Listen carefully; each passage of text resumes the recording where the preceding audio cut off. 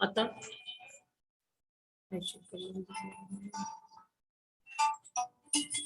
नाही नाही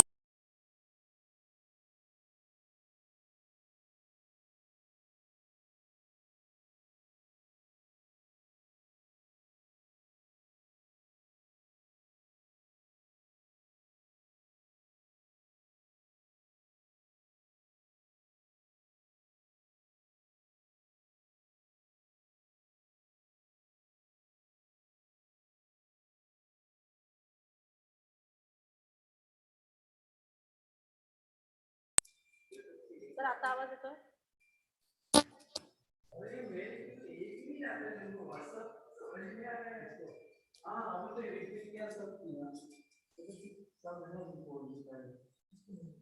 उनको भेजना में वो ना उनका पीपीटी बैलेंस के लिए भेजा है मेरे डाउट से और रिसोर्स पर्सन था मुझे भेजा हाँ लेकिन वो जाता ही नहीं मेरा सारे आ गए ना सर मुझे क्या करूँ आ गए ना मुझे तुम्हारे पीपीटी हाँ अजित कुमार की पीपीटी हाँ आ गए मुझे आले ना आता है सर बघा येतोय का आवाज तो मैं स्टार्ट करूँ सर एक मिनिट अलाउंस करोगे तब आवाज आता है सर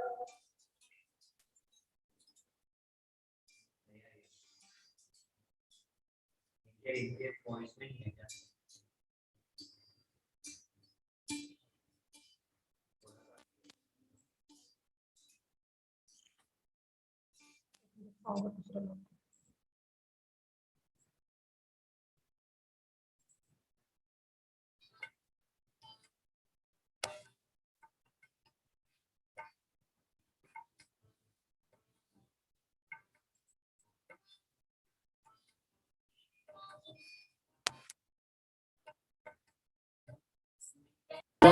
मंदिरं शारदाया कुम्बापुरी विश्वविद्यालयम् इदम्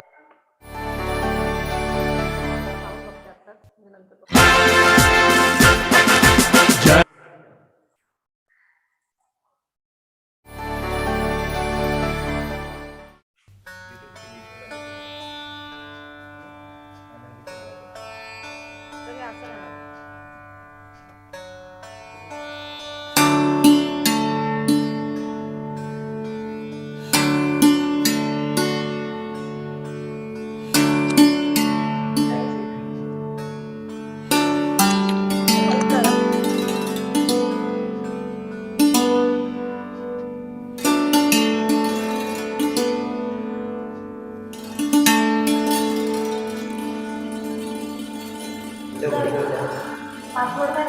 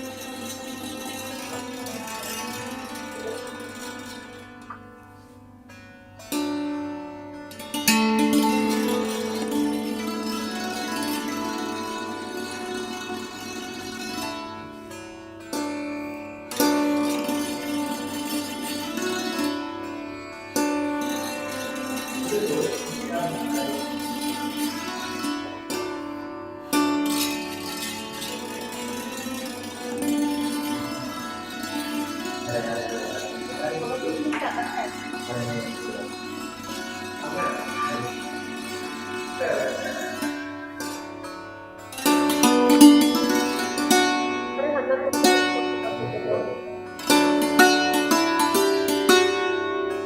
my voice is audible. Am I audible? Yes, sir. Yes, sir. Okay, thank you. Welcome, sir.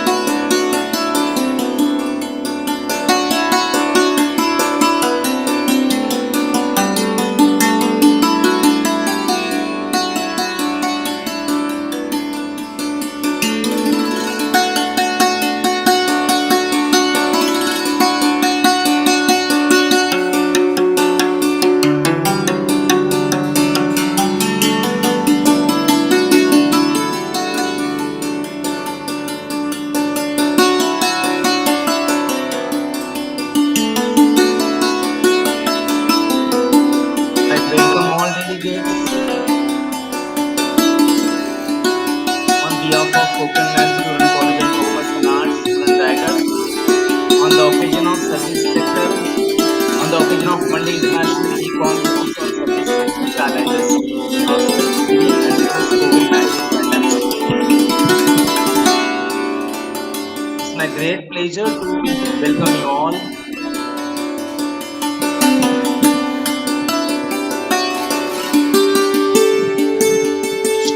म्युझिकचा आवाज कमी करा ना जरा.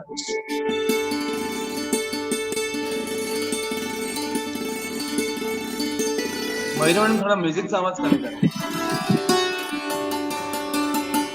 नंतर हॅलो, जेव्हा गाणं वगैरे लावाल त्यावेळेला वाढवा, नंतर कमी करा. सर माझा आवाज येतोय ना? हो येतोय सर. हा, आणि गाणं वगैरे लावाल त्यावेळेला आवाज वाढवा, बाकी कमी करा. हो.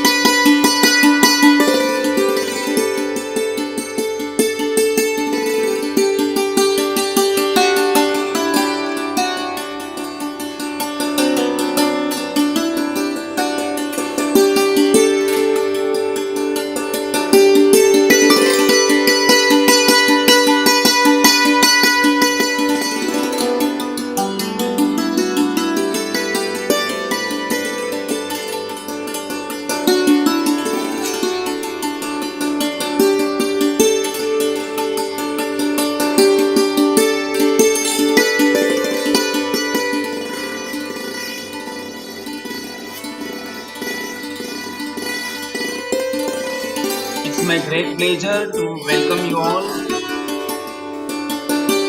on the occasion of Monday International Commerce Conference, Service Sector, Challenges, Prospects, Pre and Post-COVID-19 Pandemic.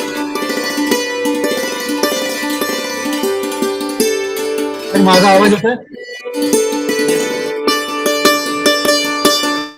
Okay, I welcome all ladies, all academicians, all research scholars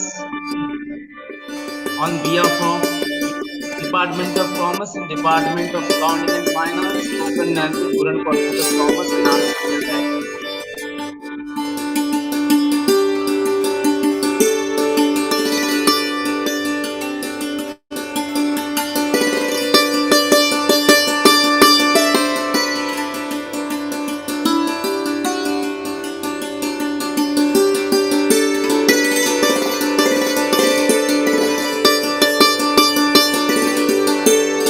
We have also online on YouTube channel and on Facebook.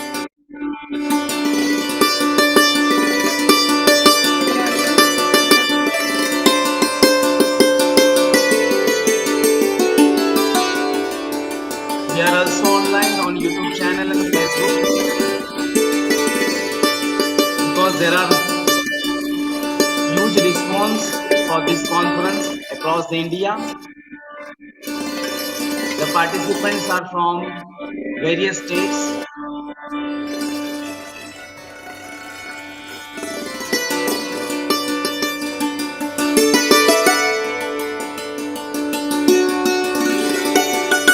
Thank you for having a wonderful response from all the academicians, professors, associate professors, assistant professors, and research scholars across the India. Thanks a lot on behalf of Konkan Gyanapeeth Uran College of Commerce and Arts, Department of Commerce and Department of Arts.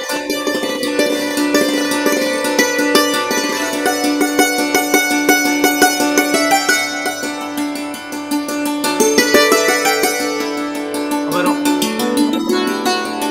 honorable guest, chief guest, Honorable Dr. Rajesh Jaipurkar sir, former OBC, Sant Gadi Baba, Maharaj Amravati University.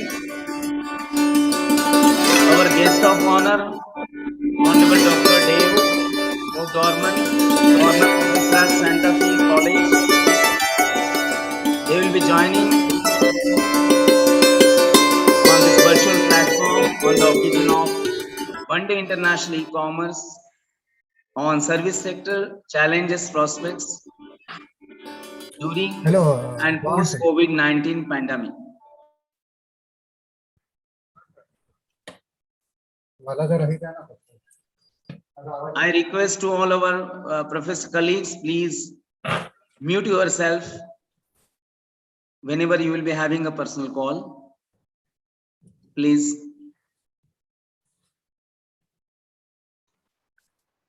Good morning, Dr. P.R. Karulkar. Good morning, sir. Good Best of morning. luck. Very good morning. Thank you. Thank you. Best of luck to you also. Yes, yes. Mayuri madam back साइडला थोडा volume कमी करून music चालू करू शकतो. फक्त volume थोडा कमी पाहिजे. सर चालू आहे म्युझिक. हा नो हा येस आता चालू आहे.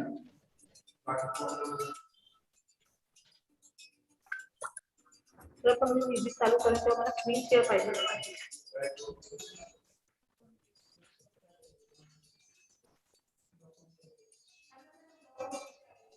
I am very happy to welcome all the delegates.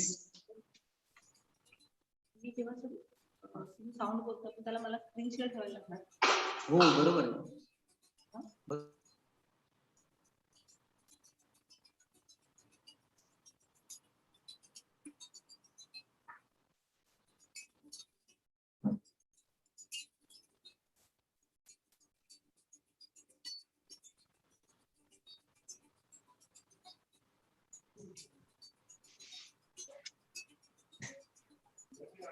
Yes, Dr. Dave, sir. Good morning, sir. Good morning. Yeah. Is everyone I able to hear me? welcome on this virtual platform on behalf of Konkan Gyanpeeth Uran College of Commerce and Arts. Is everyone able to hear me? Oh, yes, absolutely. Good Okay. morning, Dr. Dave. Good morning. Yes, sir. How are you, sir? I am excellent. It's such an honor to be here. Absolutely. It's an honor for all of us to have you with us this morning. And we know it, but it is a little bit inconvenience also to join you in this official time, but we are really happy to have you with us. Not inconvenient at all. It's my pleasure. Thank you, sir. Thank you. Thank you. So we have 10 minutes time. Meanwhile, the chief guest, Dr. Rajesh Jaipurkar, the Pro Vice Chancellor, former Pro Vice Chancellor, is joining us, and also Dr. S.T. Garde, the keynote speaker, as well as the presidential remarks, who is going to give us Dr. Mr. Shishir Dada Dharkar, who is the Vice Chairman of our college. He is also joining shortly. So we will exactly at 10 o'clock we'll start. Right, sir. But it's a good time to check the internet connectivity and also our audio and visuals. I think, yes, we are all going perfect. And yeah, there are so many participants also have joined. Dr. Parag, sir? Yes, sir. Yes. Is the online relay on Zoom as well as YouTube is also on? Yes, it is on. Yes. All right. All right. Yes. Yes. Now it looks like all going well. Dr. Dave, we have here in Mumbai this time the temperature is quite low, and for last so many years, several years, Mumbaikars are enjoying a very pleasant weather. How about there in your place? We have a cooler period, but it has ended now. Our cooler period starts around the middle of October and runs through January. Okay. And so now we're just coming back into our hotter, wetter. It's not hot yet. It's only 30 right now. Okay. But in the coolest months, it's really quite pleasant here. It'll get down to 17 or 18 in the evenings, and that's really quite lovely. So we're going to miss it. Okay. Okay. Okay. We are still enjoying that moment, and one of the notable things of this particular season here in Mumbai, particularly in Navi Mumbai, is that we have so many outside international visitors in Navi Mumbai, and particularly those are the birds. So many migratory birds come to Navi Mumbai. Yes, and we are enjoying that season also this time.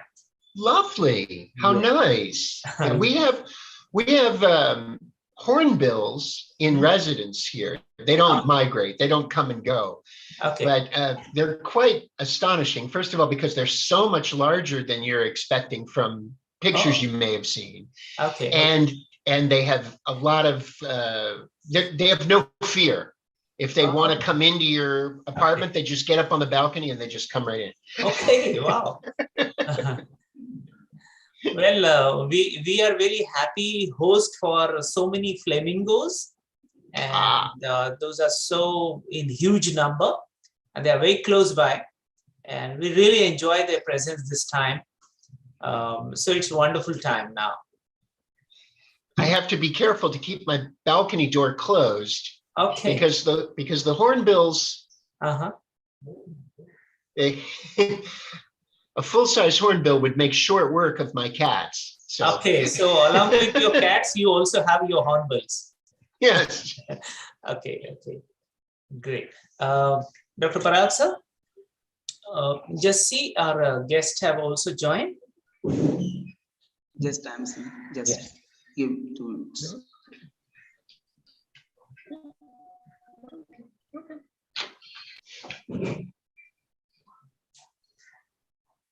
No, Jaipurkar sir has not yet joined, and also Dr. Gadde sir has not joined. Okay. Can you call Dr. Gadde sir, please? Yeah, I will call. Yeah. You please call to Jaipurkar sir.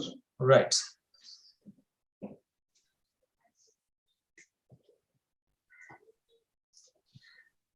Meanwhile, some background music, please.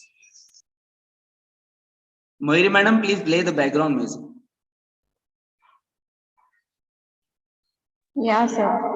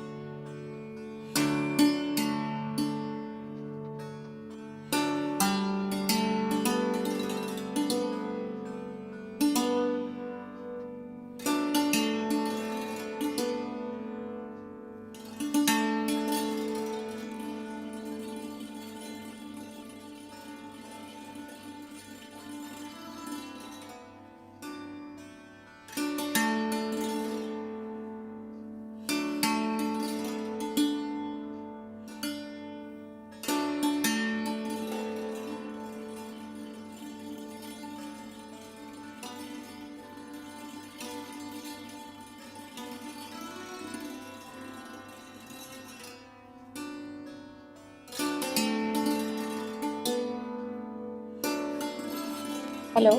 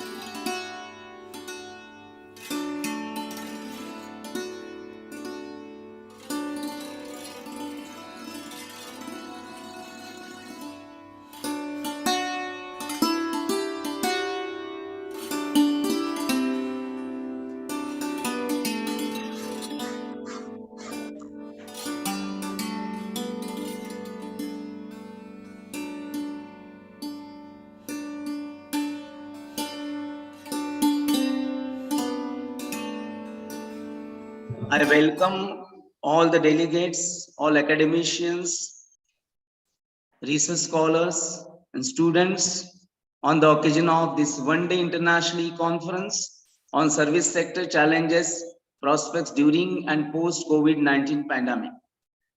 We have eminent personality as a chief guest and honorable guest on today's inauguration session.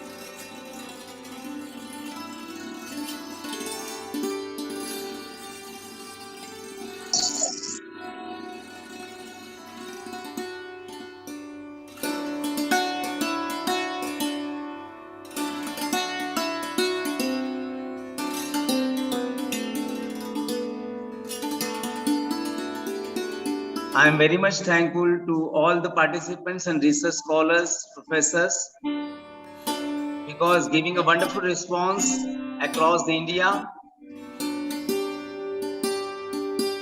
There are more than 150 registration for this conference, more than 50 papers, research papers presented and prepared by research scholars and academicians.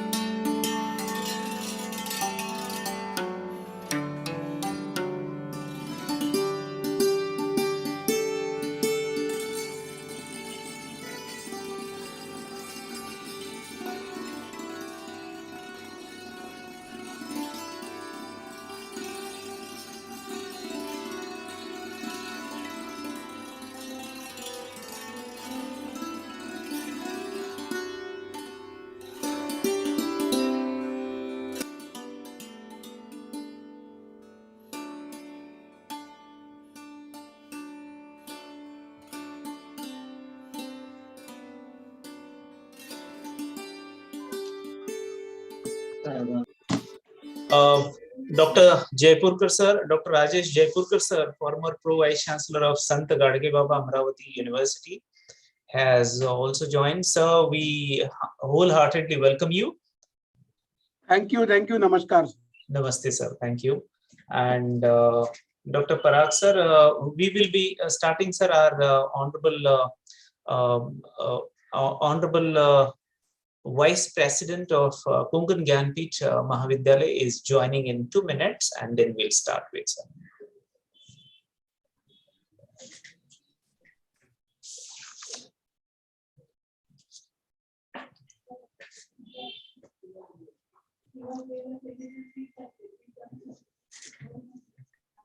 Parag sir? Yes, sir. Yes, sir. Sir, please proceed. Okay. Thank you, sir. Thank you, sir. Recording start, please. Very good morning to all of you. I am Dr. P.R. Karulkar, convener of conference. Welcome all the delegates, academicians, research scholars, and students on the occasion of International E-Conference on Service Sector Challenges, Prospects during and post-COVID-19 pandemic. I welcome you all with our university song. We are affiliated to the University of Mumbai, and a very good university song has prepared by one known poet Vasant Bapat, and music composed by Prabhakar Pandit. So I request our technical team, Mayuri and Dr. A.R. Chavan sir, please welcome all the delegates, all the participants, all the student research scholars with this university song.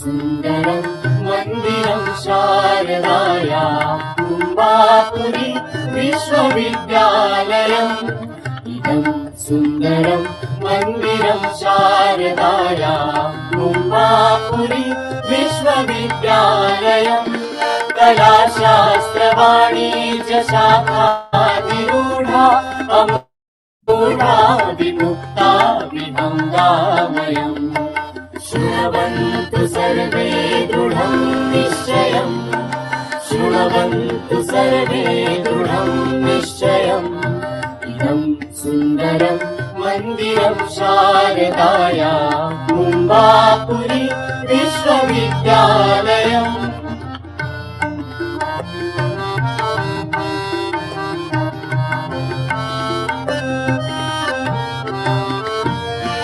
सत्यं वदामो धर्मं चरामो नयामो नृणां दुःखभारं लयम् सत्यं वदामो धर्मं चरामो नयामो नृणां दुःखभारं लयम् स्वकार्ये रतानां सदा जागृतानां प्रवृत्ति भविष्येति तस्मात् भयम् शृण्वन्तु सर्वे दृढं निश्चयम् शृण्वन्तु सर्वे दृढं निश्चयम् इदं सुन्दरं मन्दिरं शारदाया कुम्बापुरी विश्वविद्यालयम्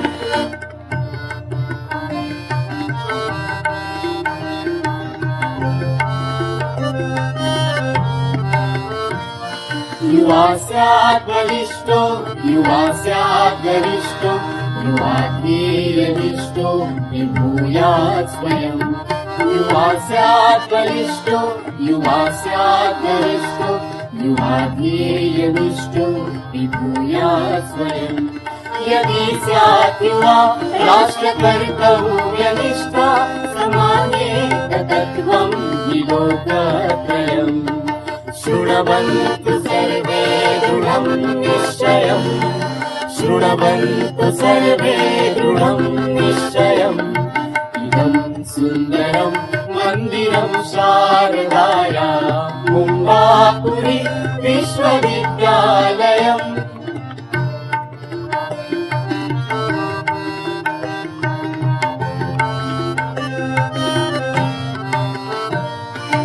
वन्दामहे भारतं पूजनीयं स्वदेशात् परं नास्ति देवालयम् वन्दामहे भारतं पूजनीयं स्वदेशात् परं नास्ति देवालयम् अत्रेन सर्वे प्रतिष्ठापयामो ममत्वेन सर्वं समत्वं नयम् शृण्वन्तु सर्वे दृढं निश्चयम् शृण्वन्तु सर्वे दृढं निश्चयम् इदं सुन्दरं मन्दिरं शारदाया मुम्बापुरी विश्वविद्यालय इदं सुन्दरं मन्दिरं शारदाया मुम्बापुरी विश्वविद्यालयम् कलाशास्त्रवाणिज्य शाखाभिरूढा अमूढा विमुक्ता विनम्रामयम् शृण्वन्तु सर्वे दृढं निश्चयम् शृण्वन्तु सर्वे दृढं निश्चयम् शृण्वन्तु सर्वे दृढं निश्चयम्. Very nice. This was a song of our Mumbai.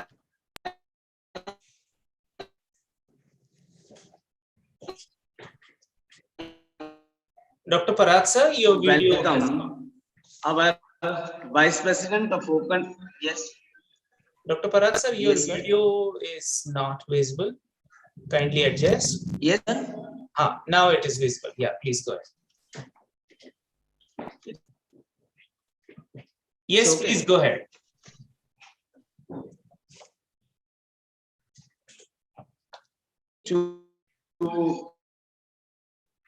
Yes, sir. I take this opportunity to welcome our today's president of this international conference and our vice president of Konkan Gyanapeeth, Honorable Mr. Shishir Dada Pidharkar.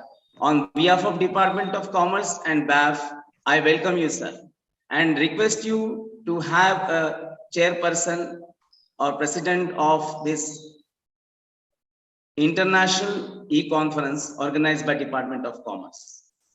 I welcome of our today's chief guest, Honorable Dr. Rajesh Jaipurkar sir, former Provisy Sant Gadge Baba Maharaj Amravati University. We have also eminent personality and the great personality with us, Honorable Dr. Dave O. Gorman, former professor at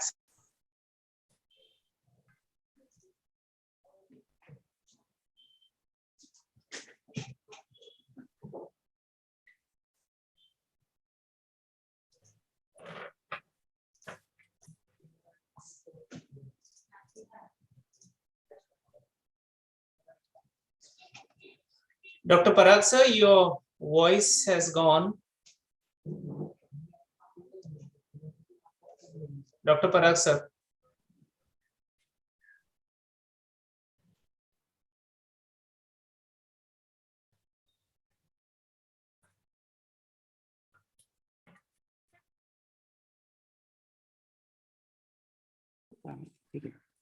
I would also like to welcome Mr. Pradesh Chandra Shungarpure, Treasurer and CEO, Konkan Gyanapeeth.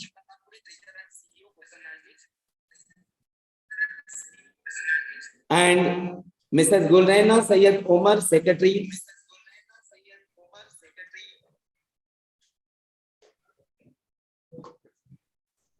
Sorry for there is a technical disturbance. Now I am audible. Yes, Sir, I am you are. audible now. Yes, Yes. sir, yes. Sir, could you Yeah.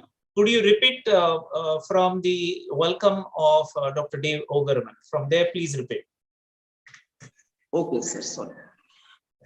It's my pleasure to introduce and welcome Dr. Dave Ogerman, former professor at Santa Fe College, Florida, as a guest of honor on today's occasion. I would like to also welcome Srimati Anupama Dharkar, Chairman of Konkan Gyanapeeth, Mr.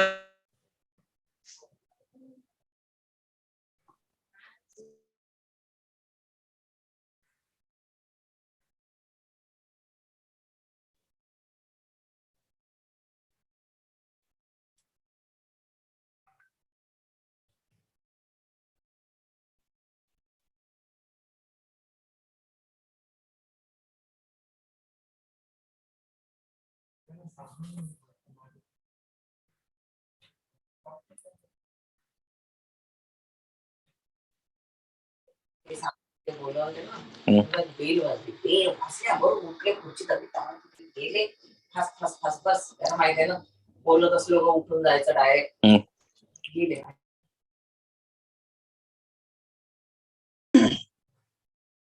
Gaikwad sir. Yes, sir. Sorry, there was a technical disturbance is there. Okay, okay, just a minute, sir. We will address it. Just a minute, please. I would like to welcome Honorable Chief Guest of the conference, Dr. Rajesh Jaipurkar, sir, former VC of Sant Garge Baba Amravati University.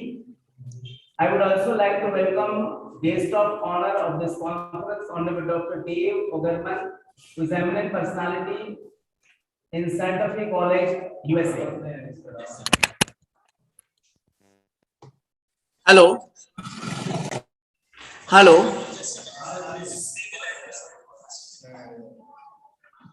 Hello. Yeah. Hello. Yes. I would like to welcome Honorable Chief Guest of today's International E-Conference, Dr. Rajesh Jaipurkar sir, former POVC, Sant Garge Baba Amravati University. I would also like to welcome guest of honor, Honorable Dr. Dave Ogerman, Santa Fe College, USA. I would also like to welcome our chairman of Konkan Gyanapeeth, Srimati Anupama Dharkar ma'am, and treasurer and CEO Konkan Gyanapeeth, Honorable Mr. Pradeep Chandra Shungarpure sir, secretary of our Konkan Gyanapeeth, Honorable Mrs. Gulraina Syed Omar. It's my privilege to welcome members of National Coordination Committee, Honorable Dr. Dharmendra Singh Ubha, Principal Khalsa College, Patiala, Punjab, Honorable Principal Dr. Ajay Bhamre, Dean of Commerce, University of Mumbai, Honorable Principal Dr. Deepak Ravekar, SM College, Polatpur, Rai.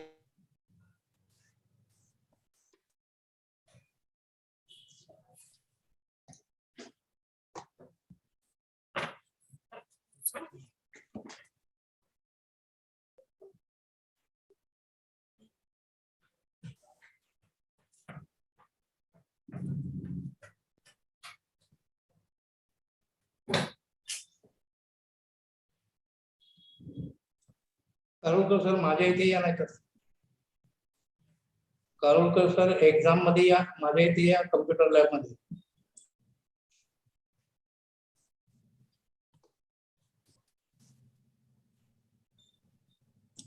Dr. Karulkar, please come to the computer lab. I think my voice is. Yes, sir. Your voice is clear. So, Dr. Yeah. Dr. Karulkar, please come to. Yes, sir. He is reporting.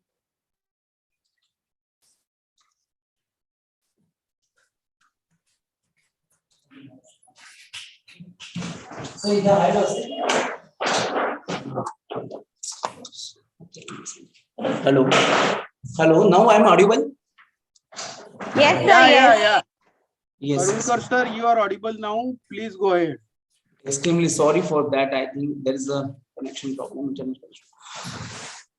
So I would like to welcome all the dignitaries, those who are present for this International E-Conference on Service Sector Challenges Prospect during and post COVID-19 pandemic.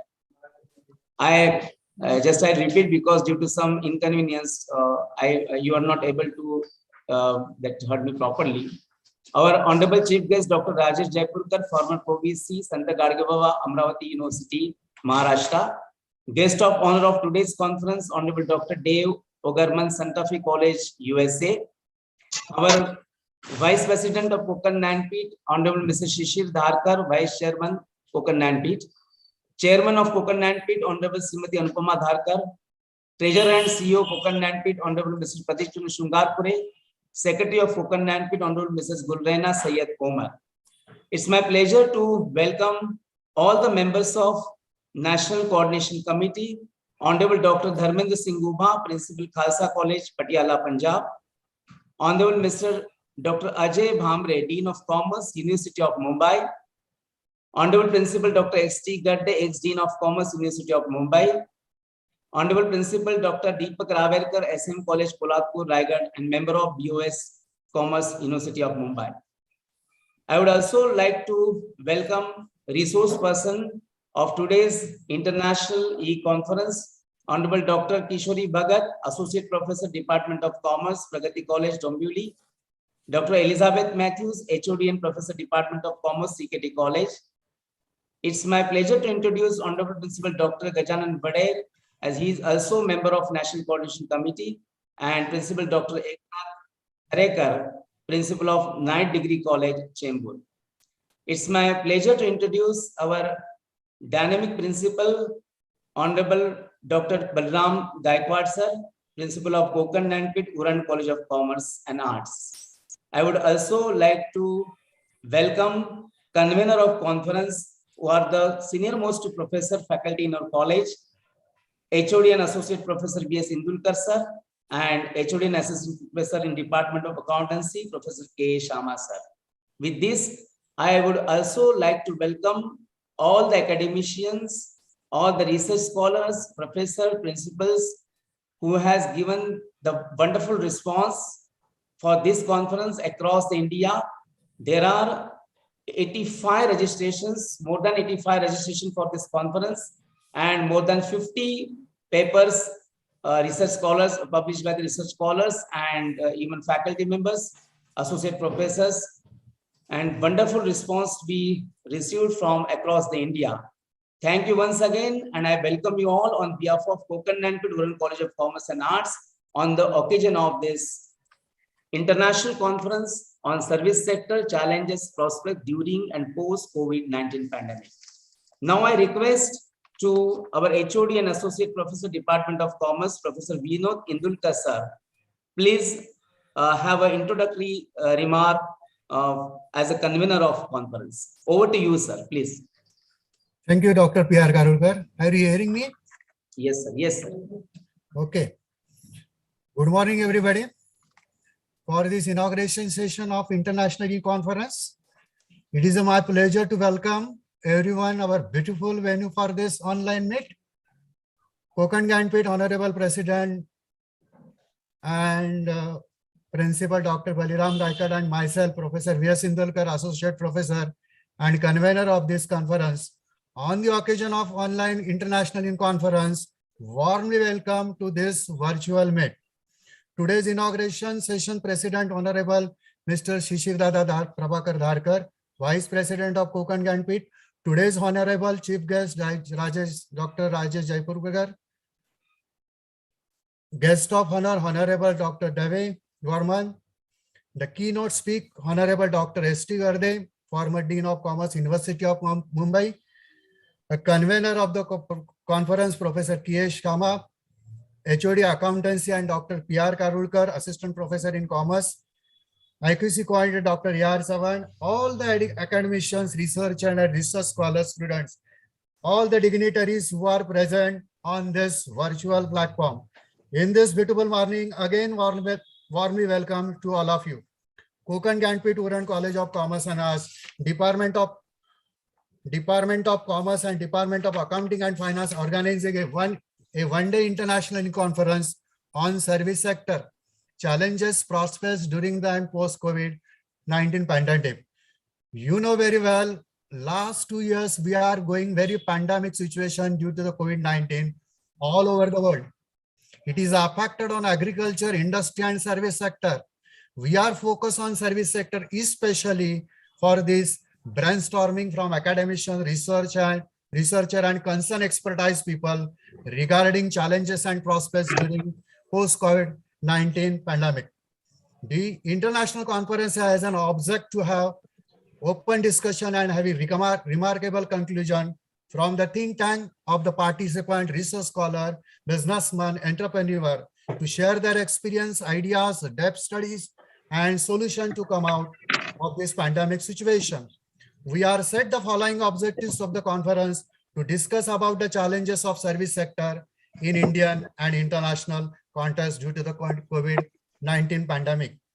To share there the innovative research, idea, fact and figures, suggestion and recommendation in depth, to foresee the perspective of service sector in the post-pandemic world.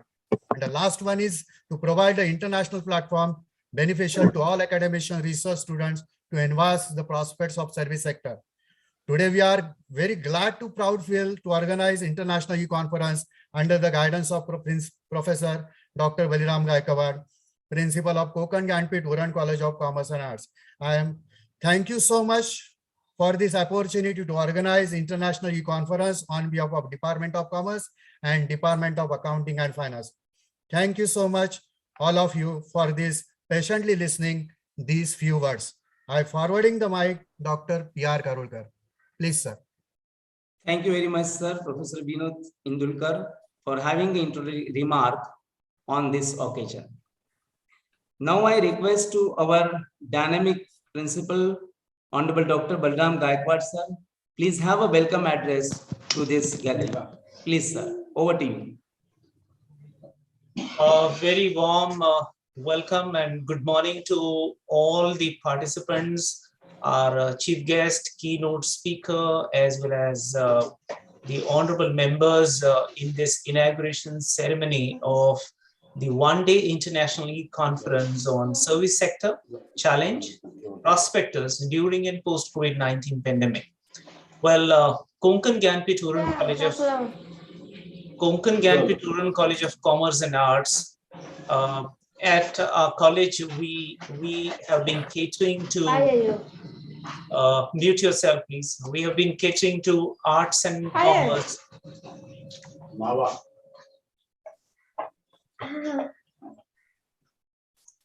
We have been catering to arts and commerce field particularly. We are located in Raigad district, and we are very proud to be one of the pioneering institutes in Raigad district. And since 1989, our institute with 4 other institutes, we have been serving, catering higher education to the students in this area. We as a college, we as an institute, we have been maintaining excellence in education, not just in education, and along with that, we also maintain excellence in co-curricular activities. We are very proud to mention that KONKAN GYANPEETH URAN College of Commerce and Arts has been one of the integral parts in all university activities, including Avishkar Research Convention, one of the most important research activity of University of Mumbai, and in which we have also bagged the various prizes, including the Best Researcher Award for our college faculties as well as our students. In inter-university at Bundamla University, Gadchiroli, we bagged 2nd prize, that was the silver medal by our own faculty. We also have Best Researcher Award in the Avishkar Research Convention of University of Mumbai. Many of our students bagged the first prizes at the Cultural Youth Festival of University of Mumbai. Just to mention few, Cultural Best Actor Award was given to our student Gaurav Sarfere in Hindi one act play. We also have poster making prizes. We also have the best prizes in sports at university level. At national level in Haryana, we won 3rd prize in various marathons. To put it in a nutshell, our college, KONKAN GYANPEETH URAN College, is trying to give exposure and best available platforms to our students in the vicinity. We are having a lower middle class population. We also have considerable sizable number of scheduled tribe population around us, and our institute with its motto is trying to give best of the possible opportunities and opportunities to our students.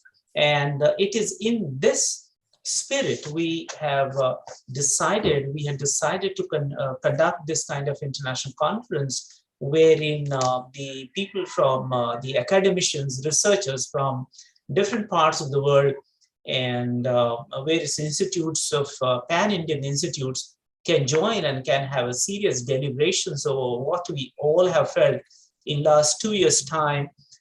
Entire world, the globe is affected of the tiny, very tiny, but equally dangerous kind of virus, and that is COVID. So as we all are affected, our lives are affected of COVID. Indian economy, world economy, businesses, I mean, all walks of life of the humans have affected of this tiny, dangerous virus. Though of late, the situation seemed to be recovering, but at the same time, having conversation with businessmen, having conversation with small sector industry people, we understand that inherently, deeply rooted, people have been facing issues. So what those issues are, how do the economists, how do the researchers in economics and commerce industry look at this particular issue, that we need to understand. At the same time, we also have an expertise from expertise like Dr. Rajesh Jaipurkar sir, Dr. Dev Ugaman, who can also give us global perspective on how, along with the problems, how can we also look at this not just as a problem, but also an opportunity for industry. And what could be those different kind of dimensions? It is in this idea that we have organized this conference and e-conference, and I'm really very, very happy. I congratulate the Department of Commerce and Department of Accounting and Finance to have come out with this kind of innovative idea. And to our idea, our KONKAN GYANPEETH management also has supported in this idea greatly. We have also our Shishir Dada Dharkarji, who is Vice President, our President, as well as Mr. Pradeep Shingarpure, all have contributed and greatly supported to us. And in this particular endeavor, we also got the support from all our researchers, professor friends, and the academicians, and Dr. Dev Ugaman. All of you are with us. I really look forward for a very fruitful and potential kind of discussion in all these all the sessions which we are going to have after the inauguration session. Thank you very much for all of you having with us. Thank you very much. Thank you, sir. Thank you for having the welcome address to this gathering. Dear participants, we have a very great academician with us as a chief guest of this international e-conference. I would like to introduce Honorable Dr. Rajesh Jaipurkar sir. Sir was former Provisee of Santa Gadge Baba, Amravati University for more than 3 years. Presently, he is a Principal of Arts, Science and Commerce College, Chikhaldara, Amravati. He is MSc in Applied Geology and also PhD. His topic is Geotechnical and Geoenvironmental Investigations in Amravati Taluka. He has teaching experience of more than 18 years. There are many research works to his credit.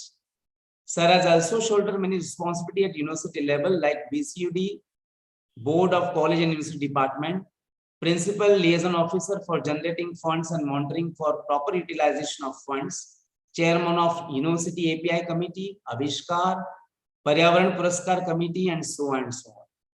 He has worked as a member of Management Council, Academic Council, Swami Vivekananda Study Center, IQSC, University Academic Audit, Distance Learning Center, Chancellor Events Souvenir, Dean Committee, Utilization of UGC funds, promotion of IPR under aegis of RUSA, etc. This list is too long to speak about. During the period of Pro-VC, he had Chairman of Board of Dean, University Department and Interdisciplinary Studies, Member of Senate, Board of Research, Member of Advisory Council, Chairman of Standing Committee. Again, this list is too long to speak about, sir. In addition to these academic responsibilities, sir is having an experience as a Chairman of Solar Project Committee, Water Conservation and Management Committee, Finance and Accounts Committee, and so on. He had also shouldered responsibility of a member of Vice Chancellor nominee LIC Local Inquiry Committee, and RRC Research Recognition Committee. Besides his academic responsibility, he has also wide experience as a chairman and member on different social bodies and NGOs, like former president of Akhil Bharatiya Grahak Panchayat, District Amravati, former member of Panchayat Samiti Shikshan Samanvay Samiti, District Amravati, and member of Navjeevan Education Society, Amravati. He had represented Amravati district twice for state level junior volleyball tournaments at Aurangabad in 1992 and in Buldana in 1986. So his interest in the sports also speaks a lot of. Contribution of Dr. Rajesh Jaipurkar sirs in various academic, social and extracurricular activities was highly appreciated by Union Bank of India, Nagpur region through honoring Best Teacher Award in 2012. Such a great dynamic personality is present among us. I welcome you, sir, on behalf of management, principal, all teaching and administrative staff of KONKAN GYANPEETH URAN College of Commerce and Arts on the occasion of this one-day international e-conference on services sector challenges, prospects during and post-COVID-19 pandemic. We would also like to listen you, sir. We are very eagerly interested to listen you, your views, opinion regarding services sector. So I would like to request Honorable Dr. Rajesh Jaipurkar, sir, former Provisy Santa Gadge Baba, Amravati University. Please have a chief guest address to this audience. Over to you, sir. Thank you very much, sir. Good morning, one and all. Namaskar. Saganna namaskar. Dignitaries present for this one-day international e-conference. President of this esteemed conference, Honorable Shishir Dada Dharkarji, Vice President KONKAN GYANPEETH. Guest of honor, Dr. Dev O. Gormanji, former professor at Santa Fe College, Florida. Keynote speaker, Dr. S.T. Gardeji, former Dean of Commerce and Management, University of Mumbai. Organizer, principal, former registrar of Mumbai University, Dr. Baliram Gaikwadji. Principal Ajay Bhamreji, Dean, Commerce and Management, University of Mumbai. All the principals, teachers, researchers, students, ladies and gentlemen. Saganna namaskar. Very good morning to one and all. At the outset, I congratulate this college to have such an important organization on this very important topic, service sector challenges, prospects during and post COVID-19 pandemic. Friends, I extend a warm wish for the grand success of this international e-conference. Friends, we know service sector is a very important sector. This is known as the tertiary sector as far as the three-tier system of sectors in our economy is concerned. This is a very important sector after material production and manufacturing sectors. Friends, this service sector includes a wide range of variety of services, right from maintenance, repairs, training, consulting, right from housekeeping, tours, nursing, teaching, etc., from trade and hotel and then restaurant, transport and information technology. As far as my knowledge, this service sector is one of the largest portion of the global economy. Friends, right from the February and March 2020, we are restricted in the four walls of our houses and offices due to this COVID-19 pandemic. And we all know that this COVID-19 pandemic has a major shift in almost all services, including our educational sector, academic sector.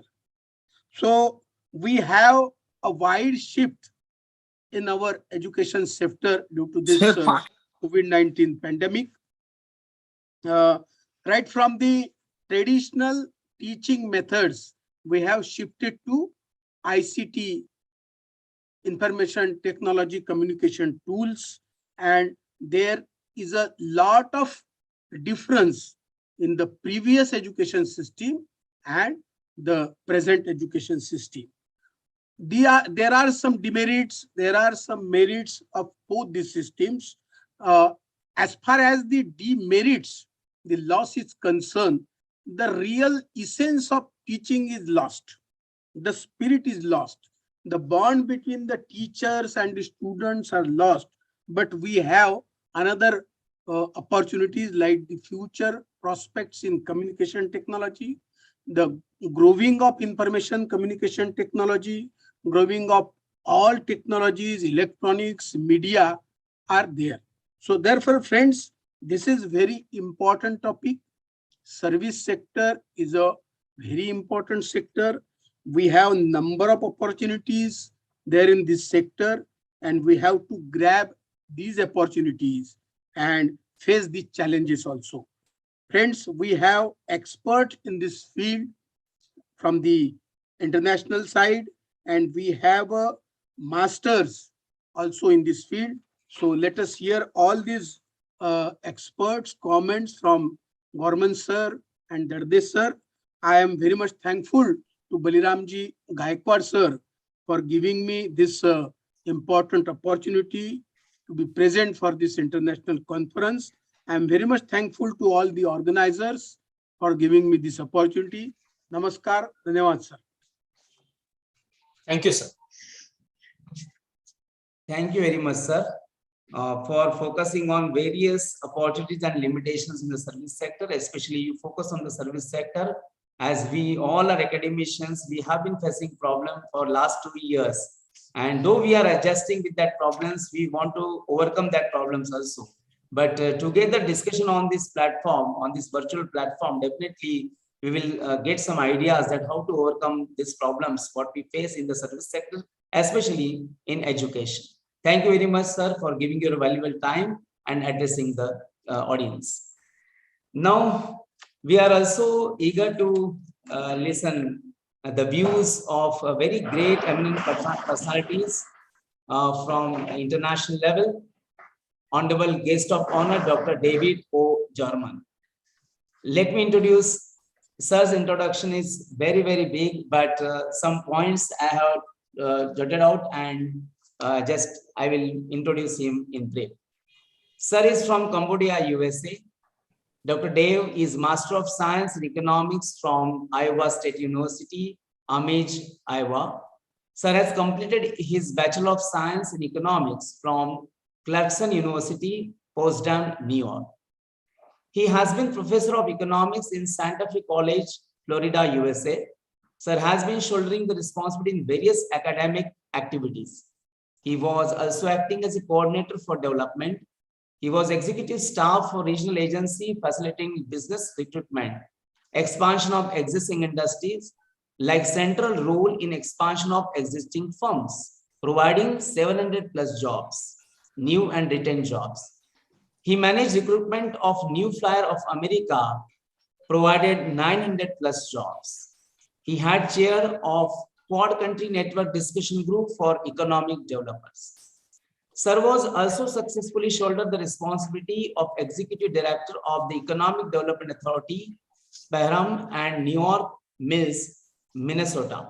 He was responsible for fund management, loan committee presentation, compliance, and promoting consensus. Sir is associated with Minnesota Governor's Task Force on Youth Entrepreneurship in 1997. He is currently a member of International Development Research Council. Sir is a member of Council for Urban Economic Development as well as National Development Council and Beta Gamma Sigma National Honor Society. Dr. Dave has also successfully shouldered the responsibility of coordinating the faculty and student exchange program between Santa Fe, it's one of the top 10 colleges in USA, and many Indian institutes like Acharya Maratha College, Chembur, Mumbai, some institute in Bangalore and Delhi. Dr. Dave is also an author of repute and has written novels. He's also a YouTuber and his travelogue on Canada is well known. There are many publications to his credit. He is a good researcher also. I am highlighting few here. Sir has study on community perception of economic and environmental impacts from large-scale agriculture. His study is also on the strike fiction Orchard Literary Review Spring. And one more is under process, titled Single Market, Single Euro, Single Currency, Prentice Hall. Sir has received title 6 Travel Award for researching faculty exchange in India and title 6 Travel Award Re-Impact of the Euro on Small Businesses. He has received Faculty of the Quarter Award from Santa Fe Community College. So very great international personality is present among us. Sir, I welcome you, Honorable Dr. Dev. Sir, I welcome you on behalf of Department of Commerce and Department of DAF and all the management committee members, principal, teaching and administrative staff of KONKAN GYANPEETH URAN College of Commerce and Arts. We are very much eager to listen to you, sir. Have your views on this occasion of International E-Conference. Over to you, sir. Honorable Dr. Dev, please. Well, thank you very much, Dr. Sharma, for such a lovely introduction and to make me feel so welcome. And it's my distinct pleasure to be here with you all. Thank you to Dr. Indulkar and to Dr. Darkar and Dr. Karukar for putting on this great conference, and especially warm thanks to Principal Dr. Gaikwad, a good close personal friend of mine for several years now. I'm pleased and honored to say, when Santa Fe College first explored the possibility of establishing a faculty exchange relationship in India, Dr. Gaikwad was a very valuable resource in that. He was at the time studying in Gainesville under a Fulbright scholarship, and he was very generous with his time and a really warm and gracious host, as only he can be, when a colleague of mine and I came to visit India some years ago. So I'm very grateful for that friendship and for all the fruits that it has borne, including this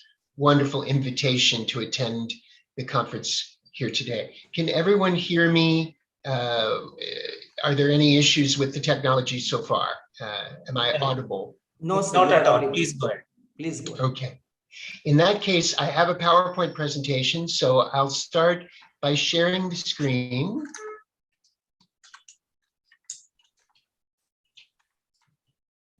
And I believe if I do this, there we go. Can everyone see my PowerPoint presentation now? You should see a title slide on your screen at this time. Yes, sir. Okay, great. In that case, I'll just go ahead and get started. So my talk today is basically about how the recent upheavals that we have seen, both COVID and post-COVID in the global economy, have really cleared the field for India. Some of the advantage that India has now is essentially accidental. Some of it is of a policy nature, and some of it will require careful orchestration moving forward. So that's basically what I'm going to be talking about today. Important to set the stage with a little bit of background. Most of this is probably familiar to most of you, so I won't take as much time on it. But as you'll probably know, India really opened its economy to the world for the first time, beginning in 1991, with liberalization of restrictions on foreign direct investment, and also liberalizations of India's federal tax code, including reductions in various forms of business taxes and reduction in import tariffs. This move coincided happily with an opportunity to leapfrog the usual progression of developing world economies, in past times, a developing world economy would move from very agriculturally intensive profiles to more of a manufacturing emphasis, and eventually to more information-related activities. This was going to be a significant challenge for a country as large and diverse as India, in particular because of a shortage of physical infrastructure and physical capital. But that's not nearly as important to a country that has an English language proficiency and a readiness to address what was in the 1990s the big technological crisis of its age, Y2K. And as a result of that, India was able to reposition itself and sort of leap over the usual progression of economic development and growth and position itself as a technological country, as a country that was ready with digital infrastructure rather than physical infrastructure. And it worked. India went from a GDP in the mid 200 billions in 1992 to $2.8 trillion of GDP in 2019. That's an economic growth spurt, which is essentially unprecedented in world history. But of course, saying that the stage was set at the end of 2019 for a long period of peaceful and prosperous economic growth, that statement could be applied to a lot of other countries and essentially to the whole world. At the end of 2019, things certainly looked very different than they do now. We had COVID-19 exploding onto the world stage in 2020, culminating with, in March of 2020, the World Health Organization declaring a global pandemic. The Dow Jones Industrial Average lost a third of its market capitalization in a period of about 5 weeks. It's incredible to consider that the 30 most important businesses in the US economy lost a third of their value in 5 weeks as a direct response to the pandemic. In India, the effects were similar. The BSE fell from 42,000 and change on 20 January to about 31,000 on 24 April. And that's just in the equities market. Unemployment rates, official unemployment rates, exceeded 25% in both countries. And as you know, unemployment rates officially, anyway, tend to undercount the true number of unemployed because a lot of people who would be happy to have a job have simply given up looking. So this 25% figure forms a hard floor on what was probably really going on. It's believed by at least one eminent scholar that India alone may have lost 120 million jobs during the pandemic, and many of those jobs are never coming back, at least in their original configuration, in their original inception. Now, that should be the end of the worst news. But as the world emerged from COVID, we ran into a buzzsaw of unforeseen difficulties in restarting the global supply chain. That supply chain turns out to have been extremely fragile in ways that were only made obvious in the wake of the COVID pandemic.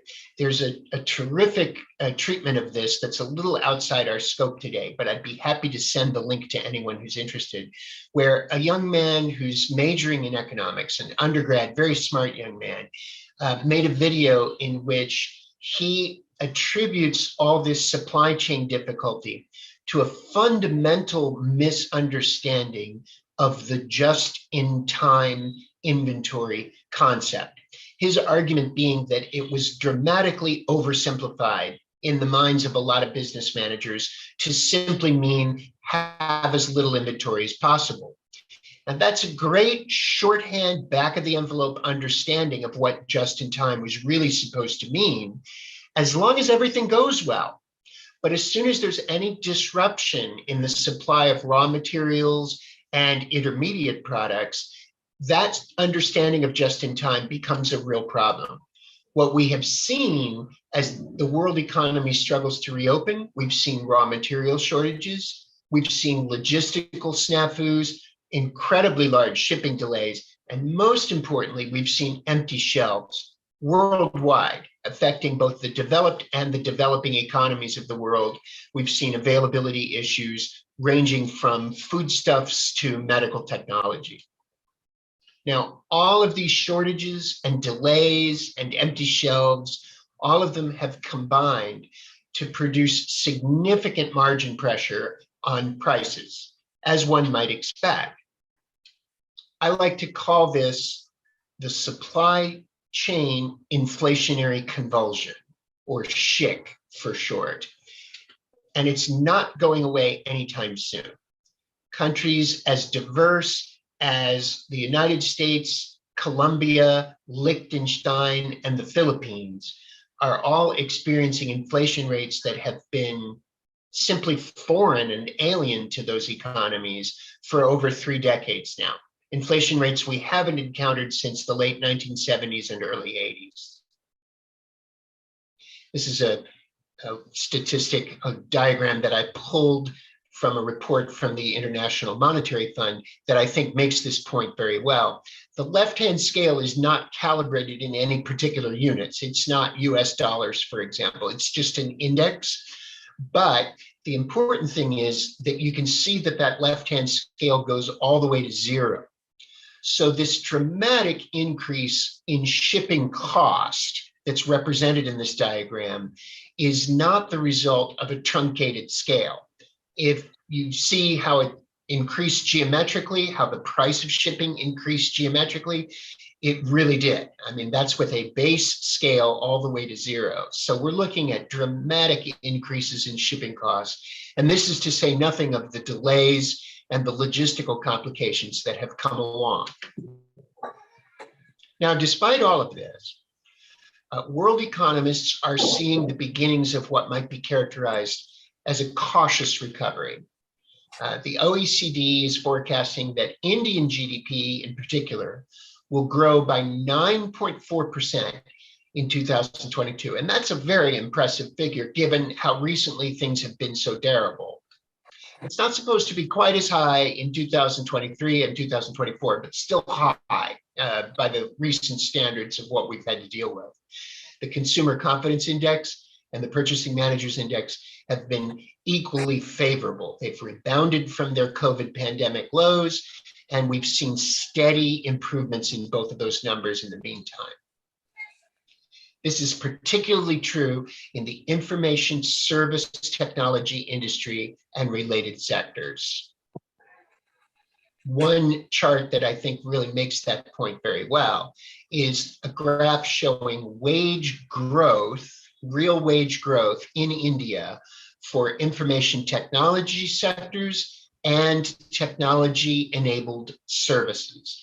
So if you see that both of those two lines dipped dramatically in 2020, they bottom in late 2020, and then they basically explode thereafter. We're looking at double-digit real wage growth in both information technology wages and information technology enabled service sector wages in India. A great example of what India's been doing in defiance of all this bad news is India's space program.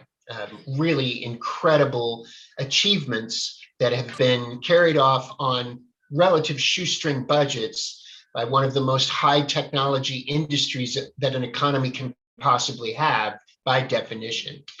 My favorite statistic in this department is that India sent an unmanned orbital vehicle into successful orbit around Mars on its first attempt, which is, by the way, the first time in history that that's ever happened.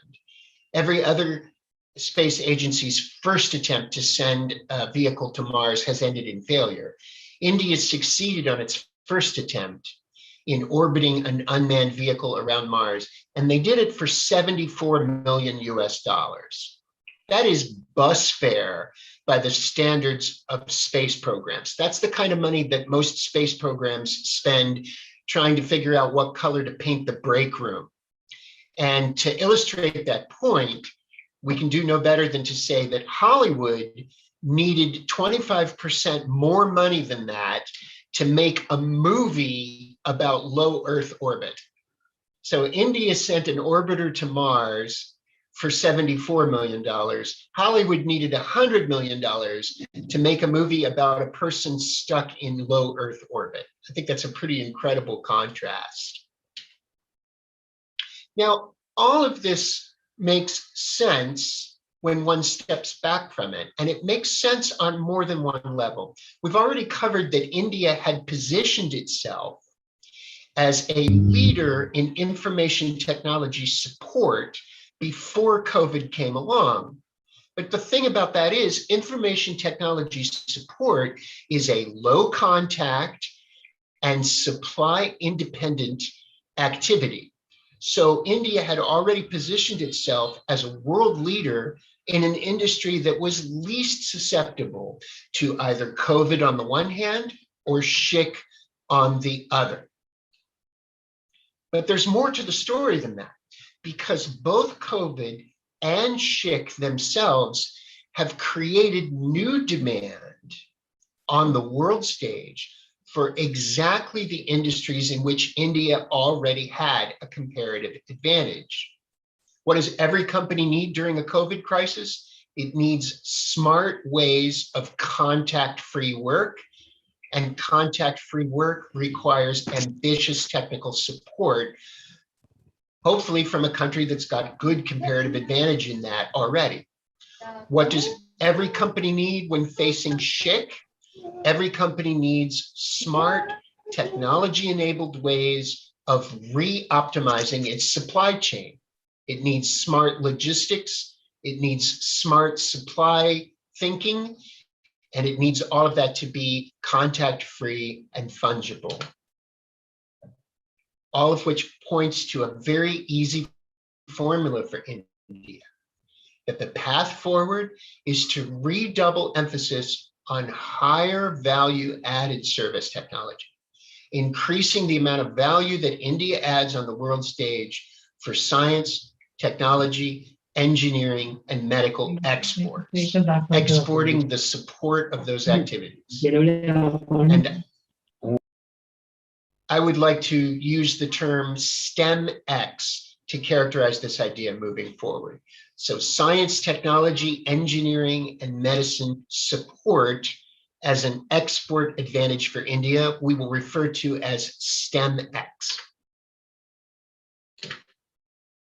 Now, the obvious question that comes to mind is, if this fruit is so low-hanging, if this is such a smart thing for a country to be doing in this post-crisis era, then why haven't other countries piled in to this bandwagon to try to capitalize on this advantage themselves?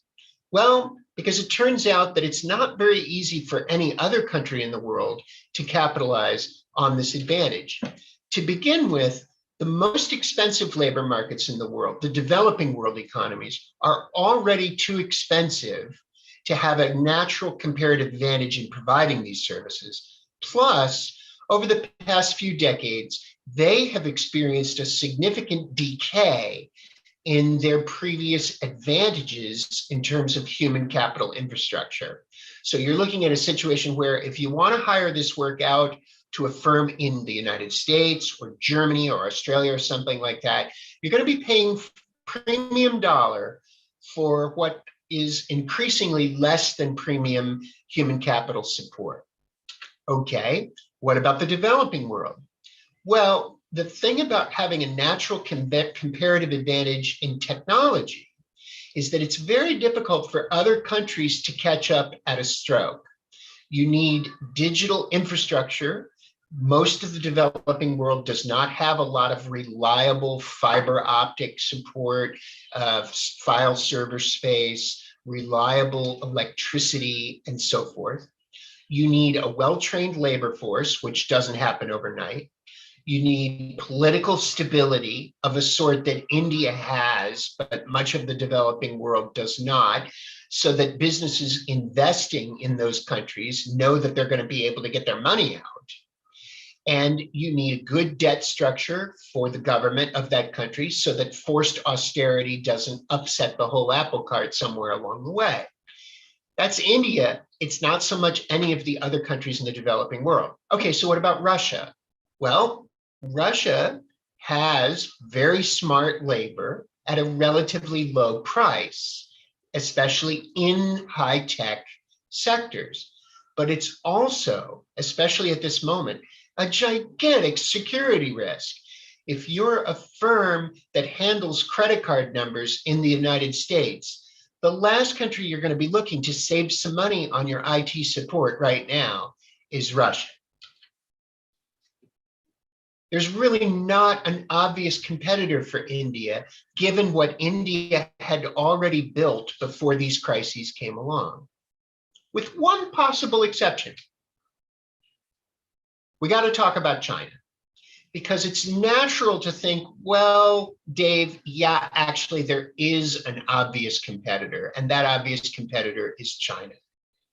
If you look around the literature about economic growth trajectories, you'll probably find that people often characterize the United States as the present and China as the future.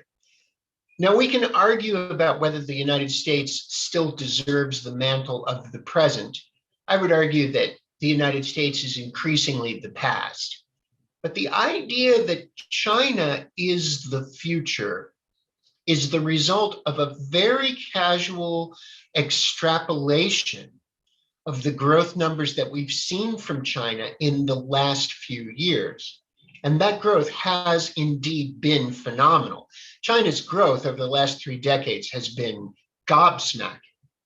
But to extrapolate those numbers and suggest that they will continue into the future is to commit a basic error, which is to ignore that China faces some really dramatic challenges, maybe even crisis level challenges moving forward.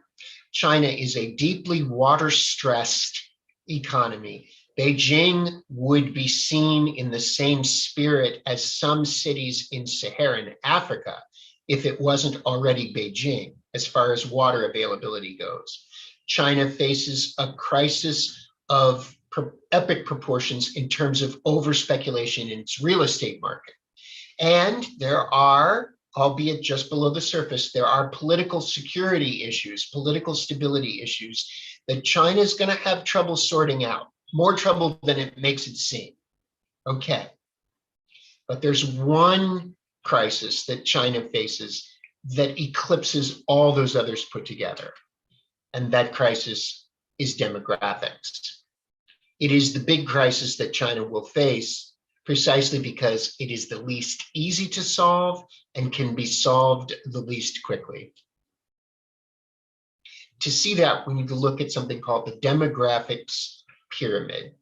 And a demographics pyramid, in a nutshell, divides the population down by age cohorts and then uses horizontal histographic bar charts to show the relative size of each of those cohorts. So the wider any part of the pyramid is, the more population in that country is in that cohort. On the left, you see India, and India's demographics pyramid shows that a big chunk of India's population is young. And in fact, a disproportionate chunk is just coming into its power stroke of economic productivity. China, by contrast, has experienced all of its growth on the backs of individuals who are nearing the end of their productivity on an economic basis. China's one-child policy produced this big bump in population that was both at its productive age, at its most productive age, and also had unusually small domestic expenses because they had fewer children. So yes, there was this giant burst of growth, sometimes referred to as a demographic dividend, But that dividend is going to start to feel like a loan when those same people age out of economic productivity and become much more dependent, not least because we can already see that there will be far fewer workers available to support those individuals and to take their place. India's demographic dividend is just getting started. Half of India's population is below the age of 35. That is arresting. I mean, that is a simply incredible statistic. For a country as populous as India, to say that half of it is below the age of 35 is a just incredible statement of a luminous future, even if you know nothing else.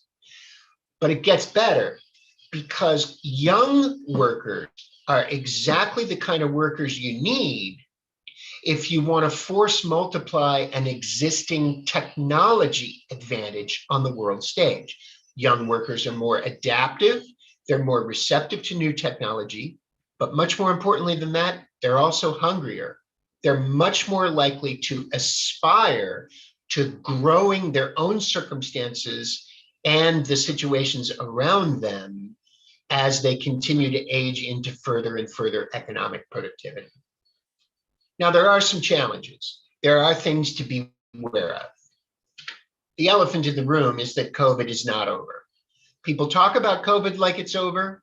People act like COVID is over. We've made that mistake before a couple of times. One of them was called Delta, and one of them was called Omicron.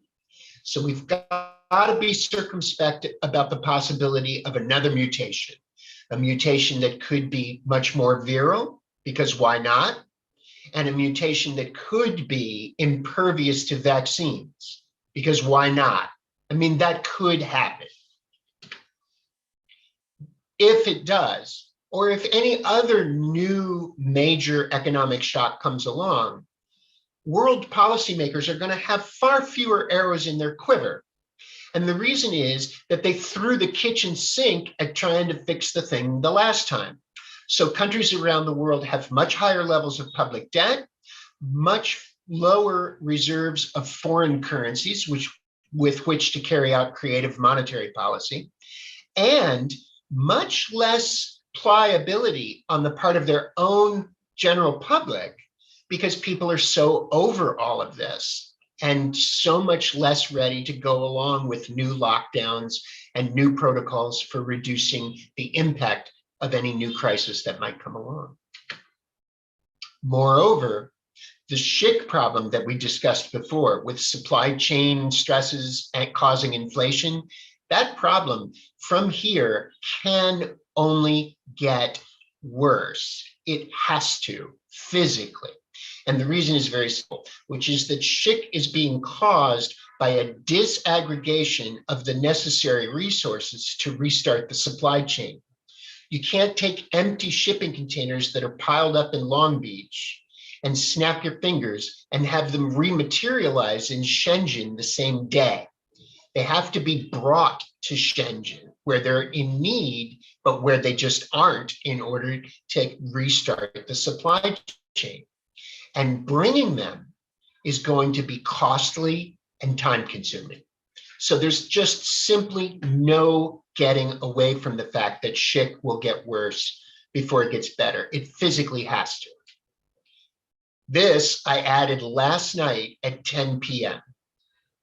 It seems to me, and I am no military analyst, I'm no political scientist, I'm not a journalist, this is not my area, but it seems to me personally that the risk of a global scale military conflict has not been higher than it is right this second since the end of the Second World War. I believe that the stress to world peace that we're experiencing at this moment makes the Cuban Missile Crisis look incidental by comparison. The fact that really brought me short happened about a week ago with the news that Vladimir Putin had shipped significant volumes of whole blood to the Ukrainian border. The reason that's so arresting is not that whole blood can only be used for one thing in a military context. That That's true. But the thing that really makes that fact chilling is that whole blood has a 42-day shelf life. You don't move blood to a border because you're planning to pour it out on the ground when it expires 42 days from now. You move blood to a border because you're expecting to use it within the 42 days. And to me, that is the fact that stops the train on the subject of how the situation in Eastern Europe is going to play out.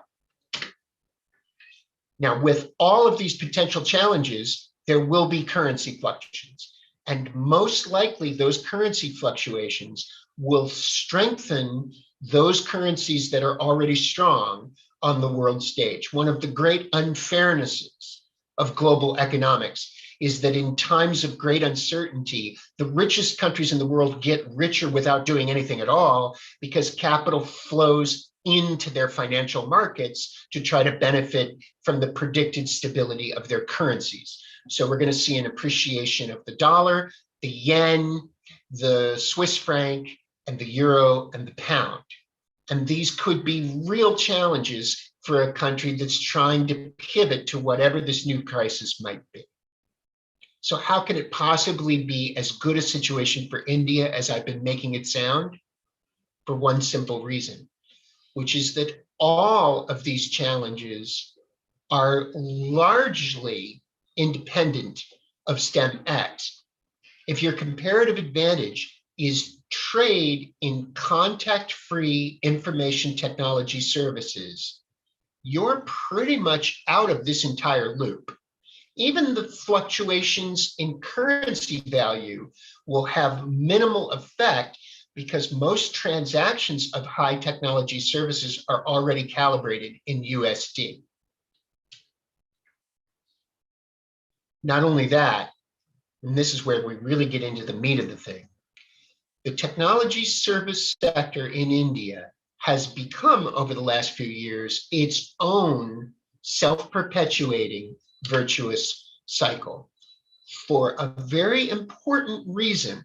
And that is that when a country experiences growth in other sectors, what it doesn't experience is growth in the ambitions of that labor force.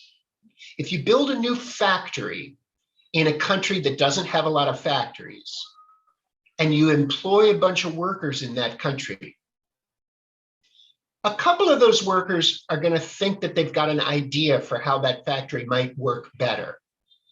But it's unlikely that a large number of them will quit in 3 or 4 years to start up their own business that does it better or adds some kind of support.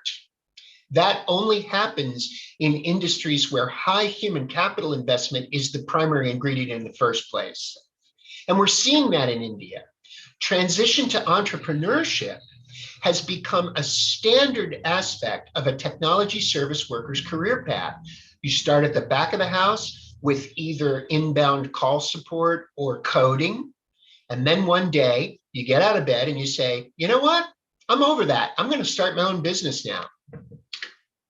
There are 5,000 tech incubators in India, and they've all come along since 2004. Now, let me just repeat that.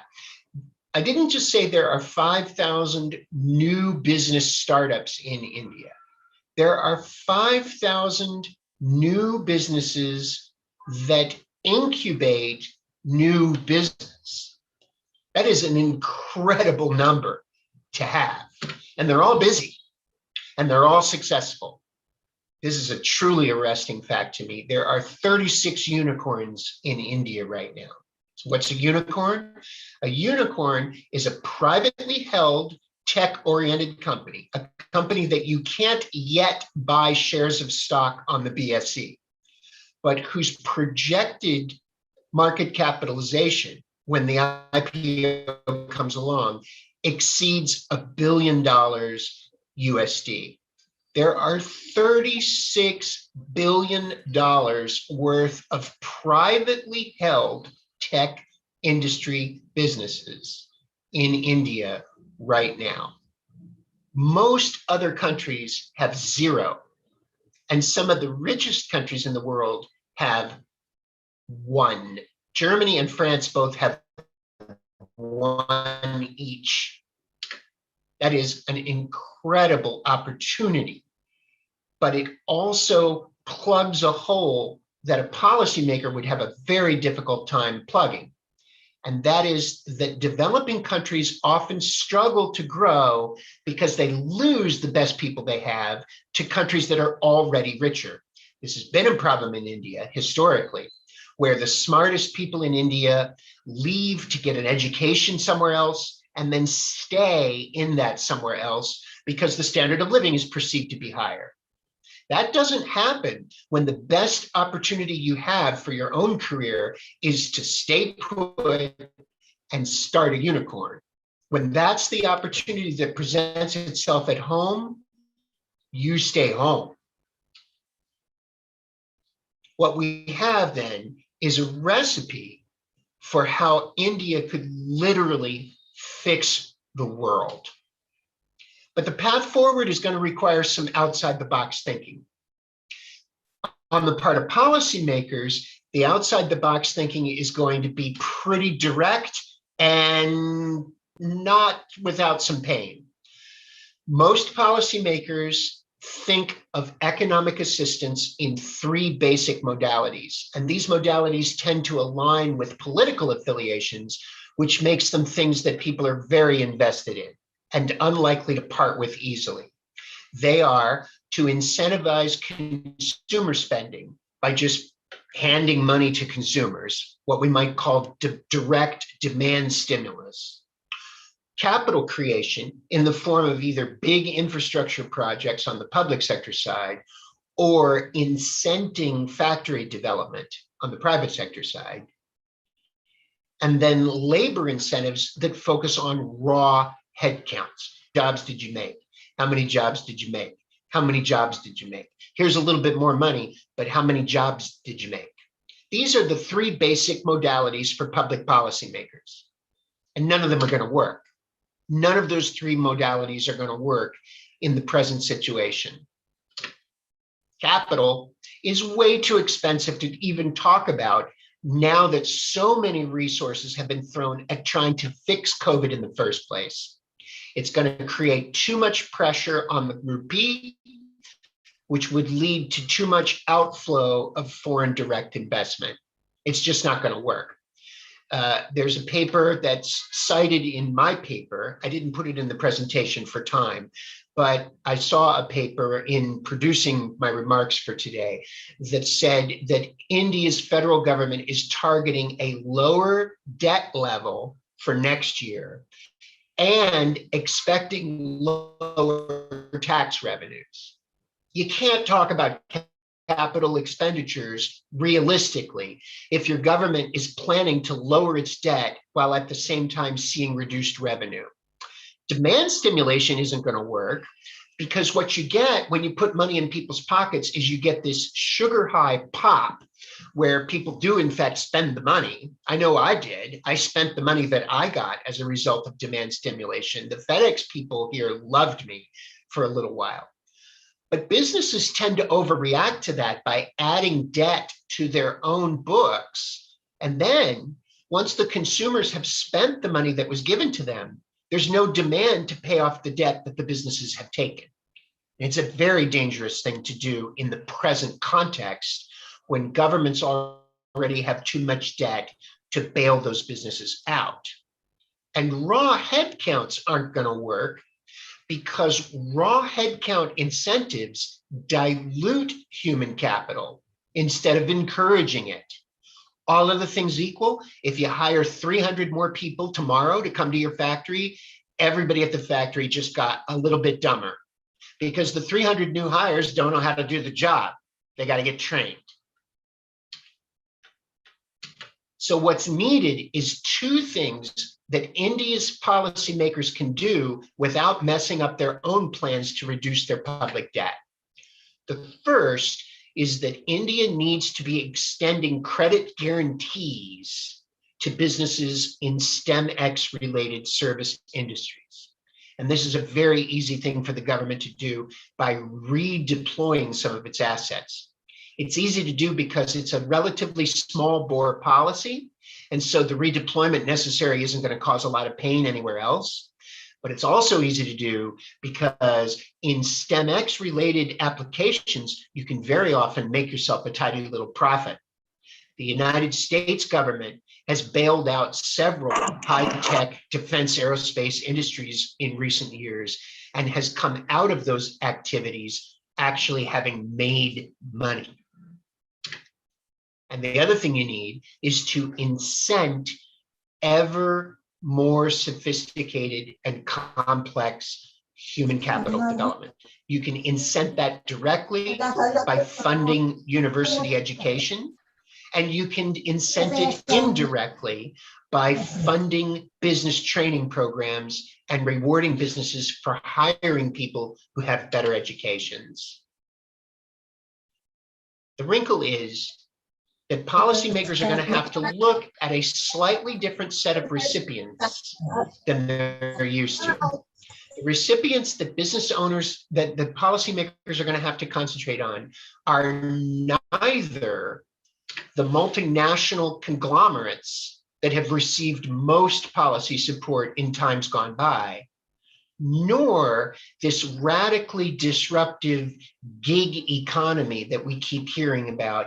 Neither of those two modalities for the private sector are going to be nearly as successful as small, local sourced companies may be expected to be. The explanation for that is that for businesses to succeed, they're going to need their workforce to be nimble, and they're going to need their workforce to be highly skilled.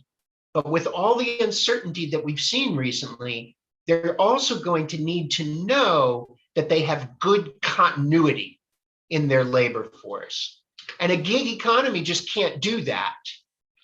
If you're trying to skill up as an employee, you need to know that skilling up is going to pay off with the employer you have now, so that you don't take the debt you've incurred for yourself by skilling up and then have no way to pay it off because you lost your job. If you're an employer, skilling up is even more turnover averse because you're spending money now on a worker that you don't want to think of this as a freelance gig economy kind of job because you don't want them to quit. What about the sprawling multinationals? Well, for once in world history, economies of scale are not going to benefit the sprawling multinationals because it is those very economies of scale that are going to leave them most susceptible to shick. Further supply chain disruptions are going to much more dramatically affect Toyota than they do a company that's putting something together in somebody's garage. So what we're looking at then is a prescription for India's dominance on the world economic stage that basically comes down to the old new economy is dead. Long live the new economy. And the opportunity is now. The combination of the COVID crisis and the resulting shick have completely kicked over the world order, especially economically. Everyone has been disrupted. India, you could say by happy accident, you could say by shrewd design, I think it's probably some of both, has emerged as a country whose comparative advantage on the world stage is in a lucrative, high growth industry that's only going to be in higher demand and is largely impervious to the types of upsets that we've been experiencing and the types that we can expect moving forward. Now, my prescription is bold. It's an ambitious prescription, changing the mindset of policymakers in the directions that I've discussed, changing the mindset about which types of business modalities are most likely to succeed moving forward is a big change in thinking. But here's the thing, those kinds of big changes, they don't usually have any traction at all in small bore times. And these are not small bore times. These are exactly the right time to be looking at those kinds of momentous changes in mindset, policy, and implementation.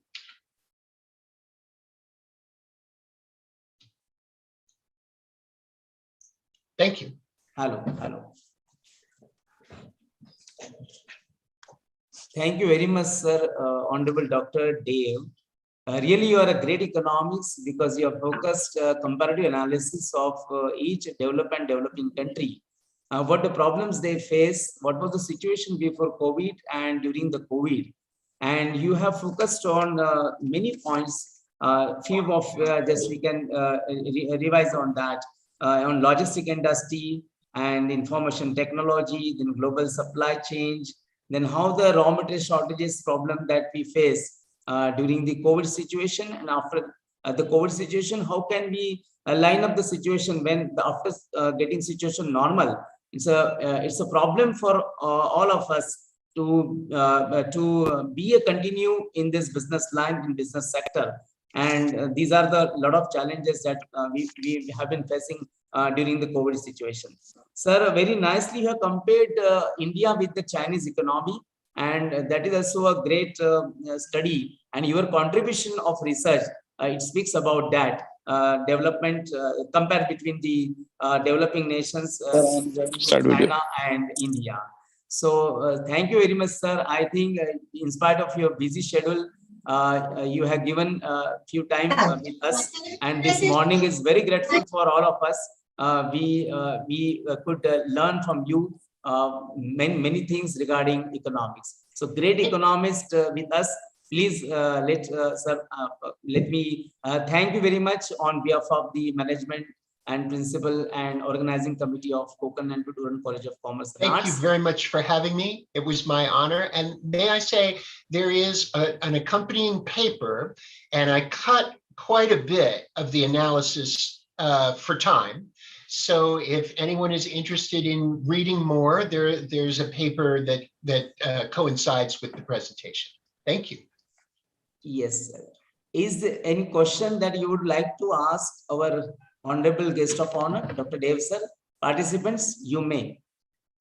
One or two questions from the participants. Yeah, we'll take just representative one or two questions. Yes. Any participants, any research scholar or academicians?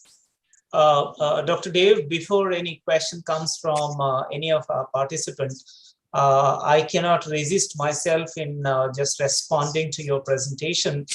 It was so beautifully and researched, deep research kind of a presentation you made, and kind of a very projective, prospective picture that you have shown through your presentation about how Indian economy can be a very competitive economy in comparison to China. And I'm really impressed with the kind of presentation you made. Thank you so much. Thank you. Yes. Any questions, please? Yes, sir. Thank you very much. Sir, one of the question from my side. Right. Yes. Respected Varman, please. Are you hearing me? I can just hear you, but if you speak up a little, it'll be easier. Yes. Is it a real COVID-19 pandemic situation more affected on developed countries than developing and underdeveloped countries? Are you getting? Well, I don't think the breakdown divides cleanly between developed and developing. At one moment during the COVID crisis, early in the COVID crisis, two countries that were hard hit at the same time and were dominating global news coverage were Italy and Iran. And I think that makes the point that COVID didn't just disrupt the economy, it disrupted the order. It disrupted who gets to think of themselves, to borrow a word, no pun intended, but who gets to think of themselves as immune from this sort of thing and who doesn't. I think that what makes India unusually well positioned is not so much its status as either a developed or developing country, but rather that its comparative advantage in economic trade is already in relatively low contact industries. If you walk up to somebody on a sidewalk in Houston, Texas, and you say, what is China good at? If you just stop them on the sidewalk and ask that question, they'll say, China's good at making things. China makes our stuff. If you ask that person, what is India good at? They'll say, well, India's good at, and then the end of that sentence will be all things that can be done with almost no contact. And as a result, the impact of COVID on the economy is mitigated directly, because you don't have to close a factory of 1,000 people if the 1,000 people in question are all sitting in Zoom conferences like this, and they're already not interacting with each other. Right. Thank you. Thank you, sir. Yeah, Karulkar sir, please go ahead. Yes, yes. Now, I welcome our executive committee member, Zulkarnain Dabia sir. Please welcome on the occasion of this international e-conference. I welcome our Vice President, Honorable Mr. Shishidada Dharkar sir, on this occasion e-commerce conference. Now I request to have a presidential remarks by Honorable Mr. Shishidada Dharkar sir. I request Honorable Shishidada, please have a presidential remark on this occasion. Over to you, sir.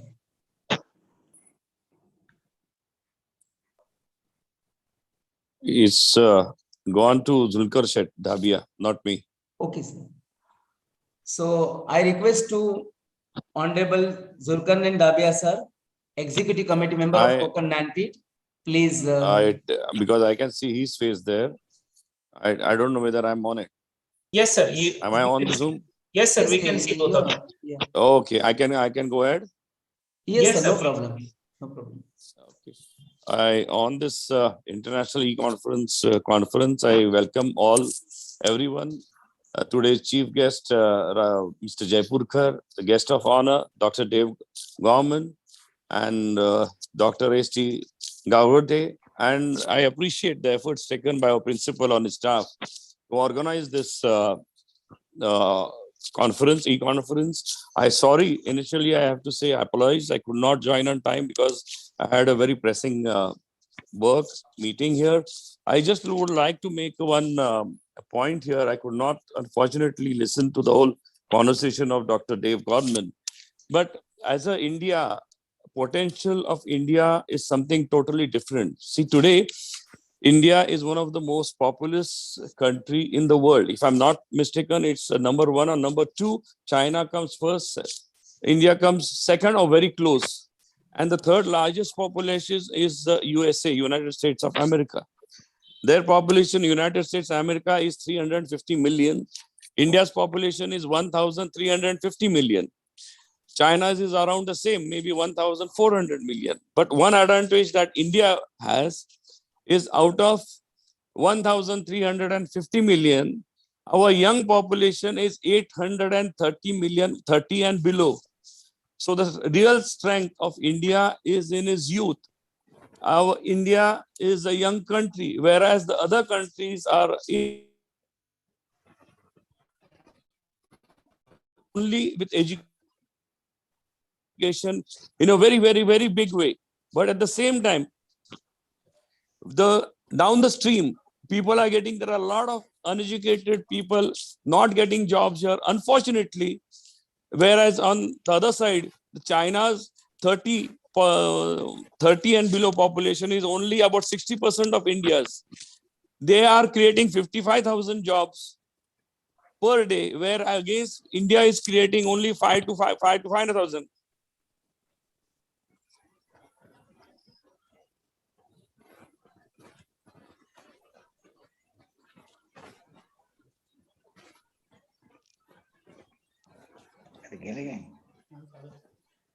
Somebody else is joined in.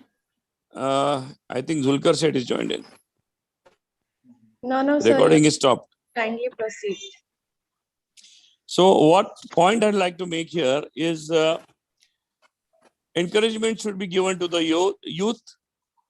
Job creation is very essential, whereas there are a lot of people who are getting educated, but they don't have any jobs. They are just doing some odd jobs. This committee should take the initiative, try to get involved with the government of India or the state governments, try to see that the jobs are created. The real asset of India, I repeat again, rise in the youth of the people, because 30 and below population is 830 million. Our one state of Uttar Pradesh has 340 million. It covers nearly the whole of United States of America. This is the point which I'm trying to harp on. I welcome everybody and thank you for being on this conference. I thank you. I thank our staff, our Dr. Gaikwad and his staff for arranging all this meet. Nice hearing you all. Thank you. God bless. Thank you. Thank you very much, sir, for having presence and having presidential remarks on this occasion of international conference. Sorry, delegates. Actually, there is a problem of internet connections, and few of minutes we have lost our connection. Now I request Honorable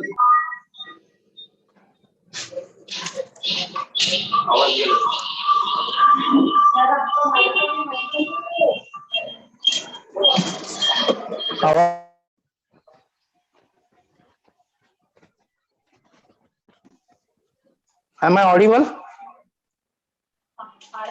Yes, Am I sir. audible? Yes, sir. Sir, you are audible. Yes. मेरा ही role है ना अभी कारुलकर sir हाँ yes Sir, you are sir. audible. माझाच role आहे ना आता vote of Yes sir, I am requesting you please put a vote of thanks of Okay. inauguration session. Professor Okay. K. Sharma sir, over to you. Good morning to one and all. Good morning. Thank you is such a prayer that cannot be seen or touched. I must felt by heart. I feel honored and privileged to get the opportunity to propose a vote of thanks on this special occasion. I would like to thank all the honorable delegates who bless us with their presence. I am also very much thankful to all the advisory committee members and the invited speakers of the conference. Words are not enough to thank for their constant guidance and support to shape the conference. On behalf of organizing committee, convey deep regards and heartfelt thanks to our honorable guest of honor, Dr. Dave O. Gorman, Santa Fe College, Gainesville, Florida, USA, for sparing his valuable time and adding valuable inputs to the conference. Sir, your excellent comparative analysis and potential of Indian economy and highly researched presentation. Sir, we are very grateful for your kind gesture and request the same in future too.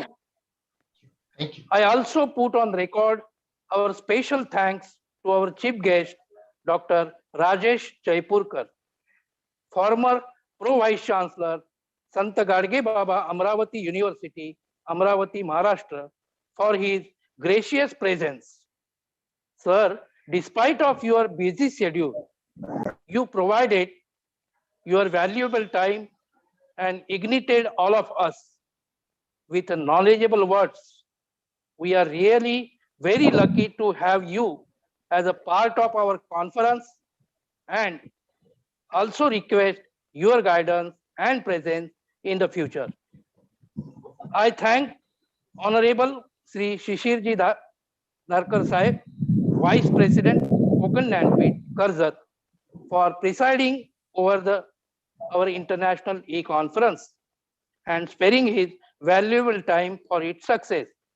I also thank Chairman, President of Konkan Gyanpeeth, Honorable Anupama Dharkar Madam. I also thank to Secretary Madam Gulrena. I also thank Honorable Sri Pradeep Chandra Shungarpure Sahib. I also thanks to Dhulkarnain Rabia Seth Sahib.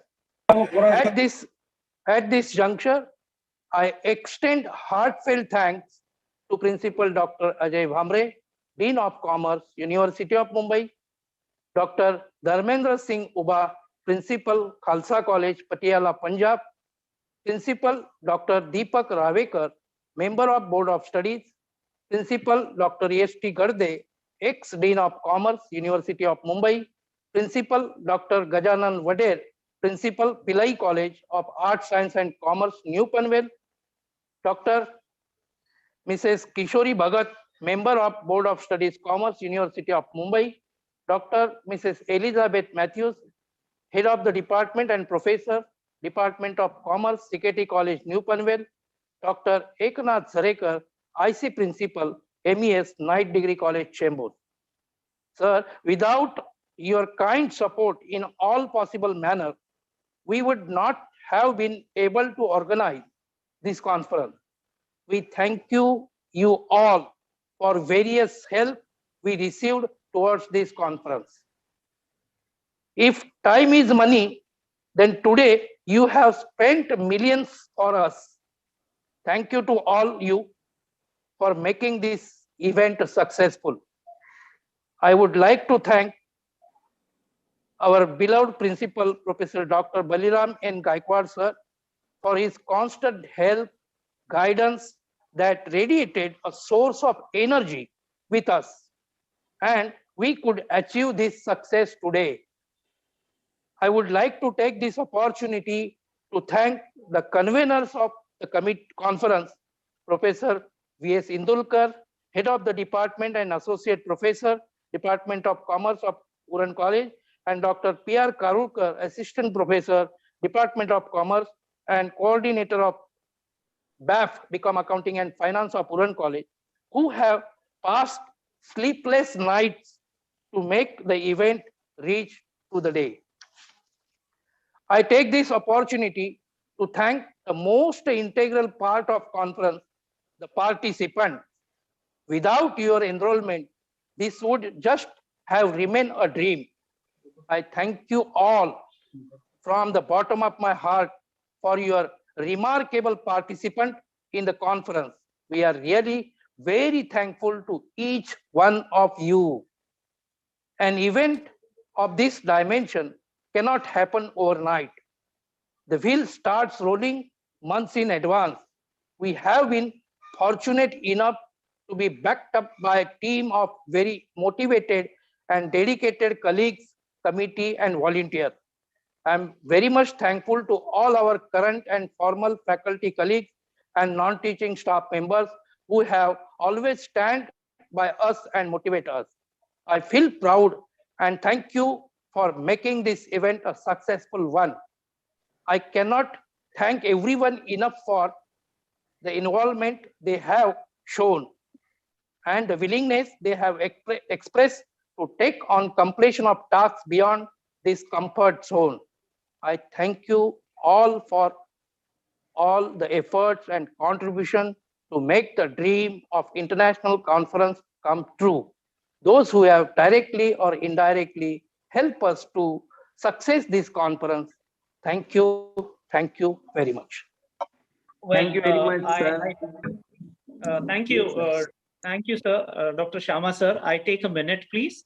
To all the participants and to all our honored guests, including Dr. Dave Ugaman, I also would like to tell you that the entire this inauguration session was telecasted on YouTube as well as on Facebook. So those who want to go back and listen to the very, very precious and rare kind of presentation of Dr. Dave Ugaman, you can also reach out to our YouTube channel as well as Facebook channel. One more thing, we also have extremely important personality with us, that is Professor Shashi Panikar. He is the founder of the Economics Club Mumbai, and Professor Shashi Panikar has been an economist and most favorite teacher in the city of Mumbai, and he is also with us. We will keep one special session for him for our college, and in some other occasion, he will be our guest. Dr. Shashi Panikar, sir, I welcome you and thank you so much for your presence with us today. Thank you, sir. Thank you, sir. Thank you very much. Thank you very Now much.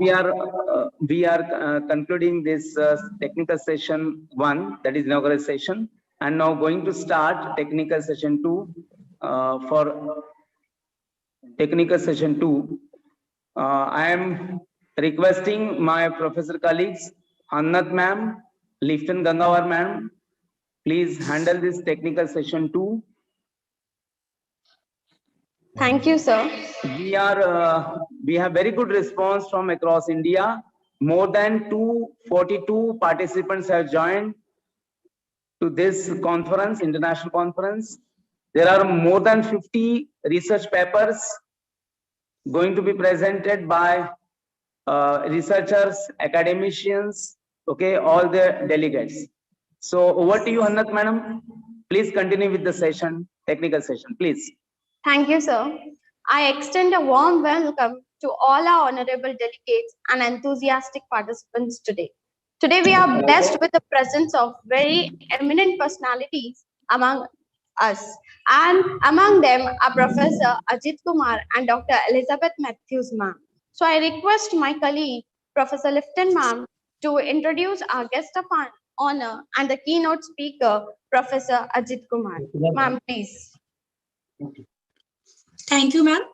A very good morning to one and all present in the session, and give me the pleasure to introduce an eminent personality within us to present today, Professor Ajit Kumar, sir.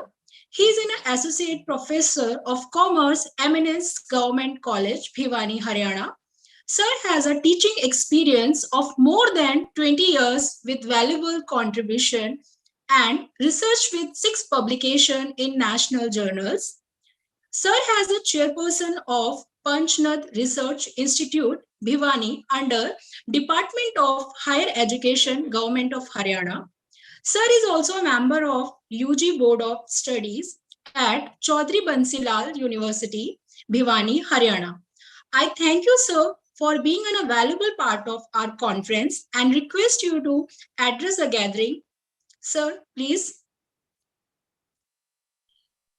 Hello. Am I audible? Yes, yes, sir, you are audible. Yes, sir. Very good morning to all of you. Good morning, sir. A very large number of dignitaries in the conference and the online conference associated from throughout the world, from the various part of the country, and the various academicians. First of all, I would like to thank the organizer, principal of the college, Dr. B.N. Gaikwad, sir, for giving me this opportunity to have a session in this international conference. So I am very much thankful to the organizer and the principal and management of the college. As the topic of the conference, a shift in paradigm of the service sector. We all know service sector is one of the important sector in the Indian economy, not only in the Indian economy, but in the world economy of the developed and developing economies. Ma'am, please share my this. I would like to share the screen.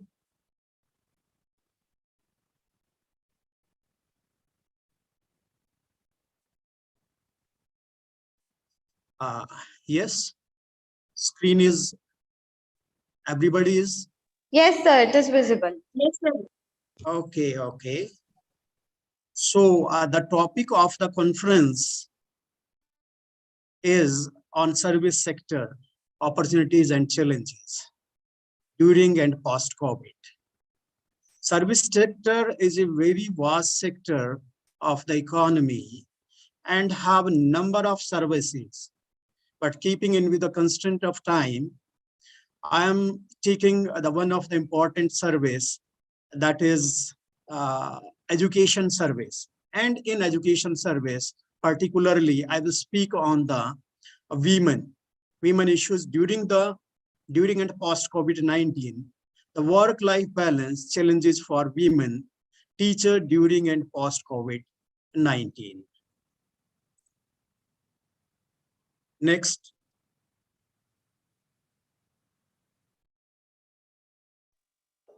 As you know, the impact of the COVID-19 on the service sector in India, the sudden outbreak of the COVID-19 in the country from the January onwards, and most probably in the March, everything was disrupted. And the most affected sector was the service sector. You can see the data through this graph. The services like trade, hotels, transport, storage, communication were the most affected service in the service sector, and the other services, community, social, personal services, financial, real estate, and business services. Everything was in negative. Everything was in negative. But later on, they recovered from this phase. Another issue that I want to touch is the impact of COVID-19 on education service in India. The impact of COVID-19 is observed in every sector around the world. Everybody know that things were stopped in a disrupted manner. In the same manner, the education sector of India as well as the world are badly affected by this. Every person was shut down in their home. The first requirement from the government side was to save the life, and everything was secondary. So the education sector of India means you can say the 32 crore of students in the various institutions like school, colleges, and university were closed in their house. There was no facility of education for a time during the lockdown. I am discussing the topic, the work-life balance of women teachers during and the post-COVID-19. We should know what is the work-life balance. Work-life balance has satisfaction and good functioning at work, at home, or with a minimum role conflict. Here is three things. One is work, and other one is the family, and the third one is a role conflict. And here the situation was the COVID-19 outbreak in the country. That's why this topic became more important, because it's more relevant with the women teachers in the country. And the next slide, please.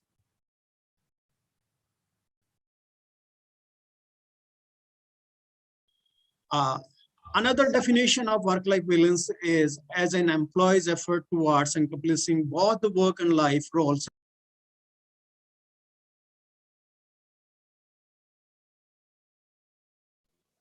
Sir, please unmute yourself, and you may press F5 for a full screen view.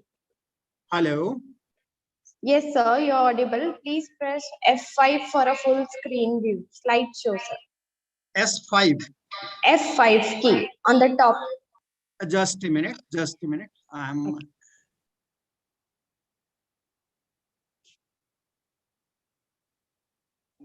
sir. Slideshow on the top.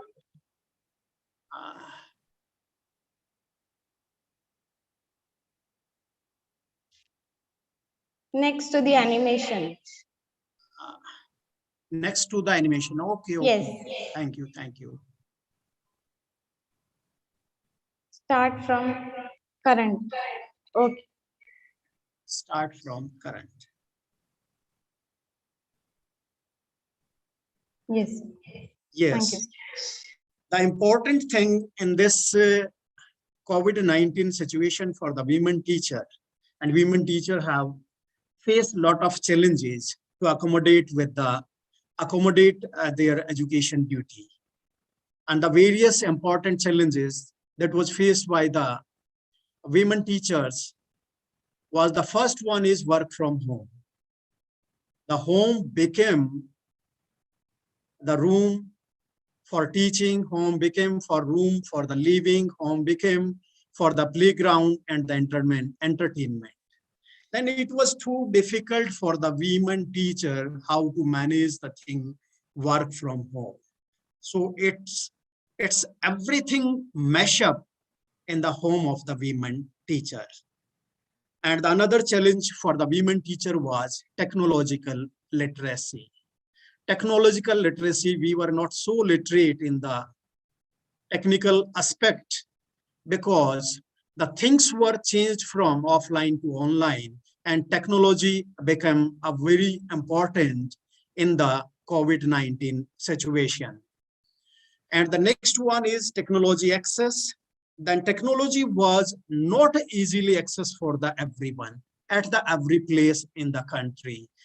Teachers were also living in the rural area and some remote location.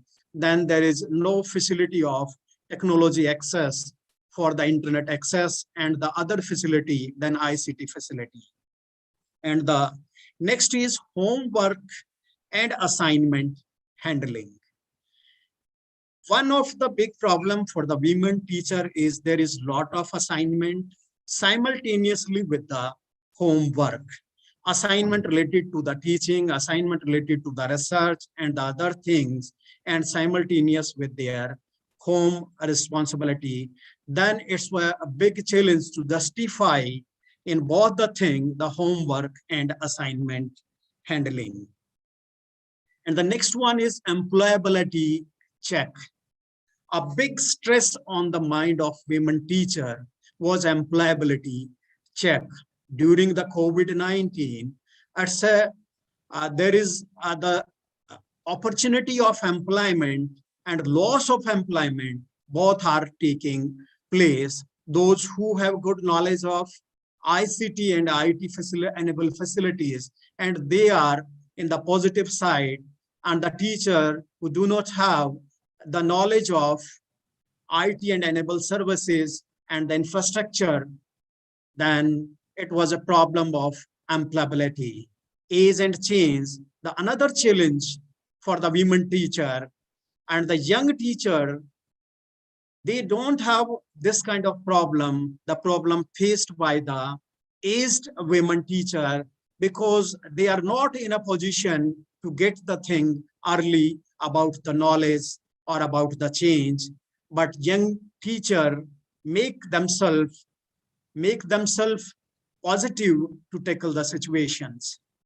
And the next important challenge for the women teacher is fear of job loss and salary cut. Because due to the lack of technology, then there is always a fear in the mind of a women teacher that you can lose the job if you will not be able to attend the institution or attend the class. And the another big problem for the teacher is salary cut to work in the minimum wages. We have faced this situation throughout the world, throughout the country during the COVID situation. And another problem, another big challenge from the women's side is family pressure.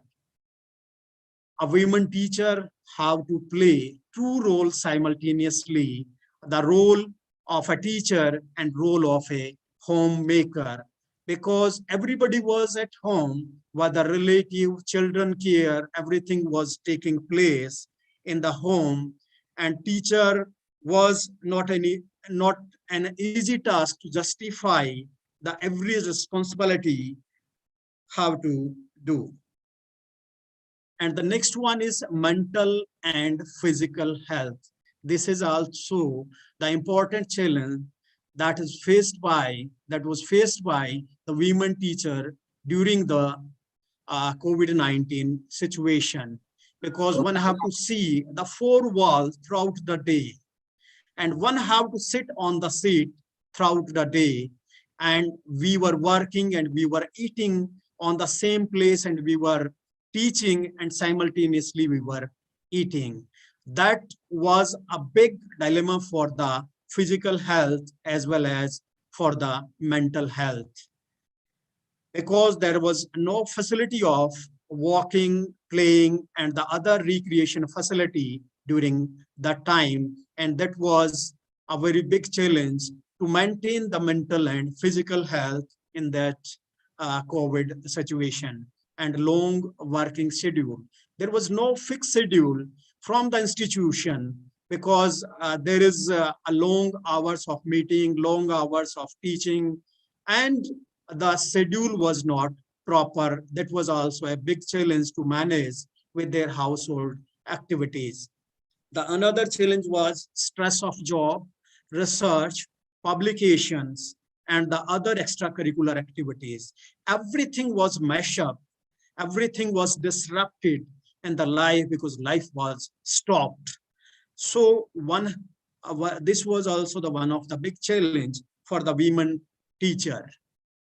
So keeping in view the time constraint, I can conclude this as a pandemic brought more stress and depression to the teaching fraternity and education system. It also has given us the opportunity to tackle new challenges. So we have adopted a lot and trained ourselves for the new opportunities. Thank you very much. Thank you, sir. Thank you very much. You have very well highlighted the challenges faced by women teachers and almost all the teachers due to the paradigm shift in the teaching patterns. But it is also a boon of the pandemic that we have become so techno-savvy now, currently, right? So thank you very much, sir, for sharing your expertise with us. Now I request Professor Lifton ma'am to introduce our chairperson for this session, Dr. Elizabeth Matthews ma'am. Ma'am, please. Let me introduce the chairperson for the session, Dr. Elizabeth Matthew ma'am, presently working as an associate professor and head of the Department of JBSA Santha, CKT College of Commerce and Arts, New Panvel. Ma'am has completed 1 minor research project by UGC and 3 minor research project by University of Mumbai. Ma'am has 29 years of teaching experience. Ma'am is recognized guide of Mumbai University. Ma'am has written 8 books and has published 35 research papers in various journals and proceedings. She has also supervised and successfully completed 7 research scholars for PhD in commerce with specialization in business policy and administration.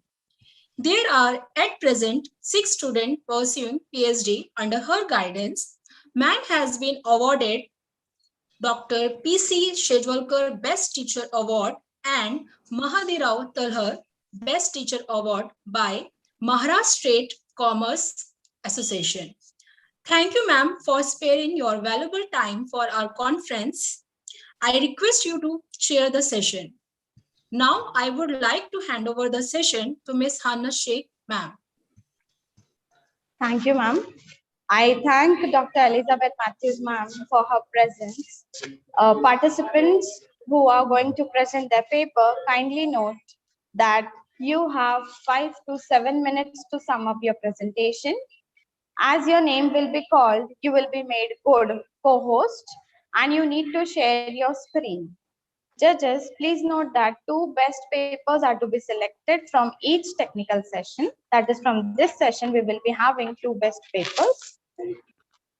There are in all 11 presenters who are going to present their papers in the session.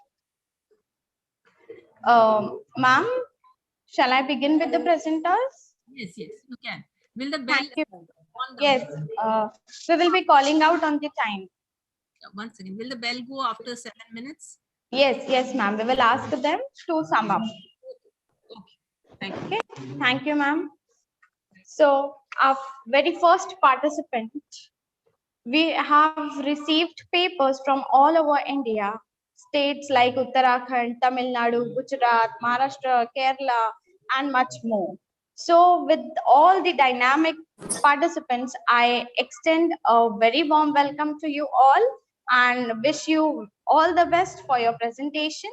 Our very first participant, Mr. Bipin Kumar, a research scholar from HNV Gharwal University, Uttarakhand, presenting his paper on COVID-19, a course for service sector, a study of MSMEs in Uttarakhand. Bipin Kumar, sir. Good morning, ma'am. Am I audible? Yes, sir, you're audible. Ma'am, please give me the rights to share screen.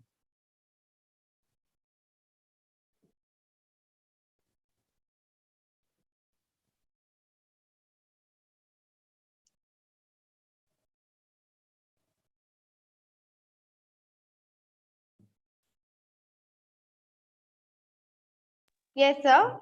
You may share your screen.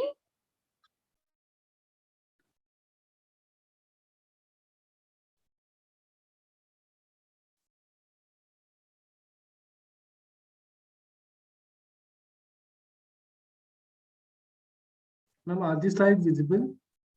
Yes, sir, yes. Okay, ma'am.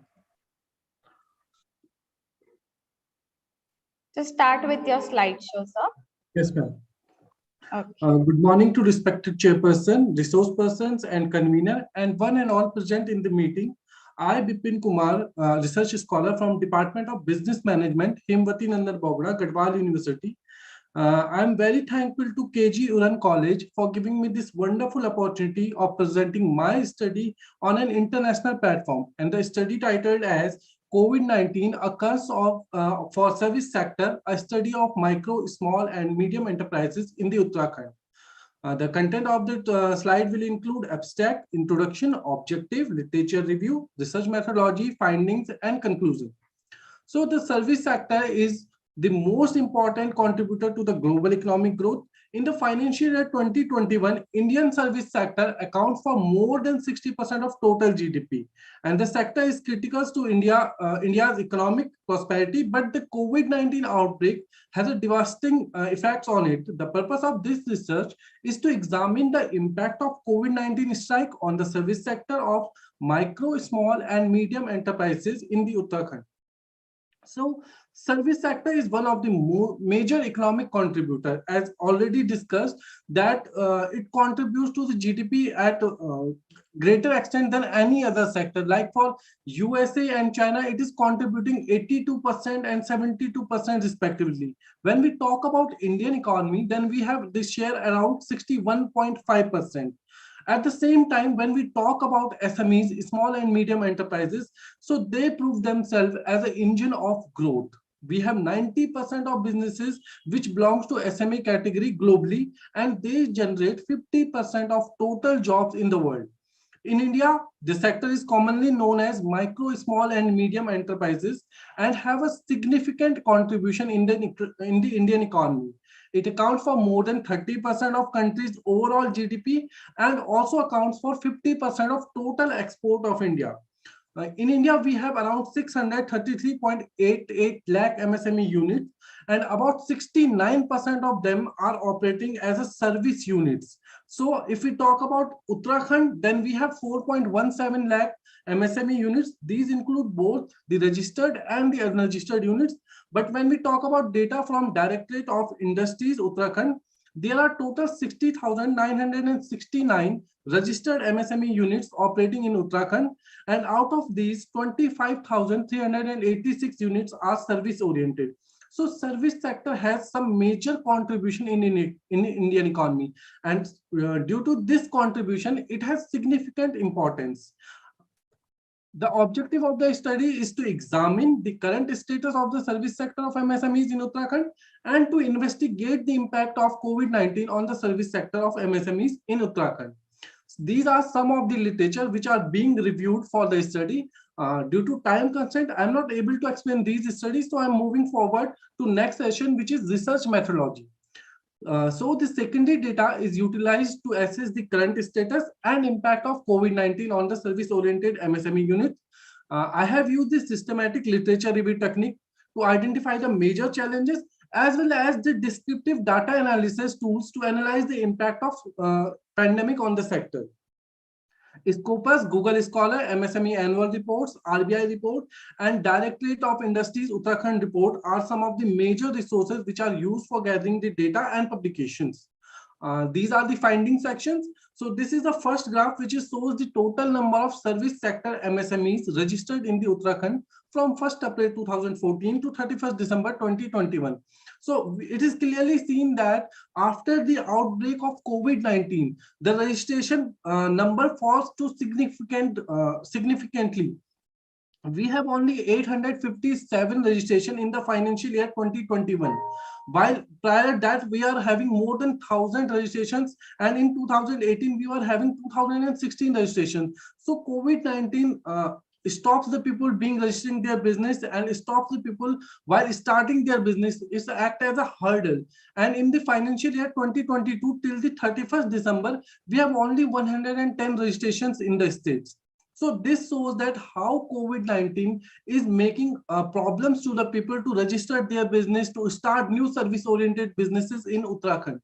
Second thing, the total number of employment opportunities generated by service sector MSMEs in Uttarakhand from 1st April 2014 to 31st December 2021. And again, we are saying, we are looking at the same graph that after the outbreak of pandemic, the sector is not able to produce more employment opportunities.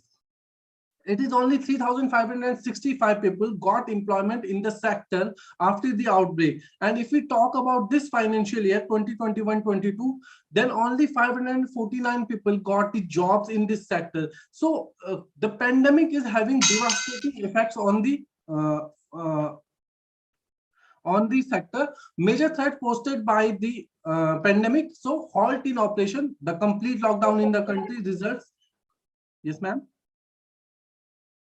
Yes, sir. Please sum it up. Okay, ma'am. So the major problems are halt in the operation, lockdown was the problem. Second, lack of demand. People were not demanding for the resources, lower revenue creation, and burnt of the fixed expenditure. Along with this, Uttarakhand is a land of God, and the major source of income is the pilgrimage. But due to COVID-19, we have temporary halt on pilgrimage, which significantly impacted on the Uttarakhand's service sector. So I can conclude that Uttarakhand is heavily reliant on the MSMEs due to its geographical and infrastructure constraints. The state service sector MSMEs were performing very well until the COVID-19 epidemic struck, causing a slew of issues. The government, both at the state and central level, has put together a variety of packages like Atmanirbhar package, e-Udyam, but the damage have been so severe that the industry will take some time to recover.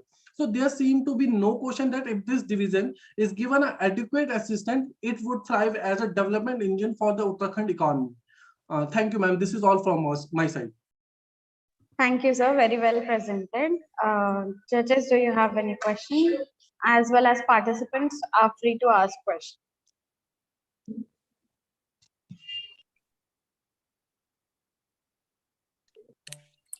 Please, participant, you have to sum up your paper within 5 to 7 minutes. It's a kind request to all the participants. Please sum up your paper within 5 to 7 minutes. Yes, ma'am. Next. Ma'am, are you asking any question? No, it's okay. Okay, ma'am. So our next presenter is A. Abhinaya, an MPhil scholar from Thevanai Amal College for Women, Autonomous, Tamil Nadu, presenting her paper on financial appraisal of Export-Import Bank of India using camel model. Ms. Abhinaya. Ma'am, good afternoon, ma'am. Please let me share my screen, ma'am. Yes, ma'am.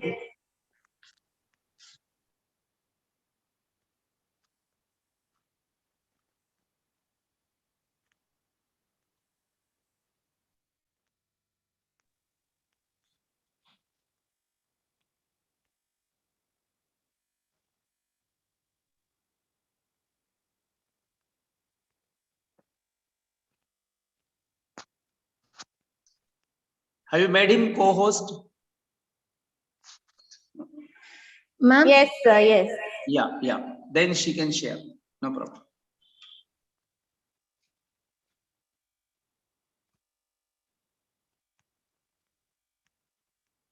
Do the summing up in the end, okay? When all the presentations are over.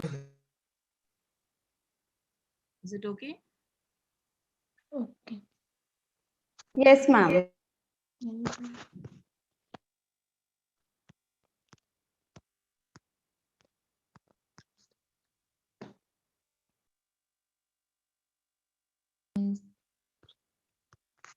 Ma'am, still I'm not able to share my screen, ma'am.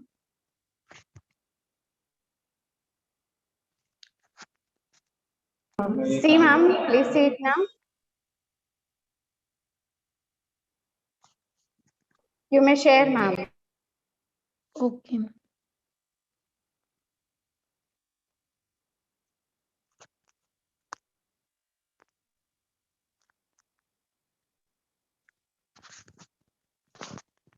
Good morning.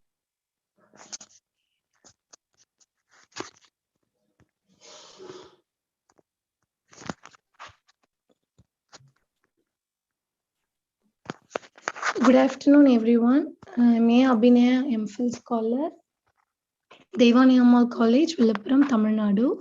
First of all, I would like to thank everyone giving me an opportunity to express my ideas. The topic of my presentation is Financial Performance of Exim Bank of India before and during COVID-19. Here by the term Exim, I mean Export-Import Bank of India. Exim Bank was established in 1982. It aimed to extend its financial support to export-oriented Indian companies. In addition, it also offered advisory and support services to patronize the efforts to globalize. The objectives of my studies are to analyze the asset liability management of the bank using Camel model.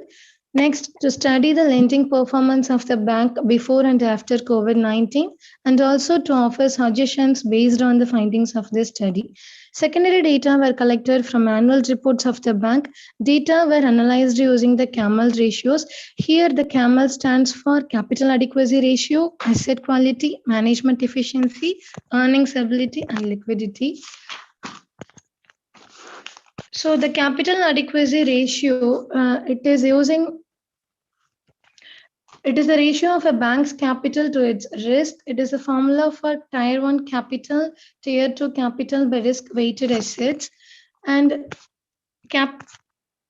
the borrowings to total assets ratio. It shows the degree to which a bank has used to debt to finance and its assets. And the current ratio, it measures the bank abilities to pay short-term and long-term obligations. The formula for the current ratio is current asset by current liabilities. The next, total import finance to total export finance. This ratio shows the total export finance, the total import finance of the bank. Here I have compiled a list of findings of this study. The first one, capital adequacy ratio, it has been increased from 15.81% in 2016 to 17 to 25.89% in 2020 to 21. And the capital adequacy ratio is maintained as per based on norms. It is concluded that the Exim Bank is adequately capitalized before and during COVID-19. As the ratio of borrowings to total assets decreased from 13% in 2016 to 17 to 10% in 2020 to 21, it is concluded that the bank's management is efficient in repaying its borrowings before and during COVID-19. The current ratio, it has increased from 4.18% to 2.57%. As the ideal current ratio of the bank is 2:1, it is concluded that the bank's liquidity position is good before and during COVID-19. The total import finance to total export finance ratio has decreased from 15.89% to 2017 to 9.95% in 2020 to 21. It is concluded that the bank is encouraging exports by providing more export finance and discouraging imports by providing less import finance before and during COVID-19. So It can be concluded that the bank's lending program remains good before and during COVID-19 period. Thank you, ma'am.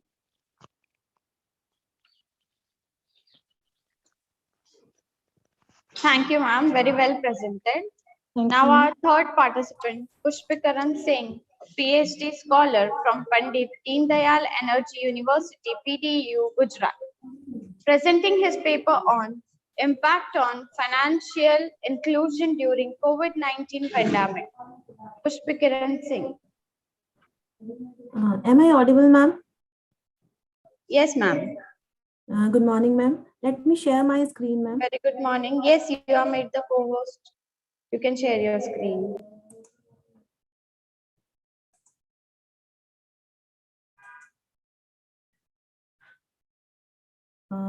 My screen is visible?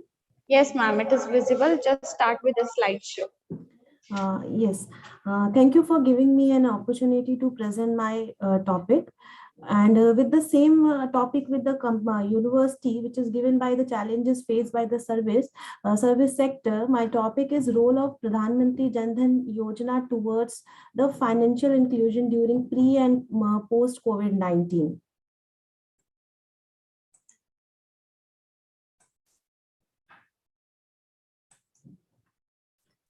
The RBI Governor Shaktikant Das said in his keynote address at Financial Inclusion Summit, we must continue our efforts for greater financial inclusion in persuasion of goal of sustainable future for all. The COVID-19 impact on Indian economy. The impact of coronavirus pandemic on India has been largely disruptive in the terms of economic activity, as well as loss of human lives. Almost all the sectors have been adversely affected. As we see, as per the official data, the Ministry of Statistics 7.3 economic contracted in April and June quarter of the fiscal year. The Indian GDP growth rate is likely to below 10%.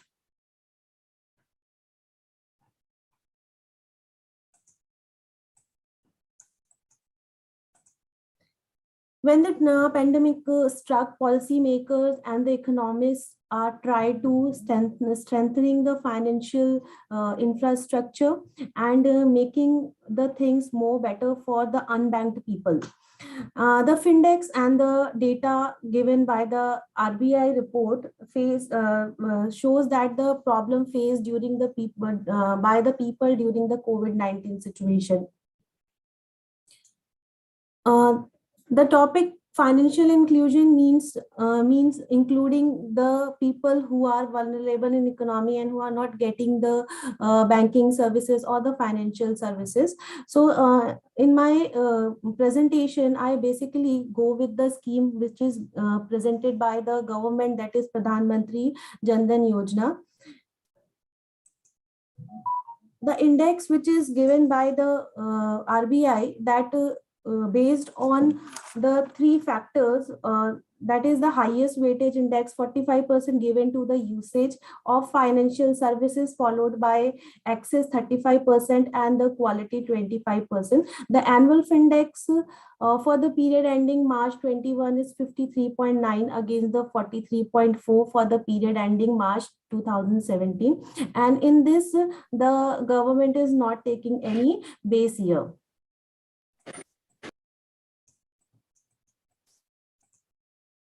Pradhan Mantri Jan Dhan Yojana is a national mission for financial inclusion to ensure access to financial services. Basic services are saving and deposit account, remittance, credit, insurance, pensions, and affordable manner. For this, I collected data from the secondary source, and the database is retrieved from the RBI website.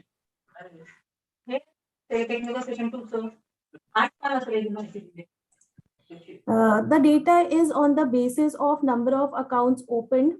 So this trend is showing that in the beginning of the 2015, the trend is high, and after that it is increasing but at a decreasing rate. The second is the RuPay debit card. It's also fluctuating year by year. But it shows the increasing trend. But during the COVID-19, it shows the decreasing trend. Deposits in Pradhan Mantri Jan Dhan account, it's in the beginning of 2015 it shows increasing trend, and then it goes down, and at the time of pandemic it increases because the government is provided financial assistance to the vulnerable people of the country. Average deposit per Pradhan Mantri Jan Dhan account, it's also fluctuating. Initially, it was increasing with increasing rate, and then it is also increasing but at a decreasing rate. So the findings of my presentation is that on the basis of parameter that the account opened is increasing with decreasing rate at during the COVID-19 crisis, and the usage in terms of deposit increases, however moderate decline in average balance for March 2021. There has been increase in the number of RuPay debit cards issued by both public sector banks and private sector banks. At the last, I conclude my presentation on the basis of trend analysis. We conclude that the status of financial inclusion pre-COVID-19 pandemic was increasing at increasing rate. During pandemic situation, it was increase at decreasing rate, and at the end, on the basis of linear forecasting and trend analysis post COVID-19 pandemic situations, financial inclusion will again increasing at increasing rate. So this all from my side. Thank you so much for giving me an opportunity. Thank you, ma'am. Very well presented. Next is Dr. B. Kalaselvi.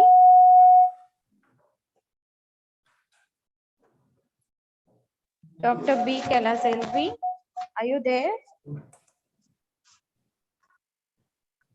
Okay, ma'am. Dr. B. Kalaselvi.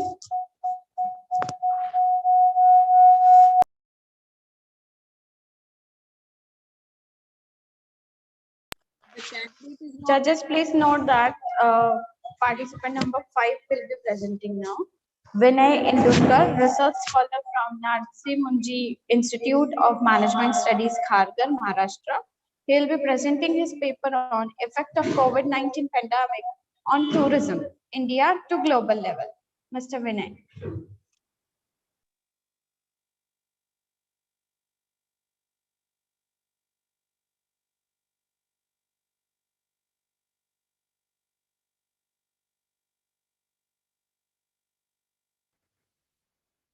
Vinay, you can start your screen share.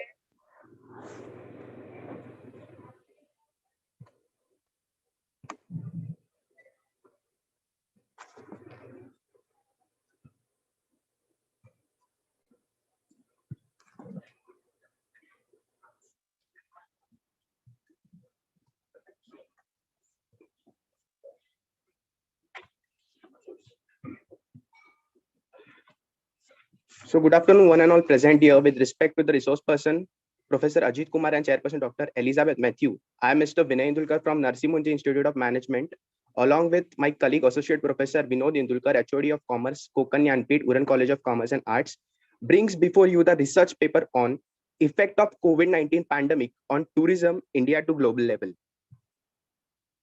So there was a vast spread of COVID-19 virus all across the globe in India with a population of 138 crore, 41 crore 30 lakh, 2,440 cases were found, 4,95,050 deaths were registered till 31st Jan 2020. Vital sectors are suffering due to this pandemic. From that, tourism sector also suffered a major loss and created a havoc situation all around the world.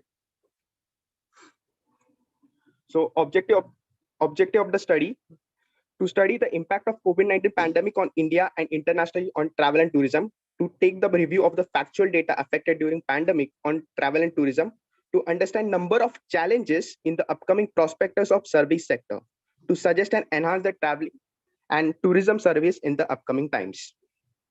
The research paper is purely based on secondary data.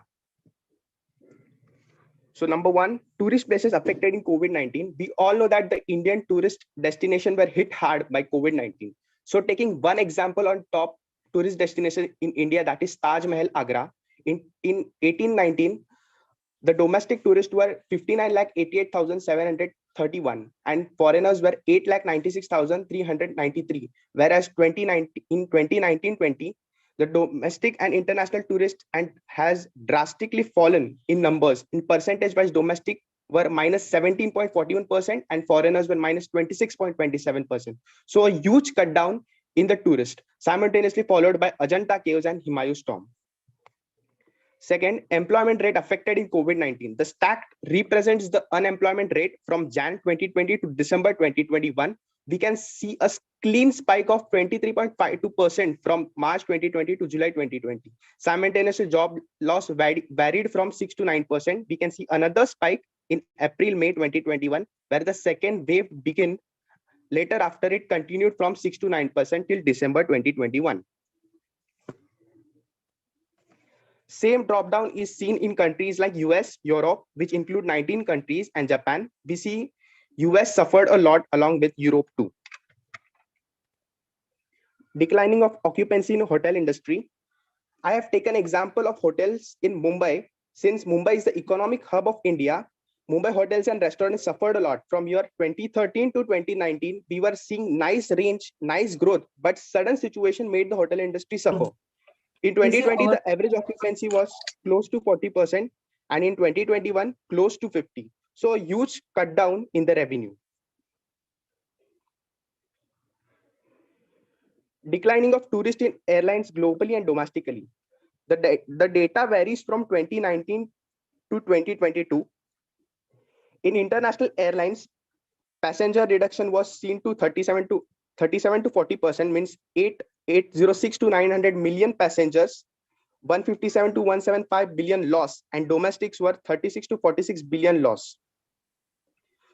Fifth, economically based countries completely based on tourism. We can see that USA declined its GDP from 8.6 to 5.3%. Obviously, the economy was severely affected by COVID-19. So the main point to highlight is the challenges before the tourism sector from perception of COVID-19 pandemic. Natural hazards like flood, tsunamis will affect tourism. Viruses spreading different types of disease will cut down tourism. The main point of focus could be disputes between countries, and it can cut down borders for country to country and can stop the economic activities. We are seeing that due to this type of scenarios, lot of rules and regulations are imposed on the tourist and regular travelers. Taxation rise in inflation can cut down tourism. As a result, the tourism agencies will have a great challenge to keep their business running. So the findings and suggestions. The government plays an important role as it should support the domestic and tourism business. The opportunity to change and take tourism at another level. Every rule stated by WHO and UNWTO should be followed. Number of innovations and collaboration should be taken into consideration. Unnecessary rules and regulation for the disabled and senior citizens should be stopped completely. Alternate sources should be taken into consideration for those people who are completely depending on tourism. Travel confidence has caused a big hit between the regular travelers and people at the age of turning old. Therefore, clear communication, well-designed information policy, and clarity on the epidemiological criteria will be particularly significant. The travel and tourism business agencies should look forward to motivate the safe travel and tourism domestically and globally. So hereupon I conclude that the COVID pandemic hit the travel industry very hard, and it is upon the nation to nation to upbring the tourism and can enhance the economies of the world. Thank you. Very well explained, Mr. Vinay. Next participant is Mr. Kuldeep Singh Rathod. Participant number 7. Kuldeep Singh Rathod. Yes. He is an assistant professor from BNN College, Bhiwandi, Maharashtra, presenting his paper on transformation in Indian economy post-COVID-19 era. Sir, please. please be able to screen sharing, ma'am. Yes, you are made co-host.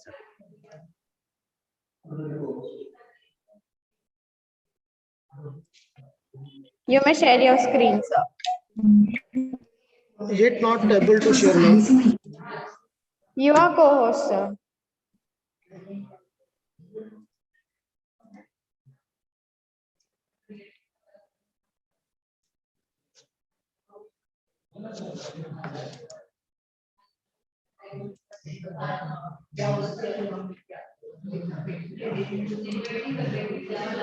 Yes, you may start, Yes, ma'am. sir. It's visible, ma'am. No, not yet.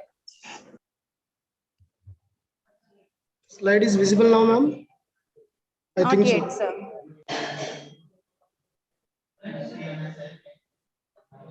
Have started. I think it's visible, ma'am. See it. Slide is not visible. Slide is not visible. No.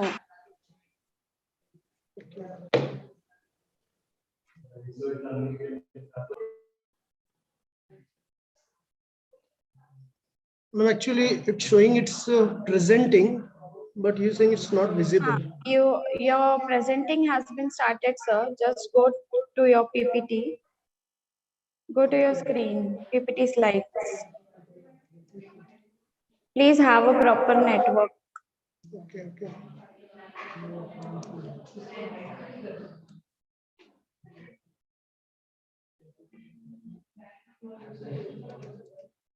You can stop share and again click on share. I'm clicking on stop share, but it's not working, ma'am. I'm trying. Wait.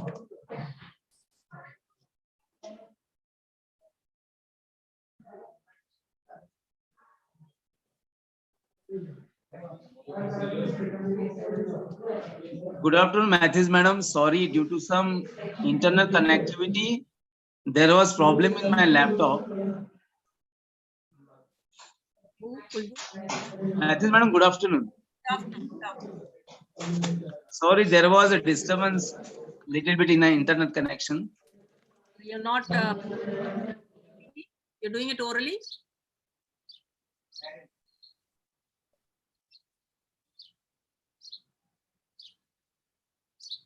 Hello. Yes, ma'am. The person is trying to connect. So we'll just wait for a few seconds. Otherwise, we'll move on to next. Connect. No problem.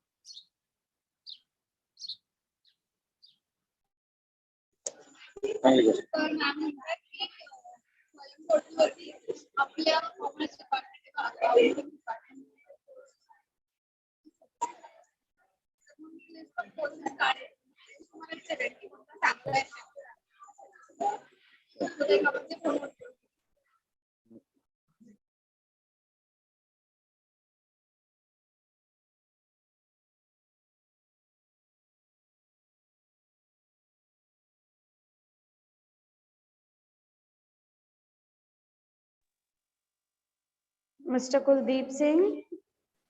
Otherwise, you take there? next one, madam. Okay. Because So judges, please note that Mrs. Pradnya Nikalje will be presenting in the next session. So we're moving on to the presenter 9. Joint presenters, Miss Anita Chandrasekhar and Miss Manjusha Sunil, course coordinator, travel and tourism from Gerber Institute of Career Education and Development, University of Mumbai, Maharashtra.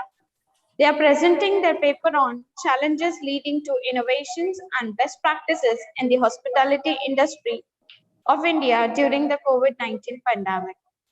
Ms. Anita Chandrasekhar and Ms. Manjusha Sunil. Thank you, Hanat ma'am. Am I audible? Yes, ma'am, you're audible. Thank you.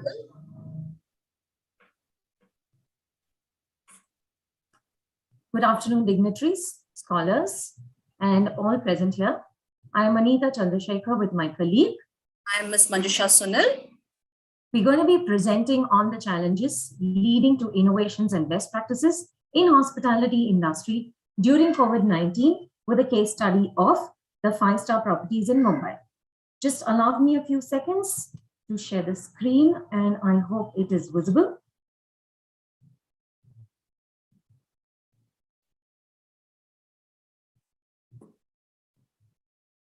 Yes, ma'am, you may start with slideshow.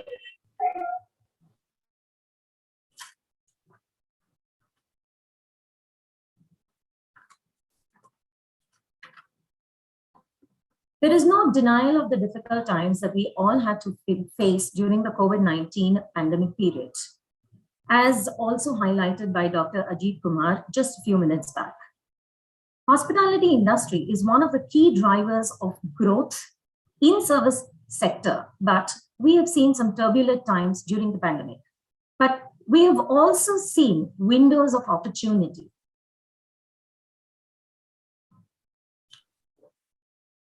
Our research objective is divided into three: to understand what are the challenges encountered by the hospitality industry during these turbulent times, what were the socially best practices that were invented and adopted, and in case of any eventuality in future, can there a framework be designed which is equipped us to face such kind of problems in future?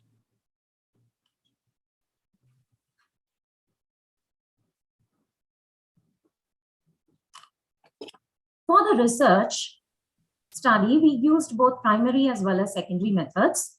5-star luxury hotels of Mumbai were approached.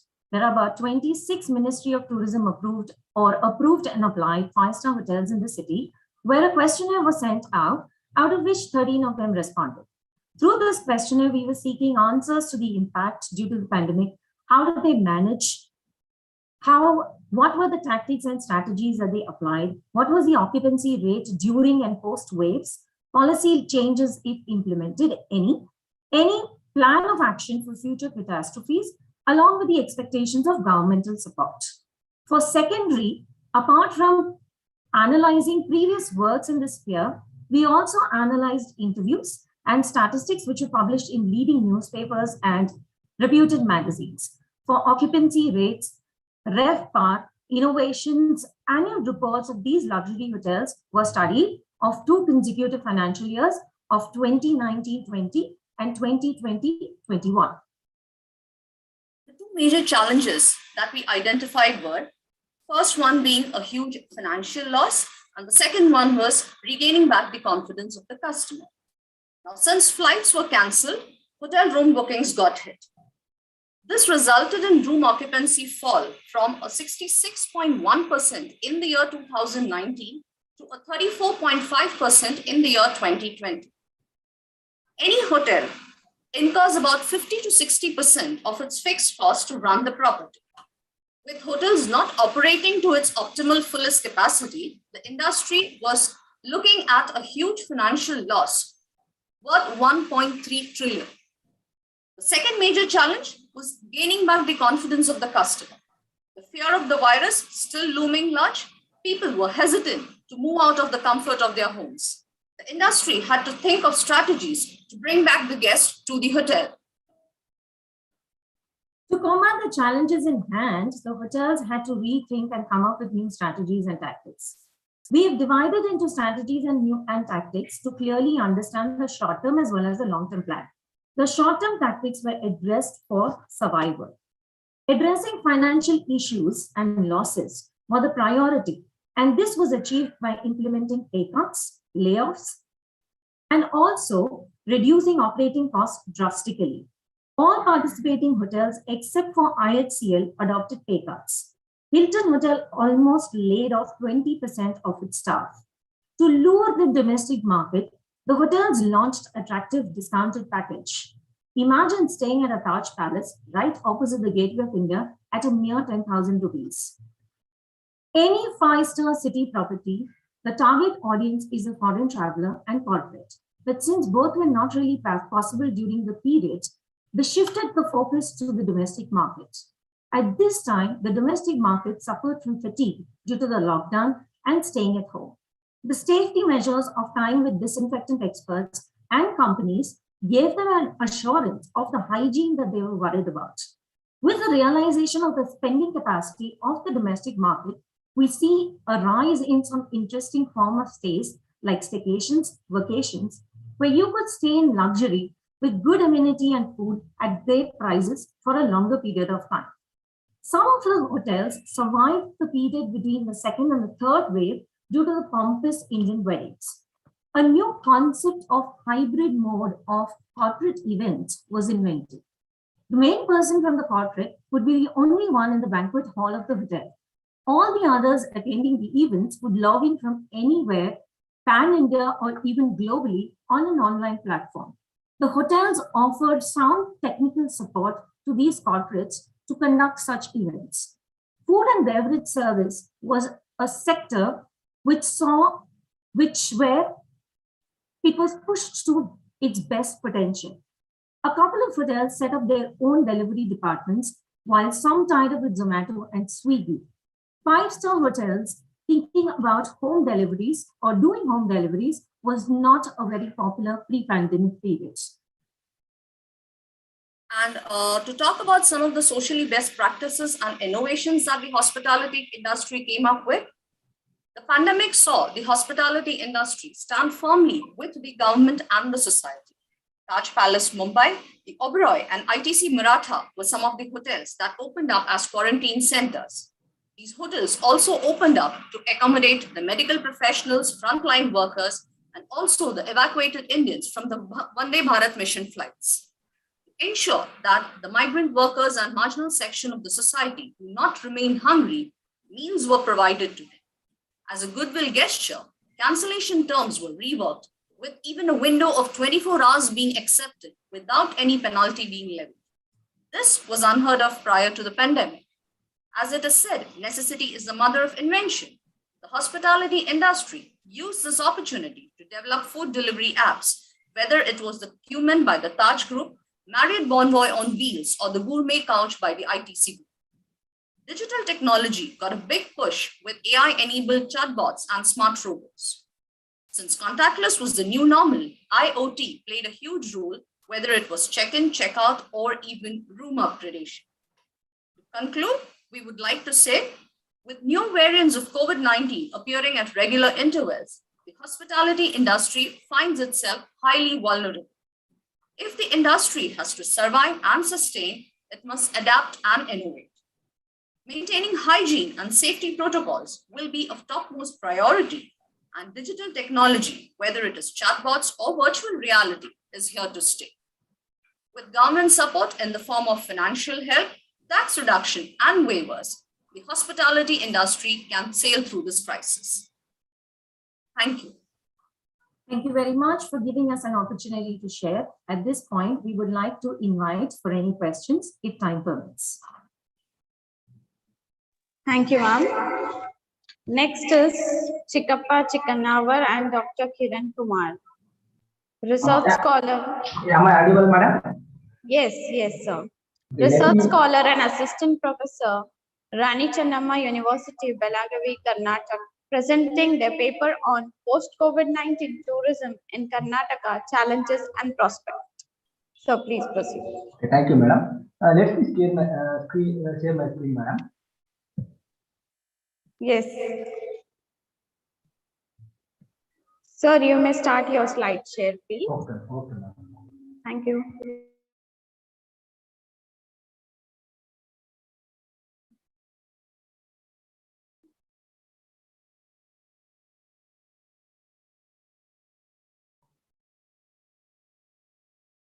It's visible, madam? Yes, it's visible. You may kindly switch on the slide. Okay.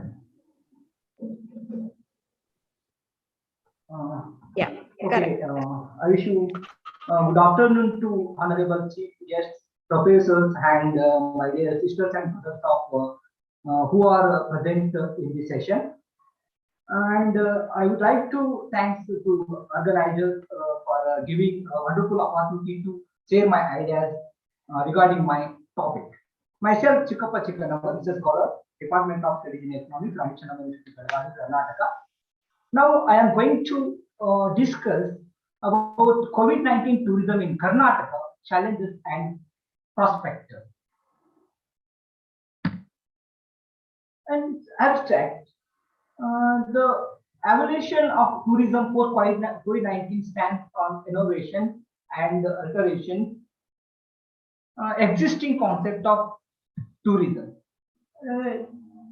The article discusses challenges faced by the tourism industry and tourism in Karnataka and COVID-19 preparedness protocol. And this study focused on understand the different experiences of the tourists in Karnataka and to give insights into the different policy measures take to help the tourism industry to hold good.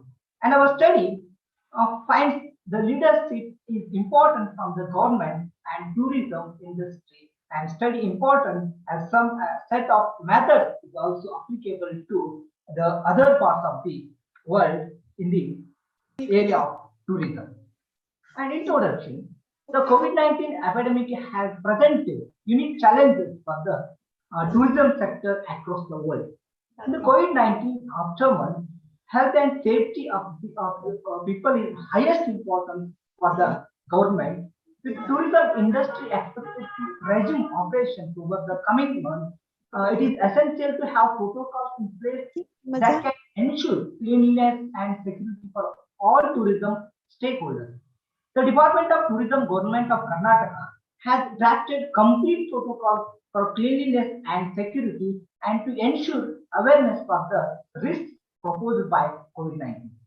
Then the protocols cover the following areas with respect of COVID-19 awareness for tourism destinations, hotels, restaurants, and other tourism businesses, such as general awareness, security and cleanliness, social distancing, cleaning and hygiene and consciousness and training.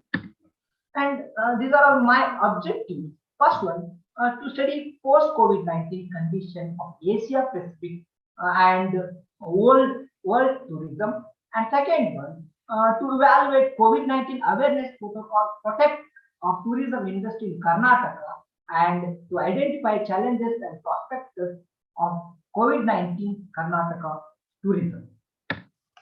And the Asia Pacific area, which was to grow at a sooner pace than the rest of the world. So the maximum rate of tourism coming by 35% in the first quarter, mainly in March to the tune of 64% drop. The Asia and Pacific region saw the air booking turned down by almost 98% in the same period. The hotel occupancy had come down from 20 to 70% the world over. While the epidemic would impact to the tune of 100 to 120 million jobs at risk and a loss to the tune of $910 to $1.2 trillion revenue. And it took 11 months after, 42 months after September 11 to 19 months after global economic crisis for revival. The effect of this could be on the main job cut and on the tourism related like hotels, hospitality, tour agencies, tour operators, taxis, and ancillary like guides, local businesses. And these are all protocols. First, stage one, during the meeting, the state has articulated its realization plan in 5 proposed phases.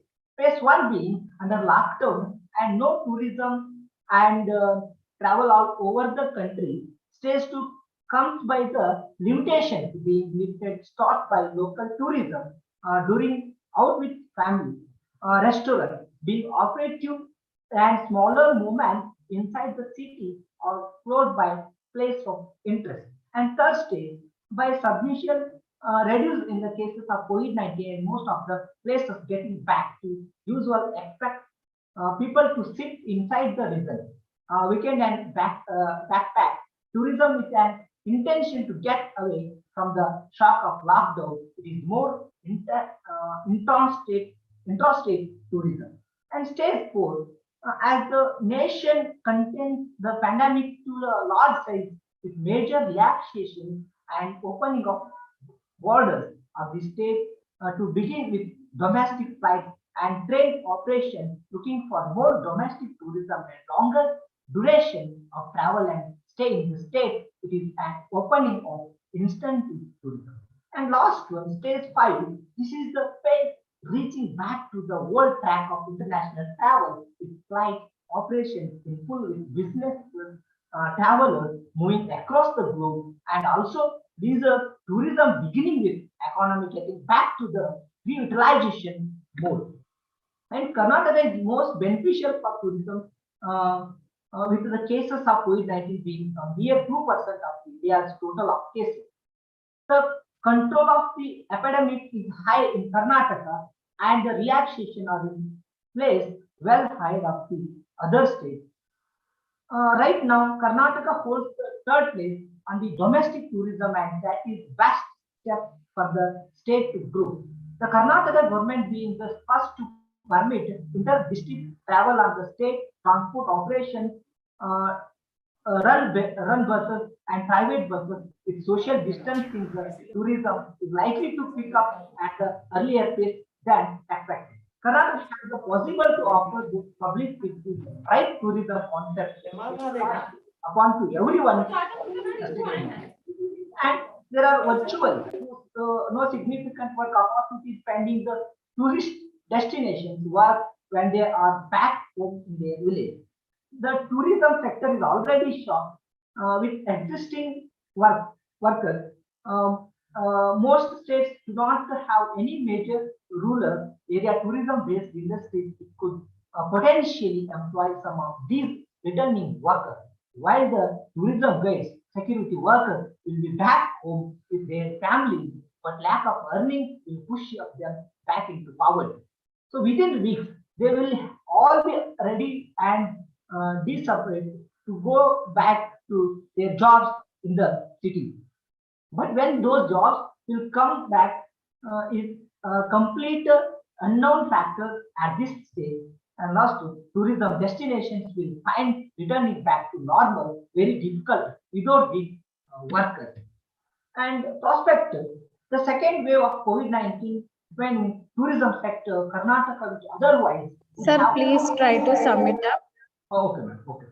And a spike of COVID-19 cases through a double warming for local business with the minister said the government has already taken measures to control the second wave. And the Karnataka government has taken all precautionary measures, and visitors need not worry about COVID-19. The government issues. And Basavaraj Bommai, Honorable Chief Minister of Karnataka, said daily the number of tourists is decreasing, which is a worrying sign last day. The pandemic brought loss of their business, which saw some improvement over the last few months. The second wave, however, can bring damage again in its wake. So the administration has taken all the necessary safety measures, and our government will work hard to improve the flow of tourism, say by Basavaraj Bommai. And last, to conclude, as per the observation, Karnataka needs to focus on various facts of domestic tourism to into the potential of many discovered internal securities and affordability.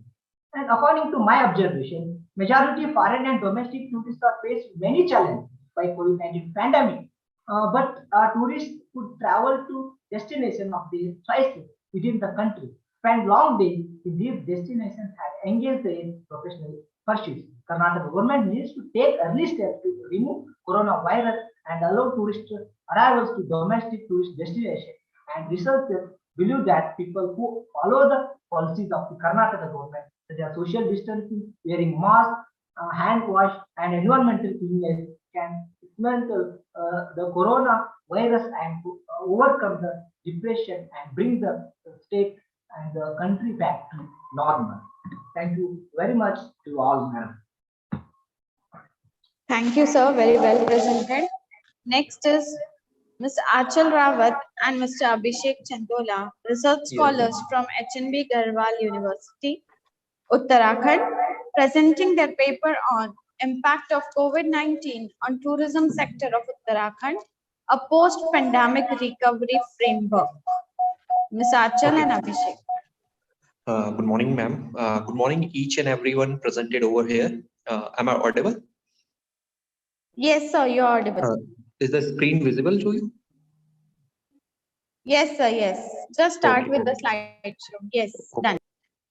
Good morning, each and everyone presented over here. This is Abhishek Chandola along with Anchal Rawat, research scholar, HNB Gadwal University. We are going to present our research paper. The title of our research paper is Impact of Tourism COVID-19 on Tourism Sector of Uttarakhand, a Post-Pandemic Recovery Framework.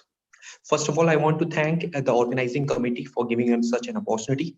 Next slide, please.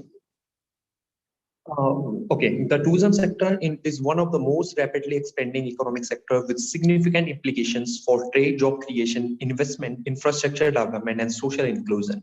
In the year 2020, the pandemic caused an unusual distribution of tourism, resulting in a large drop of international travel from the global lockdown. Next slide. According to the research by UN body, more than 90% of overall 90% of overall worldwide destination has introduced travel restriction. Alone Asia, 100% of the destination has adopted restriction related to COVID-19 since January 2020. The lockdown has also brought health-related issues like stress, depression, anxiety due to fear of losing jobs and loved ones. Tourism can act as a medium of relief, escape, and transformation to mitigate the impact of social and individual levels. Next slide. We had reviewed almost 80 research papers, and some of the papers who had directly connected with the study are mentioned here. The study conducted by the Pandey and Pinky and Mohan TP. Next slide. Next.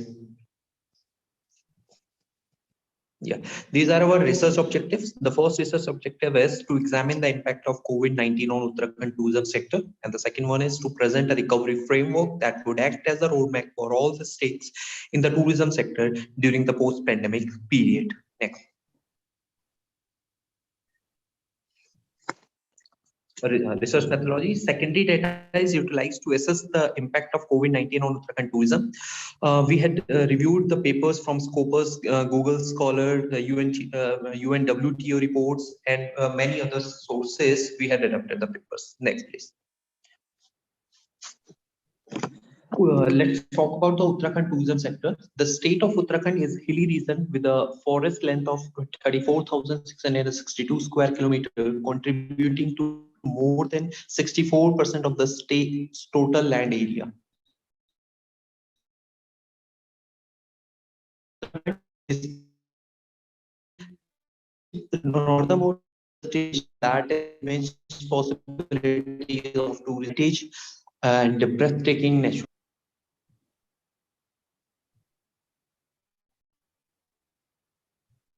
Next. The graph of the tourism sector of Uttarakhand is mainly depend on the spiritual tourism and homestay tourism. In this graph, we can easily understand the depth of the COVID-19 impact on Uttarakhand tourism.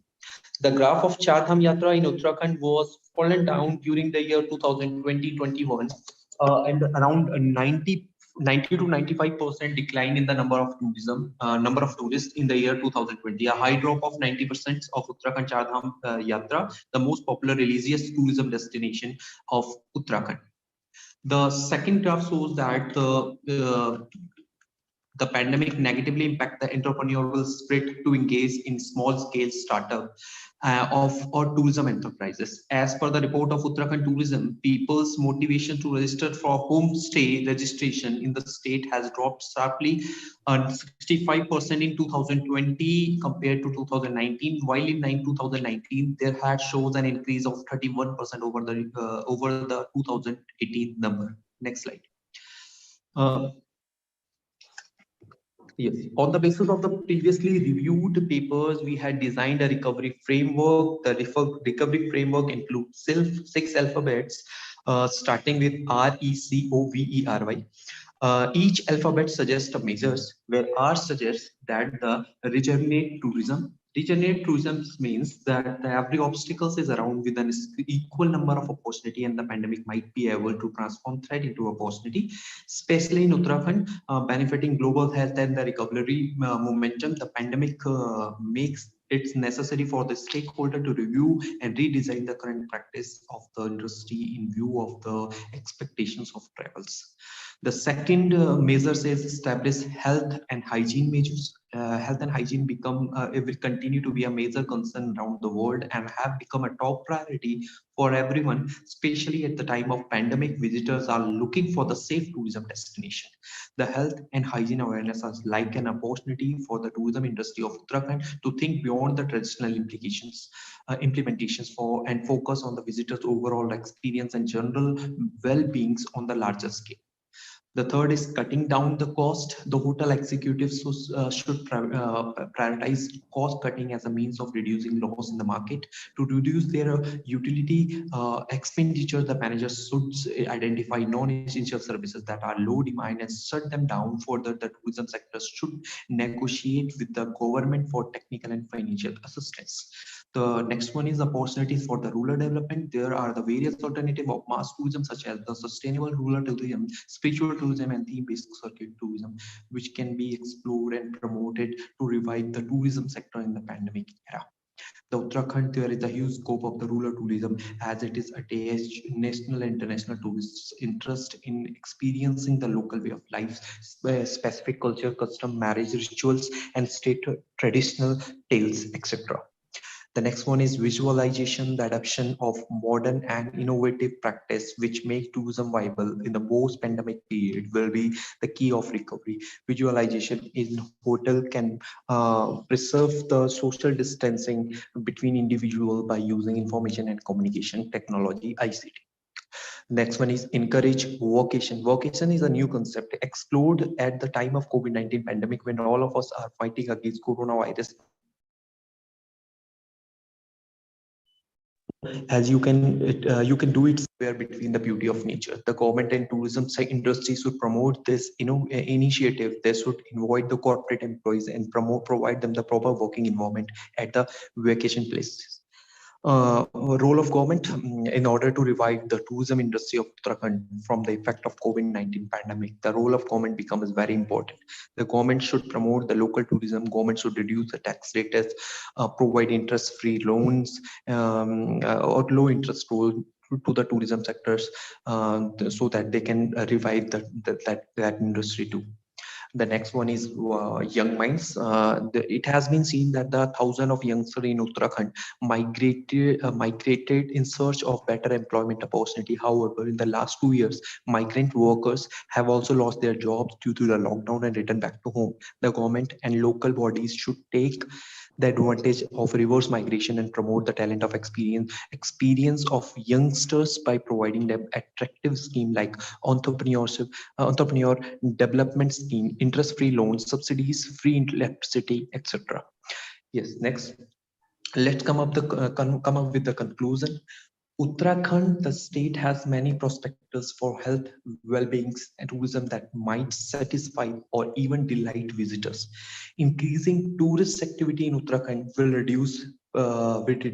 produce revenue for the state, as well as encourage the support of entrepreneurs and the tourism stakeholder who are mostly involved in the micro, small, and medium tourism enterprises. The effects of the COVID-19 pandemic on the Uttarakhand tourism sectors have been presented in the study, and the effect with the last for some upcoming years. Government has taken measures to tackle the pandemic situations, but a holistic situation is required to revive Uttarakhand tourism sector. The survival in tourism sector is not only about the recovery, but also about the strategics and innovative recovery for the development of the sector. Okay, the recovery framework present in the study attempts to provide suggestive measures to tourism sectors of Uttarakhand in order to reevaluate a change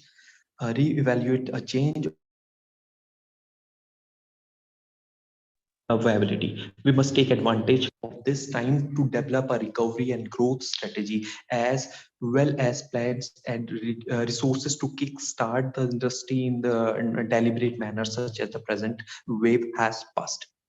So these are some references. Thank you so much for giving us such an opportunity. Thank you. Thank you, sir. Next is Mr. Raju Baburao Godre, Assistant Professor, GES Arts, Commerce and Science College, Srivardhan, Maharashtra. He is going to present his paper on an overview of forensic accounting services. So please.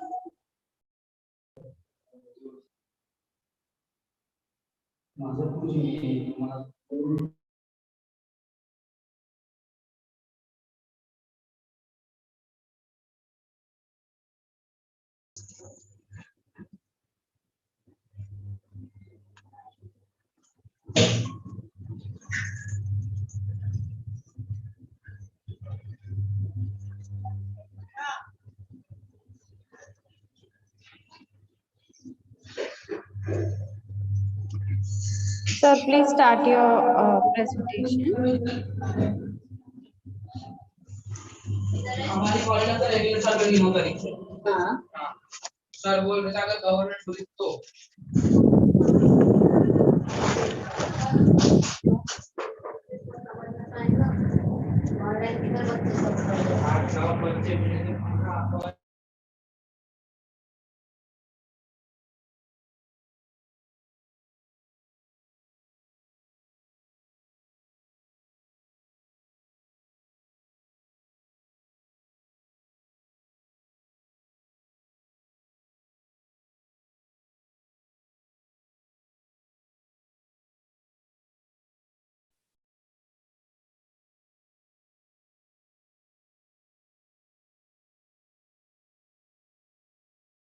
Sir, please start with your presentation.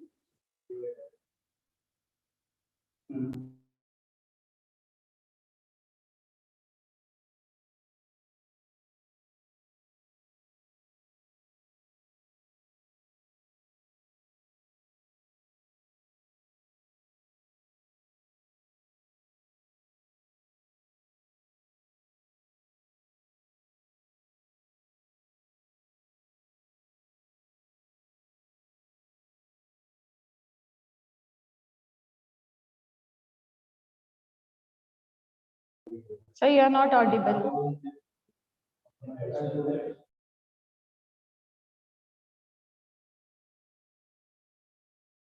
The screen was visible, sir. You are not audible.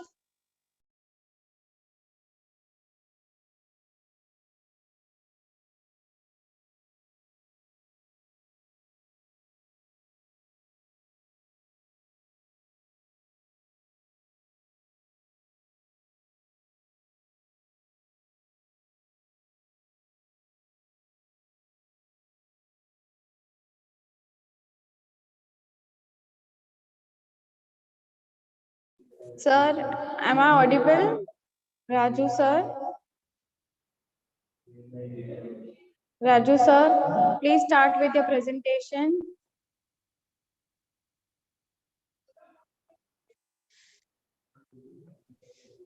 The screen was visible. Yes, ma'am, but he is not audible and now he has stopped the screen share also.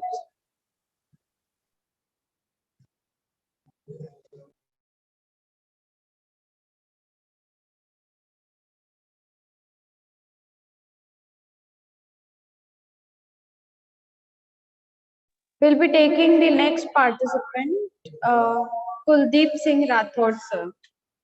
Kuldeep Singh Rathod, sir, are you ready now? Yes, ma'am. Okay, please start your screen share. Now this presentation is visible, ma'am. Please check it.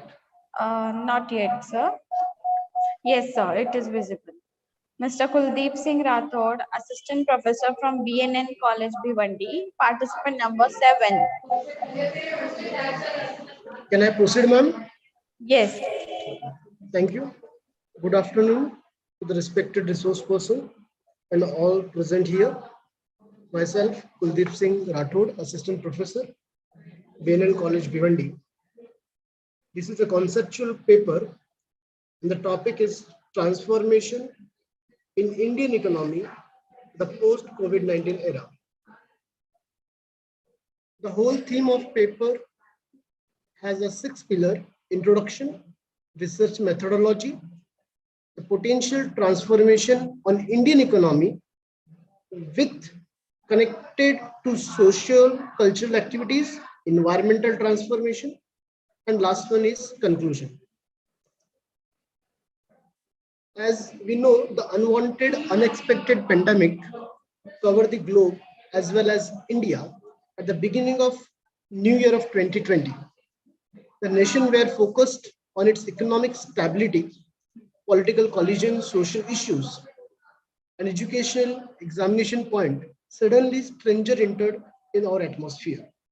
It affects not only the economic but also social, cultural, environmental atmosphere of India. As we know, the various targets set by government, policymaker, businessman is disturbed due to different kind of surprises that given by COVID-19. The research methodology is a conceptual descriptive paper which is fully based on the secondary sources available or collected from research papers, articles, and newspapers. So if we talk about the potential transformation on Indian economy effect, the first is shifting towards localization of supply chain. As we know, the disruption of supply chain create a great negative impact on availability of raw materials, which connected to the losses of business enterprises, the suffered middle chain supplier that result the downward economy of country. So the business environment expected to shift or dependency more on localization of supply chain, especially for the basic need for the raw material and for the essential goods and services. The second very important aspect that affected is impact on MSME.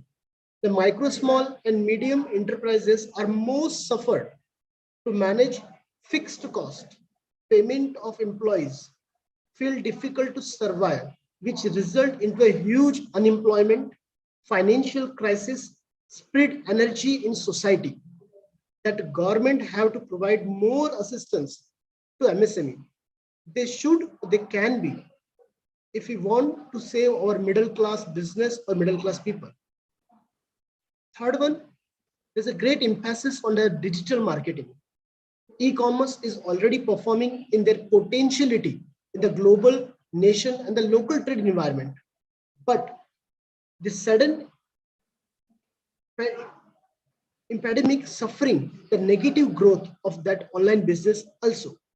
But the future of digital marketing will must got a potential and real push after the startups of supply of essentials. Due to the awareness of distancing the crowd of open market, it should be benefited to the digital marketing and the growth of e-commerce in India. It is also noticed that the working pattern also affected because of work from home concept developing during this pandemic period. So this all can be boost digital marketing in our economy. If we focused the liquidity concept, it proved that the liquidity is a real blood circulation of business, but most of your business are not so working on the liquidity. They are depend on the credit based policies.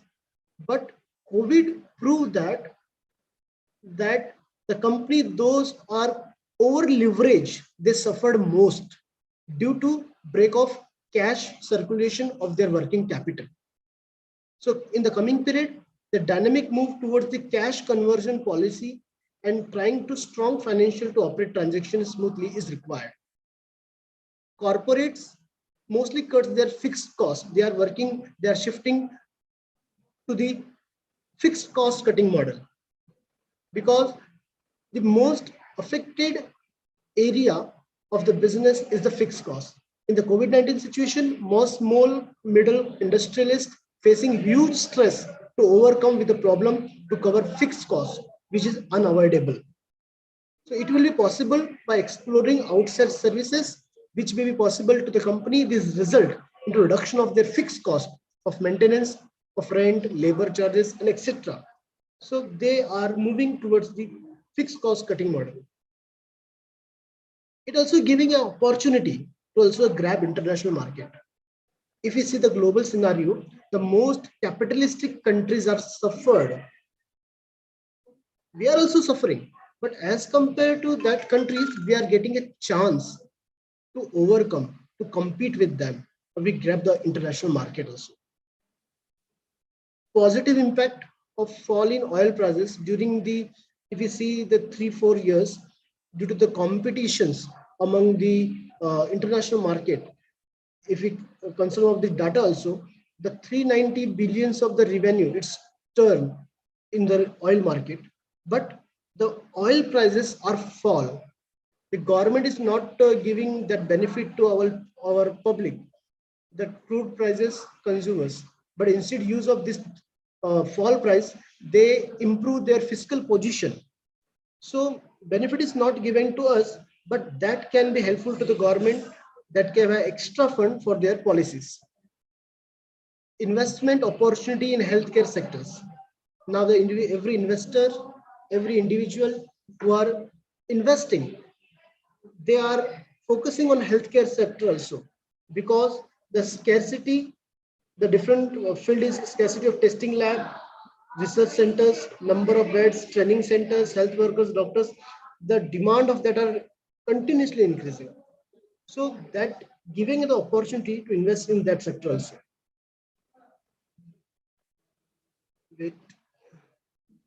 It also affect the socio-cultural activities also. I'm not going to detail on it. So kindly try to conclude, sir. Yes, ma'am.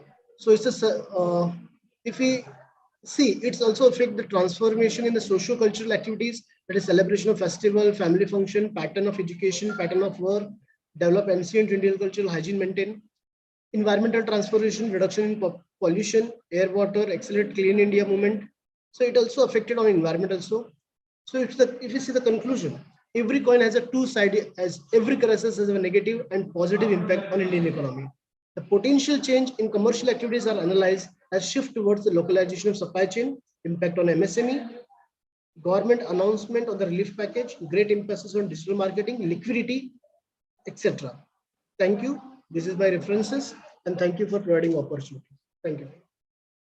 Thank you, sir. The next participant is participant number 12, Mr. Raju Baburao Gurule, Assistant Professor, GS Arts, Commerce and Science College, Riverdhan, Maharashtra, presenting his paper on an overview of forensic accounting services. So please. Okay, thank you, madam. Am I audible? Yes, sir, you're audible. Okay, thank you.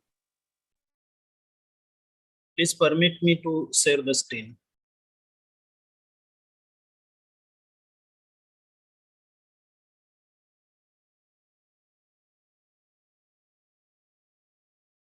Hello?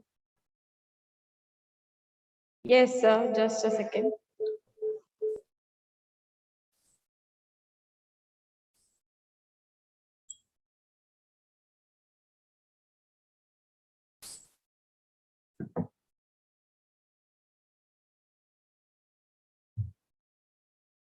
Sir, you may start now. Okay, thank you.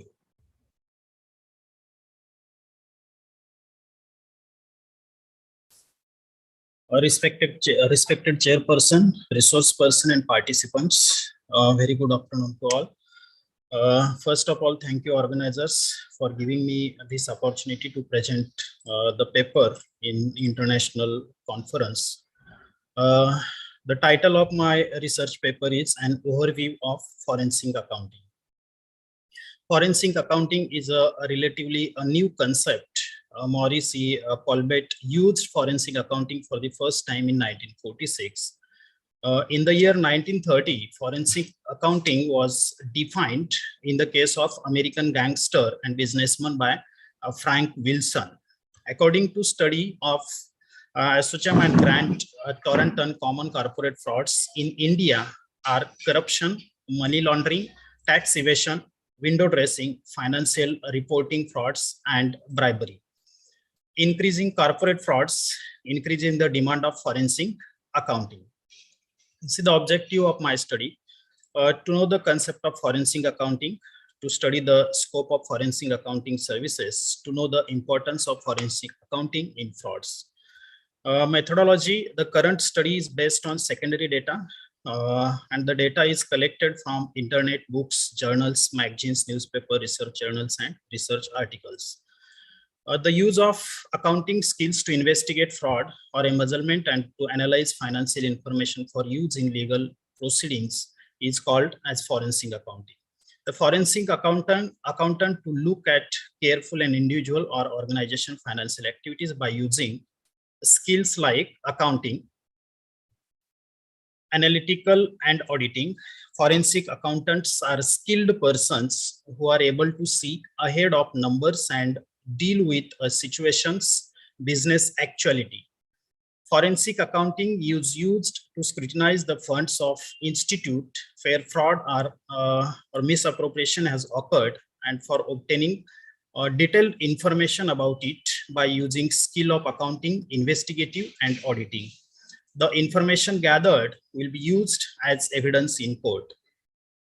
Some major frauds which happened in India, I mentioned here, scam of coal allocation in 2012, 2G spectrum, scam of work board.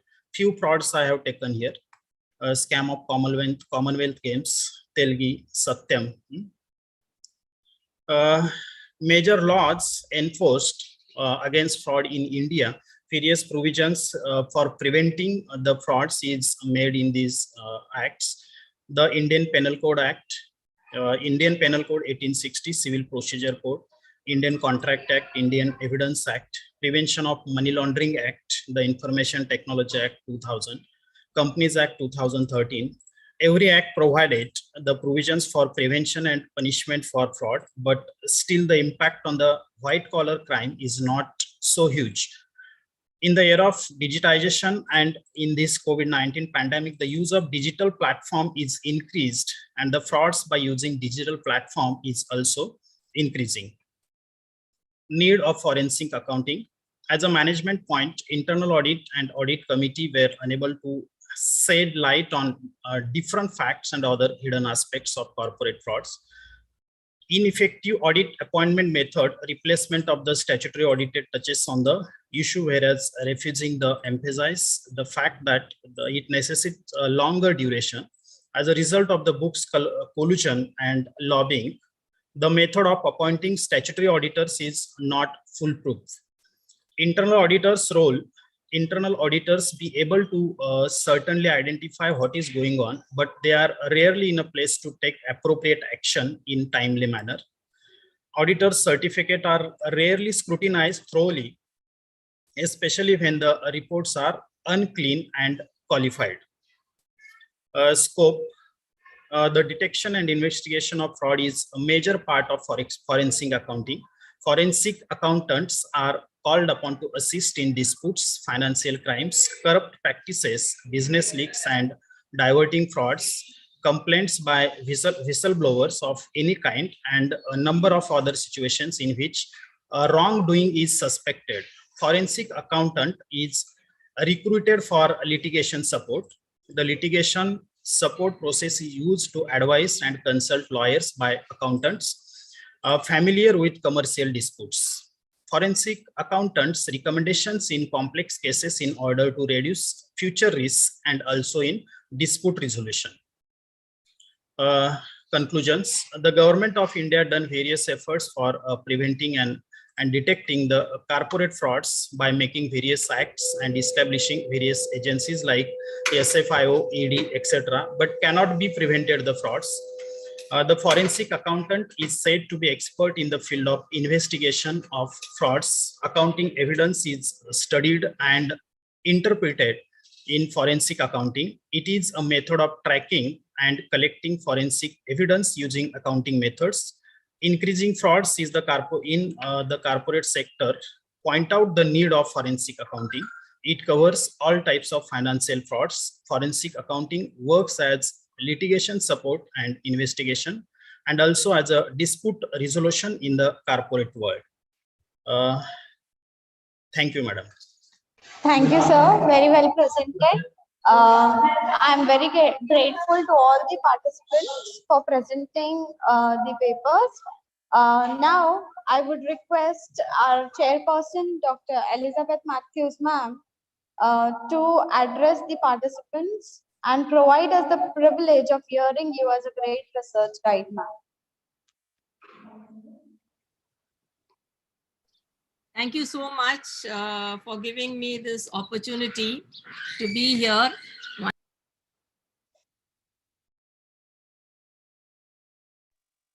Ma'am, please unmute yourself.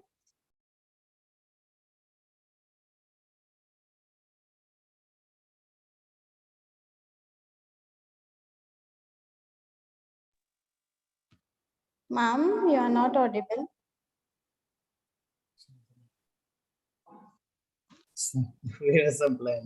Okay. Thank you so much for giving me this opportunity to listen to very good presentations, and all of you have picked up very relevant topics. So I'm not very critical about anything because I saw it was all young researchers who have presented their paper, and it is our duty to motivate the researchers. All of them well done. Only because I'm given the job to select one or two papers, we may rank it in that order. Otherwise, all the topics were relevant. All of you were very confident, and you all presented well. You have a great future as researchers. And what I would like to tell you is a few tips on presentation. Basically, when you're presenting, always see to it that you focus and connect with the audience. That is, work with the audience and the topic. It shouldn't be that you're just reading out from the screen, because it looks like a ready-made presentation if you're just reading out from the screen. That is, you should be very careful with regard to that. Then always have some content more than what is there in the slide to catch the attention of the audience. Because when you're reading from the slide, it will be everything on the slide, but always reserve something where you can present something more than what is shown on the slide. That is why it is always better to just have points and then you give the explanation. Okay. Then always close with something remarkable. That is what I said. Many of you, you could have given, you all have your findings. You could have given some suggestions or recommendations based on your findings. But as you mature as researchers, maybe you'll get to know about it. Then always have proper font size and number of lines. It shouldn't be crammed when your presentation. We always have that habit initially to put everything what we have, what we know on the slide, but that is not needed. So let it not look very crammed with all the information. Okay, be careful with regard to the color combinations that you use. All of you all are tech savvy, so you know about it. Then always start very strongly. Your starting is most impressive. Like one or two presenters where they did it, a very good job at it. Very impressive start. You know, the first impression is the best impression, they say, isn't it? So always start strongly. Your plus point, you use it there to get the attention of the audience. And always when you're presenting, get connected to the topic and the audience, as I said earlier, and also have a passion for what you're presenting. So through your presentation, we should be able to know that, yeah, this student or this researcher has a great interest in the topic that they are presenting. So all these hidden things should be, should come through in your presentations. Okay. And always keep it very simple. There is no need for you to use very high funda jargons and complicated language where everybody will understand what you're presenting. That is required. Okay. Then always have an eye on the core message. You have selected topics, all relevant topics, each one a different topic. So you have something core for your own topic. Identify that and always concentrate on that core message that you want to give through your slides. Time limit is very, very important. For any presentation, for any competition, for anything, time limit. So always try to stick to your time. Okay, so well done. Congratulations once again. All of you have definitely included everything, stuck to the theme and presented very well. And again, I'm telling you, all of you, one thing I observed is all of you are young researchers. You've got a great journey to do. All the very best from my side. Thank you so much. Thank you. Thank you, ma'am. Thank you so much for your valuable guidance. It would be very needful in what we all need. So now to propose vote of thanks, I cordially invite our Professor Riaz Pathan, sir. Thank you, Hannat ma'am. May I audible? Yes, sir, you are audible. Good afternoon, everyone. It's my pleasure to express gratitude towards the eminent delegates present in this session. First of all, I would like to express heartfelt thanks to our resource person, Professor Ajit Kumar sir, for giving his valuable input towards the conference. I would like to thank Dr. Elizabeth Matthew ma'am for chairing the session and guiding all the participant presenters for improvisation and betterment. Ma'am, your expertise will surely help all of us to proceed and success in research ahead. I would like to thank all the participants who presented and participated the research work and contribute toward the success of the conference. I would like to thank our principal, Professor Dr. Baliram Gaikot sir for his continuous guidance and support. I thank all the teachers, participant, research scholar for listening this technical session. I hope whatever you learn today, you should apply the same in future. Thank you. Thank you so much. Thank you, sir. Participants, please note that now we will be having a lunch break up to 2 p.m. Kindly join or continue on the same link. Okay, the link will be same for the other two technical sessions. We will be meeting with you all at 2 p.m. Thank you so much. Yeah.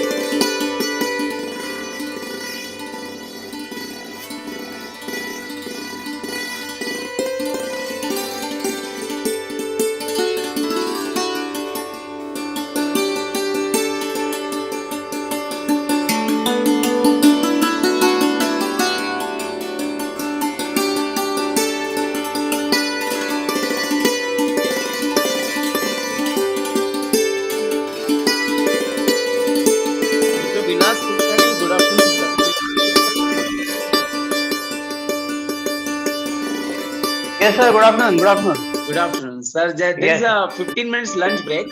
Okay. Actually, so last session has started 15 minutes late. Okay. So what it time was started will? at right time, but meanwhile there was a technical issue. Okay, no issue. That's So what time we will start, sir? 2:15? yeah. No, actually, 2:10, 2:15 will start. No problem. 2:15. Okay. I will call you. Okay. Oh, no issue, sir. No issue. You just keep logging yourself. Don't queue. Sir, am I audible? Am I audible? The voice and everything is. No, you are not. You are on mute, sir. You are on mute. Yeah.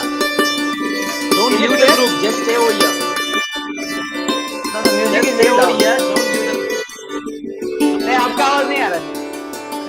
Yes. Now I am audible. Yes, yes. The music is loud. Yeah, you are not loud. That's why. You don't leave the group. Just stay over here. Yeah, yeah. Sure, sure. Yeah, yeah. Sir, we'll just check the screen sharing. 2 minutes, sir. Yes, yes. Just a minute, sir. You can share. Actually, let me to co-host you. I request Dr. Chavan sir. Okay. Dr. Chavan sir, please make co-host to Dr. Kulkarni sir, resource person. Okay. So I am in the group. No issue. Your co-host? He is not allowing. So the host has to allow. Yes, I let me call you. Okay, okay.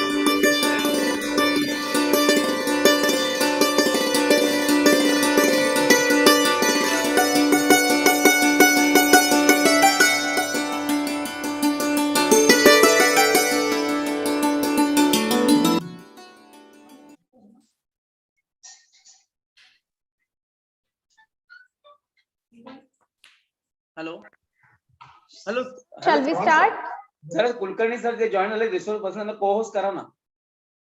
केलंय ना, बस ते share करू शकते screen. Okay okay okay. Thank you. Okay. Kulkarni sir, you are now co-host. Kulkarni sir, you are now co-host. You can check whether PPT is running properly or not.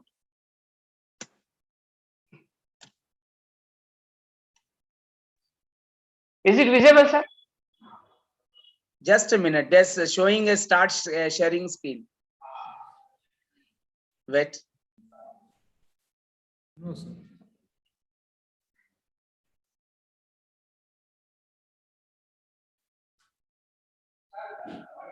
Not visible. Hannat, is it visible, Hannat ma'am? No, sir, no. No. No. Okay. Okay. Just hold on. Stop share.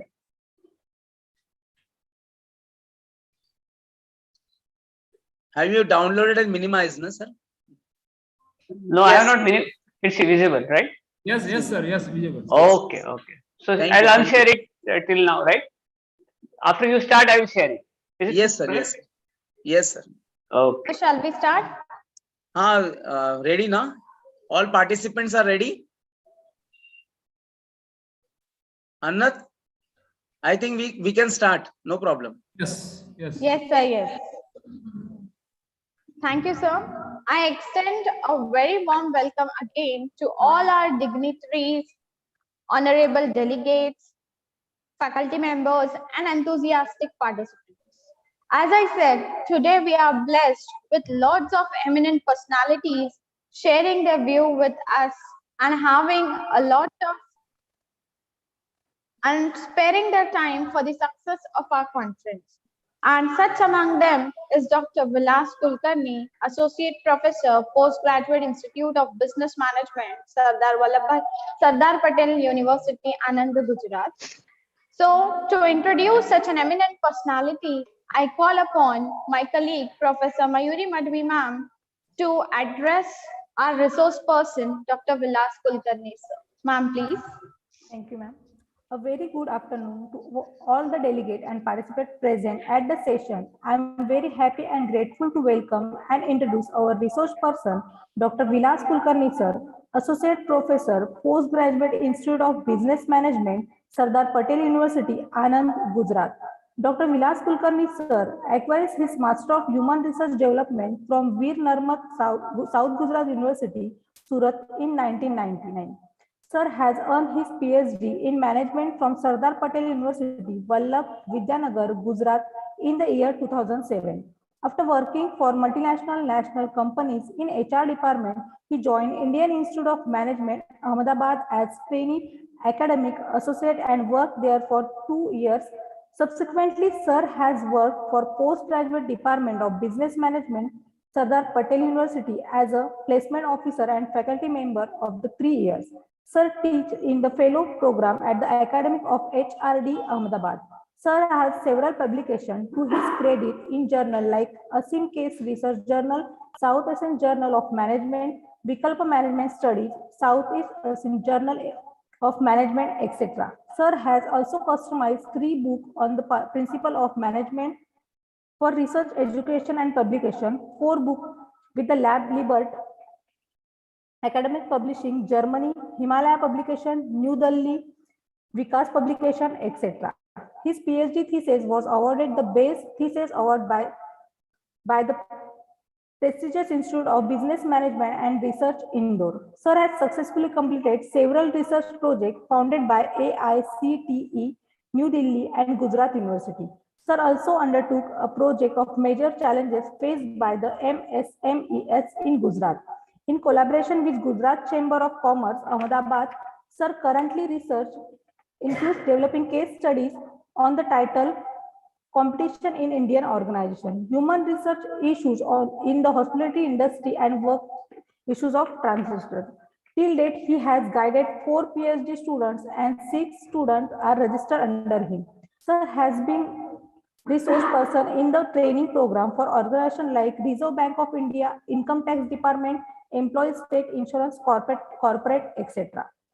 In all, Sir has more than 20-year experience in teaching and research. Sir worked as faculty member at BK School of Business Management, Postgraduate Department of Business Management, Gujarat University, Ahmedabad for 11 years. Currently, Sir has serving as Associate Professor, G.H.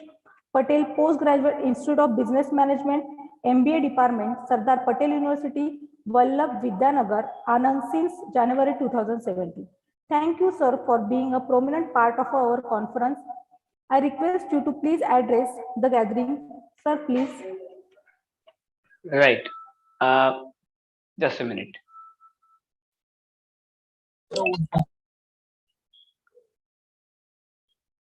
Oh.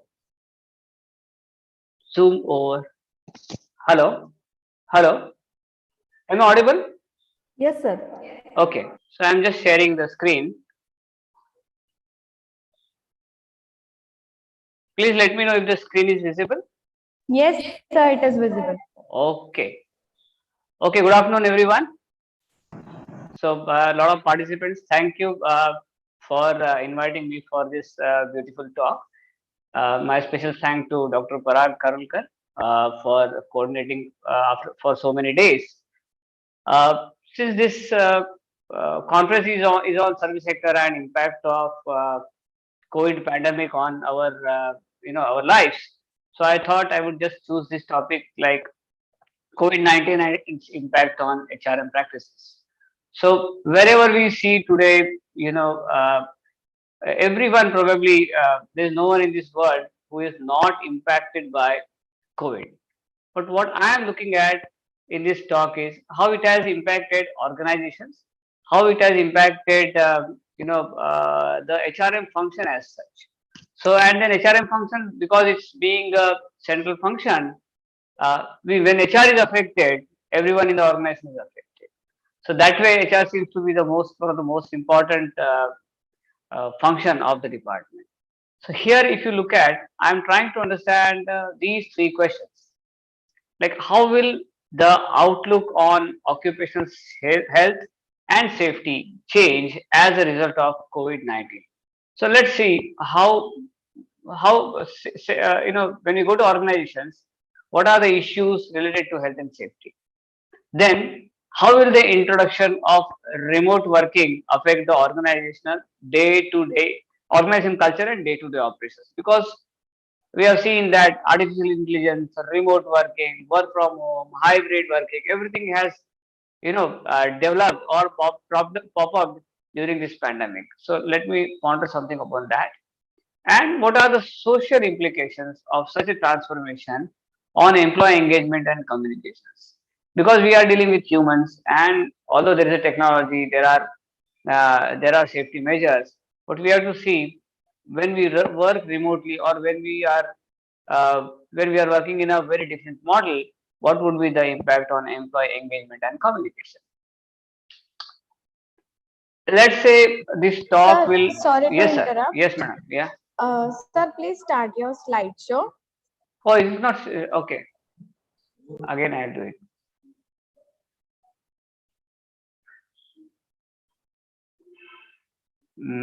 Just hold on. Screen is visible, right, madam? And slideshow, is it visible now? Yes, sir. Yes, sir. It's visible. Sir. Okay. You go ahead. Yes, Yeah, sir, yeah. but start with the slideshow, I guess. See, Yeah, I have done it. animation. Is it visible slideshow, madam, during COVID and post COVID? Yeah, Yes, but first press slide is FY visible. keys. FY keys को press करो, sir. Yeah, I have already FY. done it. Yeah, it's FY. already in a slideshow mode, sir. It's Okay. already slideshow mode में ही है, sir. So continue, sir, please. Right. See, all the studies which are related, which are available on impact of pandemic on HR and practices, it's really difficult to separate them during and post COVID. Many organizations, they were actually already doing some amount of remote working or hybrid working. So during COVID, they 100% went to that, and post COVID again they are looking at how to work, like what would be the challenges. So my whole talk would be, it's very difficult because it's difficult to differentiate it between these two. So I'll try to as far as possible I'll try to do that.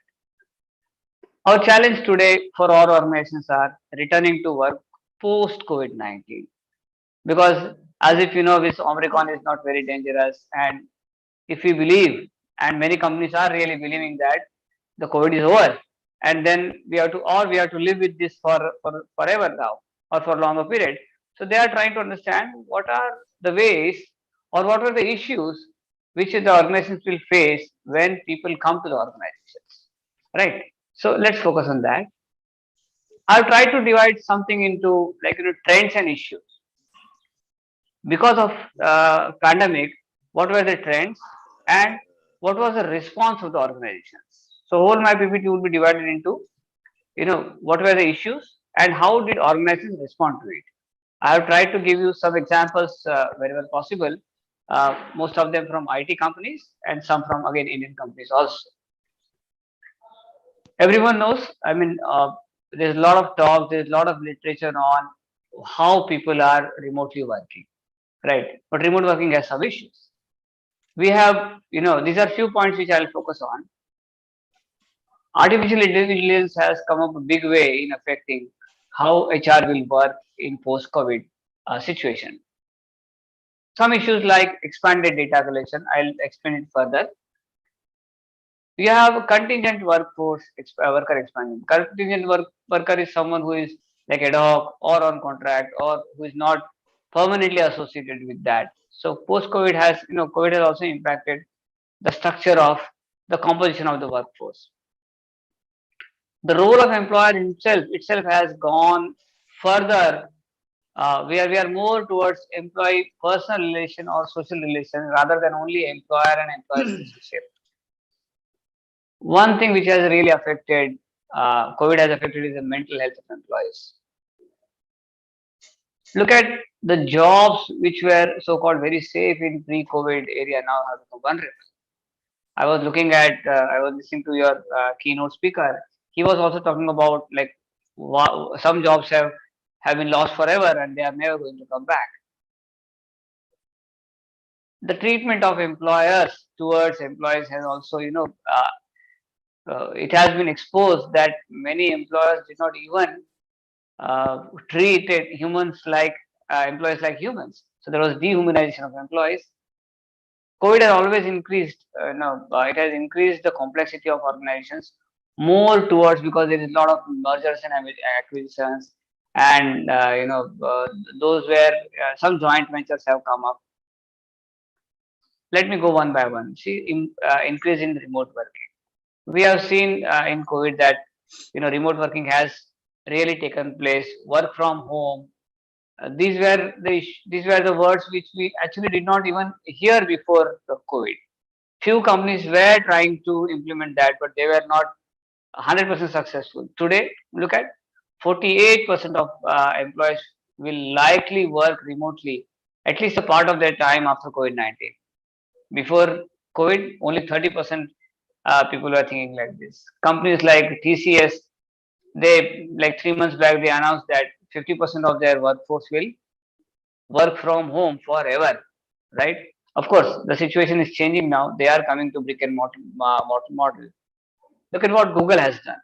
These are a few examples. It has started an internal portal offering tips from different remote situations, such as collaborating with teams, virtual team effectiveness, well-being and resilience, coding from home, and conducting effective virtual meetings to help employees find their new routine. Now, of late, organizations have started believing that virtual meetings are not that great. So Google is trying to do something innovative from that, because it has people employed world over. So there was no other way to but do this. See, Microsoft has created a guide to working from home during the COVID pandemic, because employees were not used to how to behave from home, and when you are at home, you have a lot of disturbances. You are not able to manage time. So what Microsoft did, it has prepared a guide, and this guide was shared with Microsoft Global Workforce, and a version was made available to customers as an editable document, so that whatever changes they want to make, they can do it. We have seen, AI, artificial intelligence, has really impacted the way HR used to work. See, it has helped us to continue to reduce cost in a potential down economy. Because in COVID, many companies lost their revenue. The profit was decreased. So they were trying to find out how to make their organizations profitable. So artificial intelligence came to their rescue. Now, see, some employers are using AI systems to autonomously screen candidates and move prospective hires through the application process, saving time for HR and teams. Even today, if you look at, if you are getting hundreds of applications every day, it's almost impossible to screen them physically. So, as a recruitment process also, organizations are using AI as a system.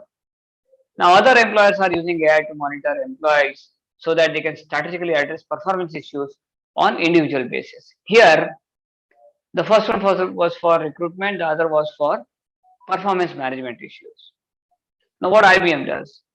IBM will provide workers across sales, human resources, operations, and more access to their own interactive AI to help them perform like monotonous, mundane, and mission critical tasks faster.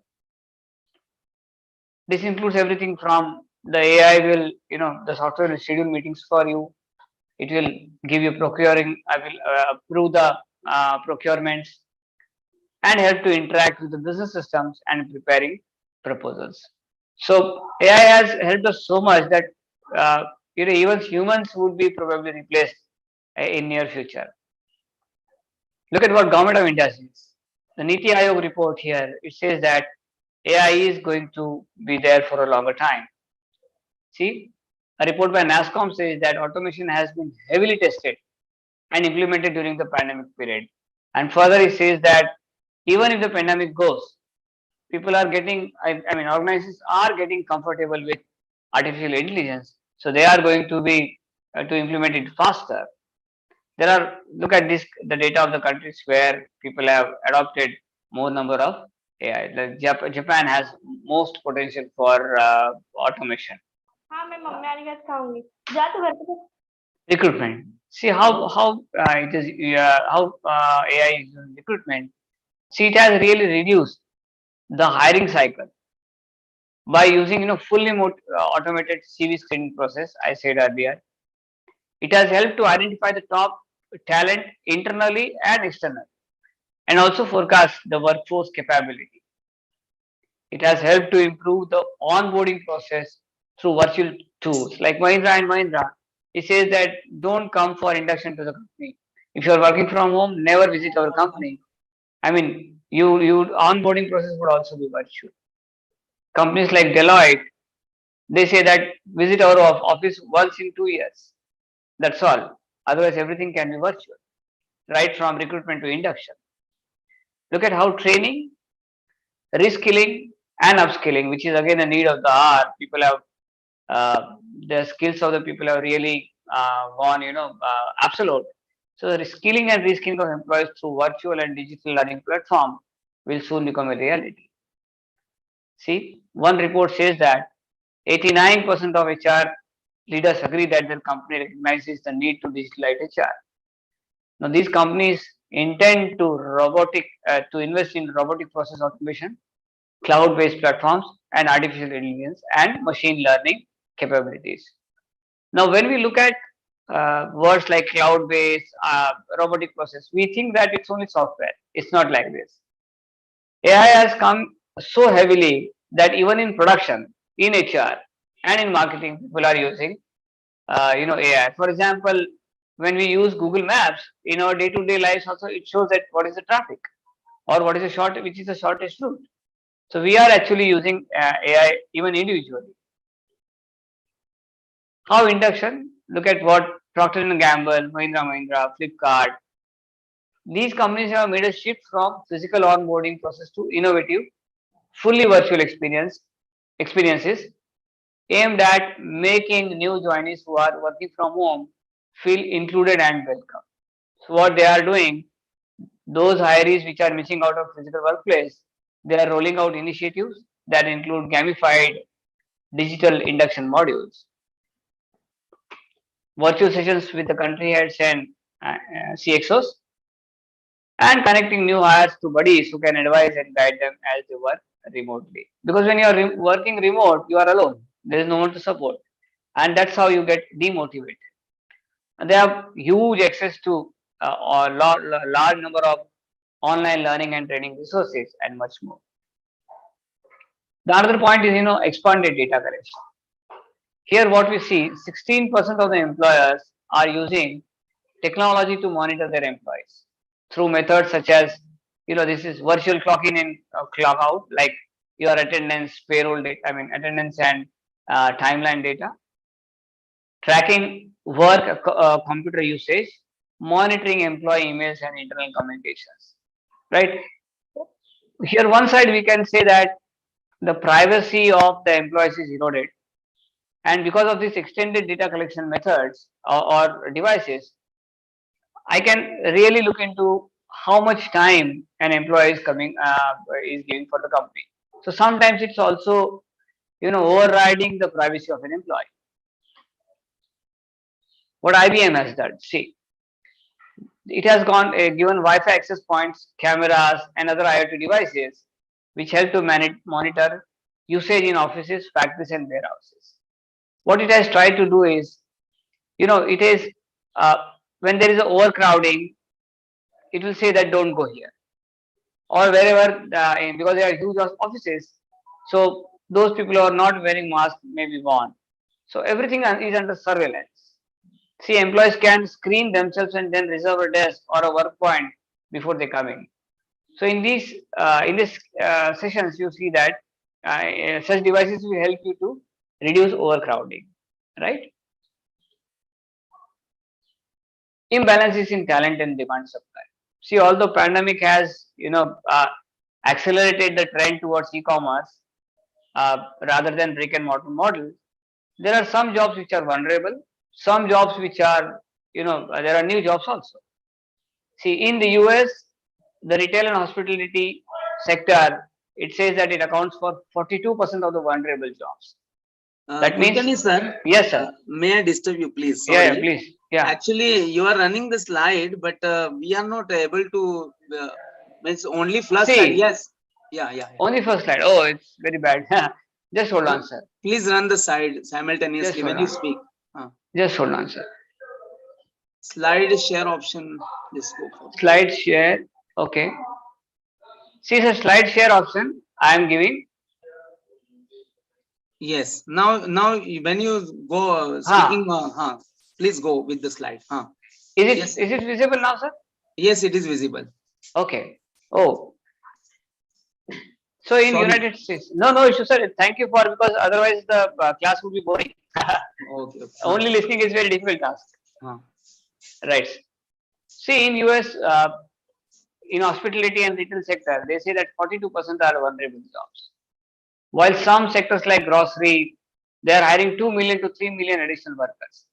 So in this, what this say that although some people will lose job, others will be hired. Like in the United States, Uber introduced, some companies like Uber they have introduced Work Hub, saying that it's a way for gig economy drivers to find work.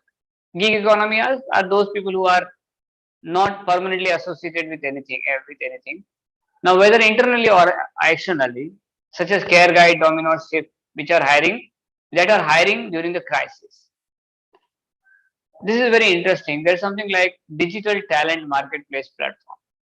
Now, these companies are allowing to bridge the supply-demand mismatch, serving as connection between companies that are hiring and workers who need a job. Because there was a lot of bloodshed in job, like companies like McKinsey, you would have heard about this, has provided a research on the US job market to Talent Exchange, which within few days has around 6 lakhs open jobs on the platform.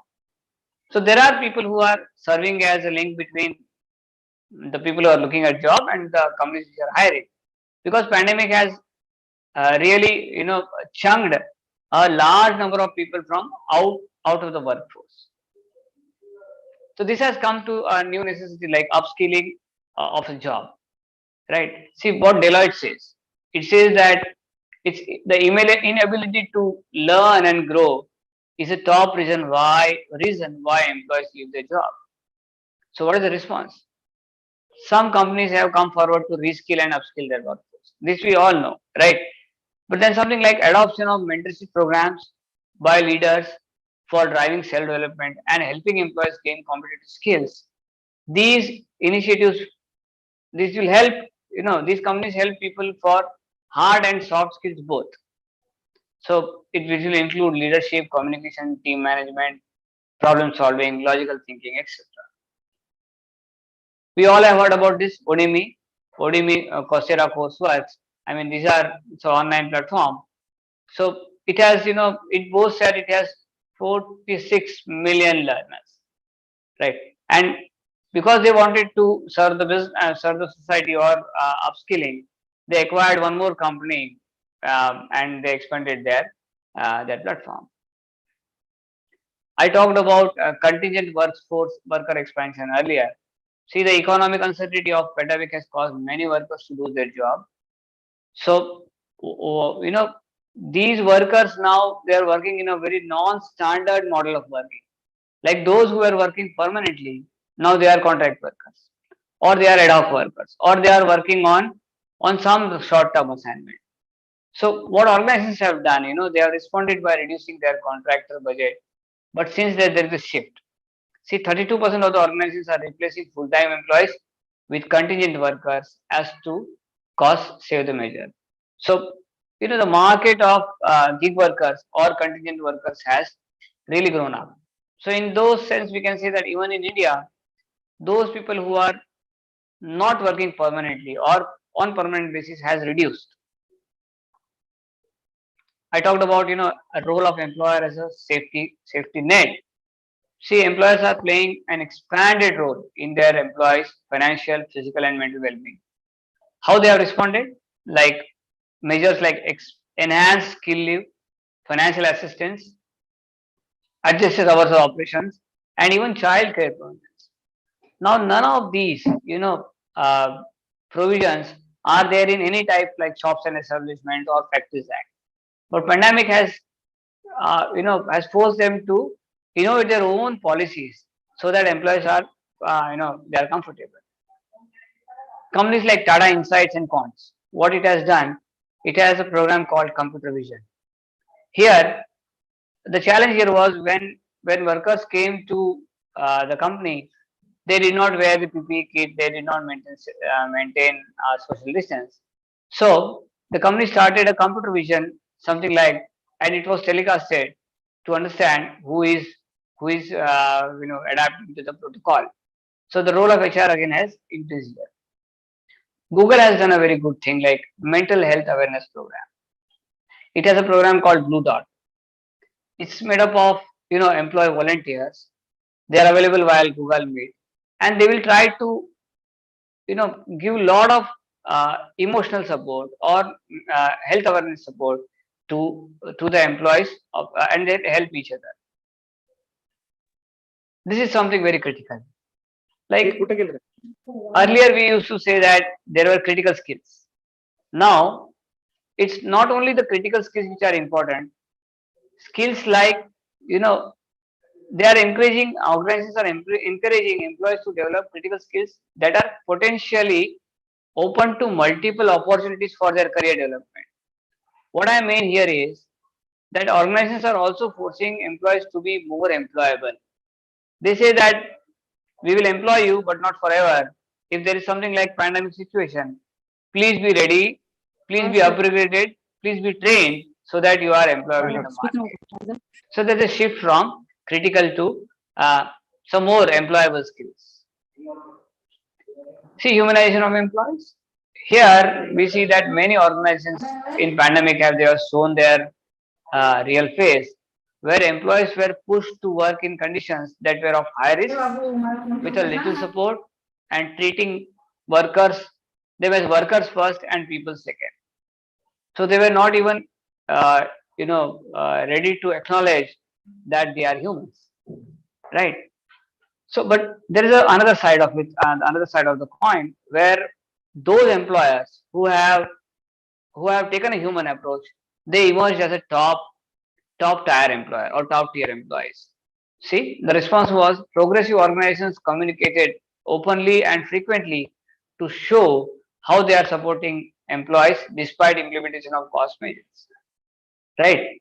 Many organizations look for opportunities to arrange talent sharing partnership with other organizations to relocate employees who were displaced by COVID-19. So there are pros and cons both. Some organizations were very bad, some were very good. Look at mergers and acquisitions. Like even before pandemic, there were mergers and acquisitions. But here, the research says that as the pandemic subsides, there will be similar acceleration of mergers and acquisitions and nationalization of companies.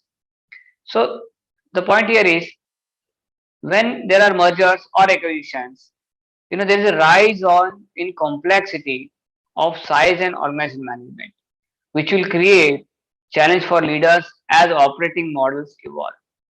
Now here the role of HR seems to be very critical, where it is looking for people who would adapt to the change or who would adapt to the operating models that are evolving. So the recruitment process has to be stronger. You cannot, on one side you are making it automatic, on other side you are also making it human, so that the right talent is recruited. Personalization. No, you don't speak in. Hello. Hello.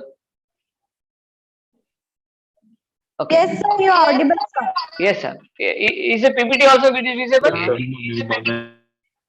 on the same slide, sir. Oh, So no. you are yes on the same slide. Please move your side with your speeches. Now, sir. No. Sir, No, just press arrow keys. Next. Arrow keys. Just hold on. Please wait. Now is it visible? No. It's visible. Yes, sir. Yes. But not, sir. When I make this PPT mode, it will go. I think that's the problem. Now see. Okay. Now. Yes, sir. It is visible. Okay. So See, there's a lot of one thing which was seen in the research was there is a lot of involvement of organizations in personal life of the employees. So what's happening here is employers, the response was employers are casting a wide net of niche options like tuition reimbursement and pet insurance, which was not available. Even in India today, pet insurance is something which is, but then companies are giving.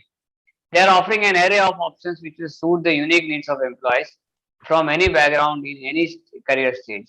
Initially, what we saw that there was a fixed type of incentives, but organizations are looking at a menu of options. Like they are pairing with uh, individual online portals. With these portals, employees can review their benefits, schedule a doctor appointment, and handle all needs specific to them. Right? Companies like Reliance, they did a very good thing. Those they would protect the salaries of people who are earning less than 30,000 per month. So the slab, it will not be, the salary would not be cut. Right? There's a lot of focus on wellness. Here we talk of employee health. Pandemic has asked us to look into what is wellness of an employee.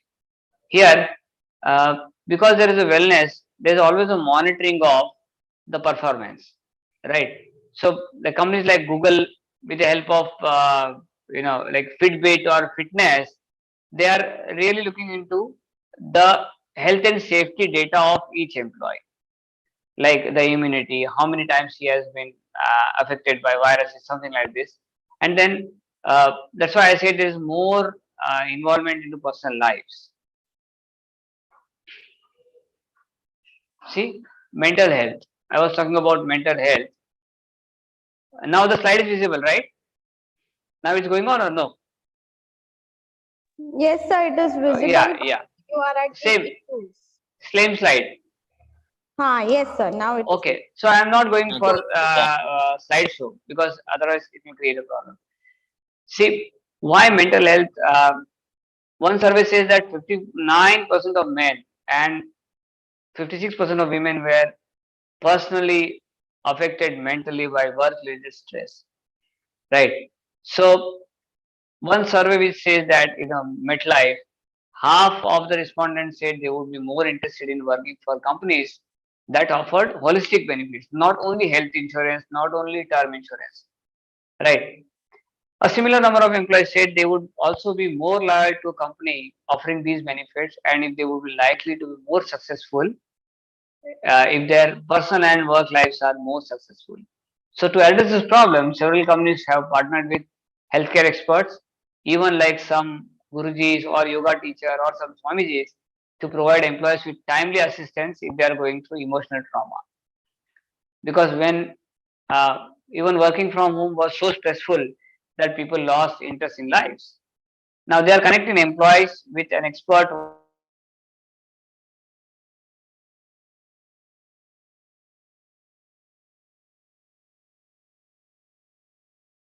See, companies like IBM, what they are doing, like what Vedanta did first. Vedanta Resources, they offered one-time insurance to cover all its employees and families against COVID. Many companies have done it, but that was a time when term insurance companies were reluctant to sell insurance because a lot of people were dying. But organizations could manage this also with a higher premium.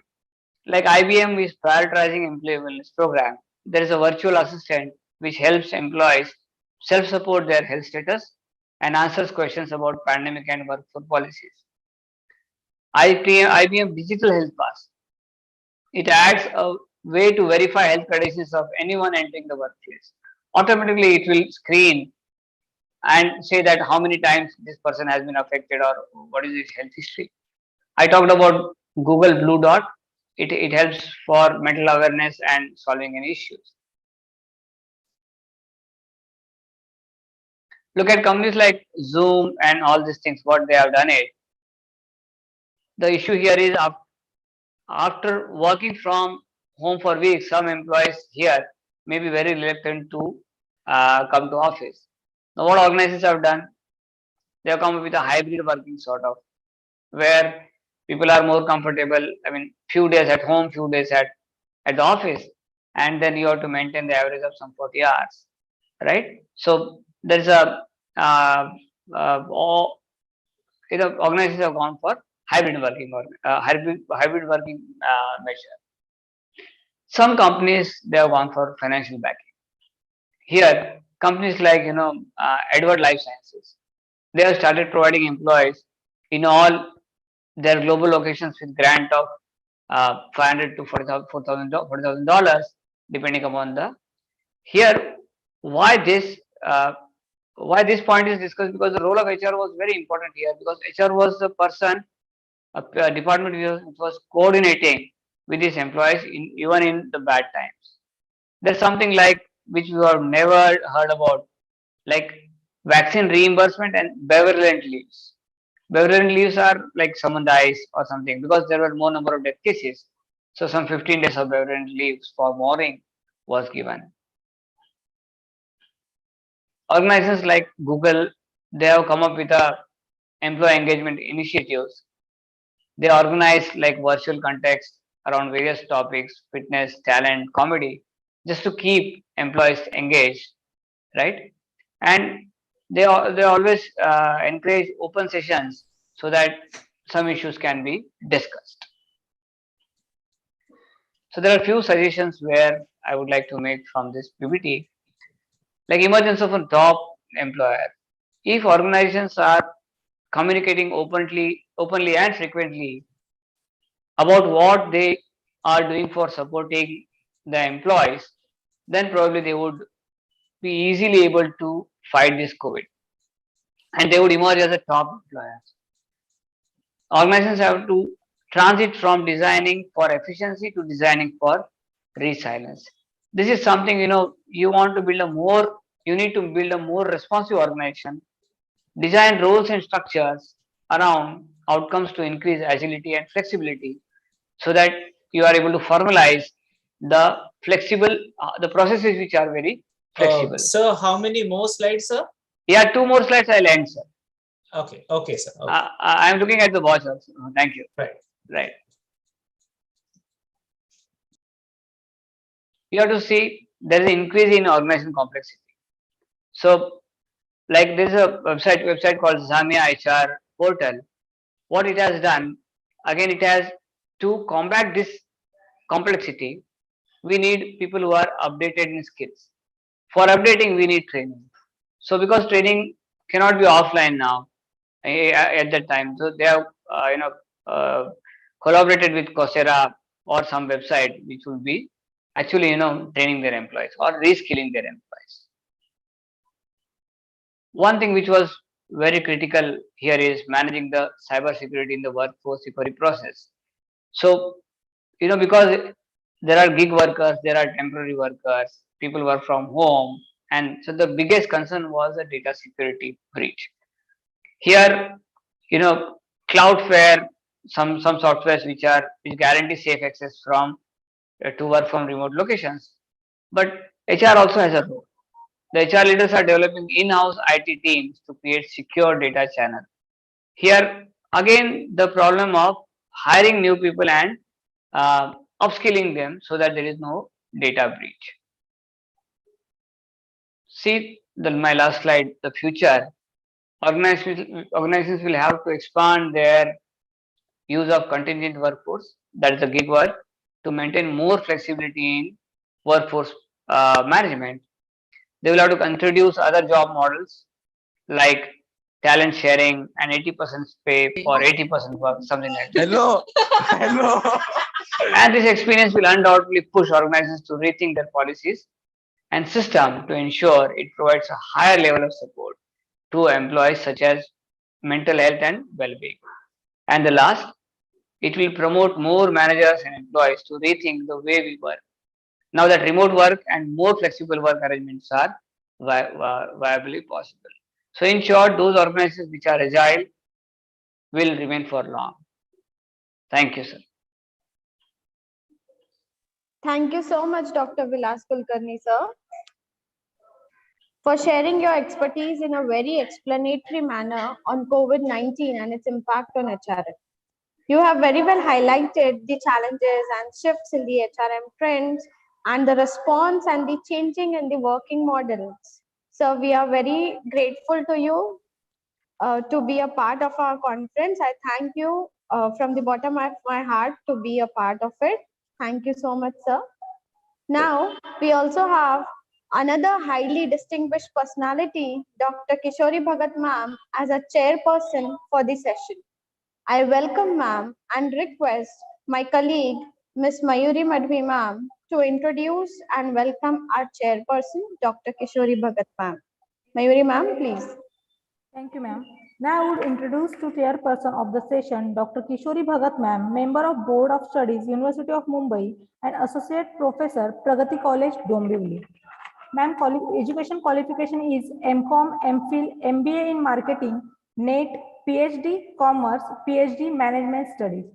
Ma'am, appointed as a member on the Board of Study of Commerce, University of Mumbai, appointed as nominated member on ad hoc Board of Studies in Management Studies, BMS, BCom, Account and Finance, BCom, Banking and Insurance, BCom, Financial Management, and MCom, Ecom.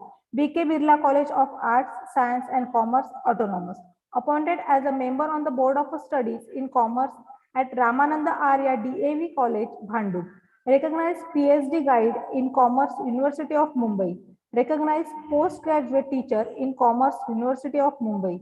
Ma'am is appointed as a member on the panel of paper setter for PATE under the Faculty of Commerce and Management, University of Mumbai. Appointed as a member on the panel of committee for pending OSM status of examining under the Faculty of Commerce, University of Mumbai. Appointed on various panel at Mumbai University, SNDT University, Bharati Vidyapeeth, TISS, etc. Ma'am, conference and seminar attended is 83, international 15, national 41, state 10. Project guided 31, UG level BBA and BMS student, 17 UG level MBA student, research guide 6, PhD awarded 3, PhD ongoing and 2 MPhil completed. Paper presented 33 and resource person is 31. Ma'am, book publication is 4. First is Financial Accounting for BCom, Banking and Insurance, Semester 3. Strategic Management for MCom, Part 1.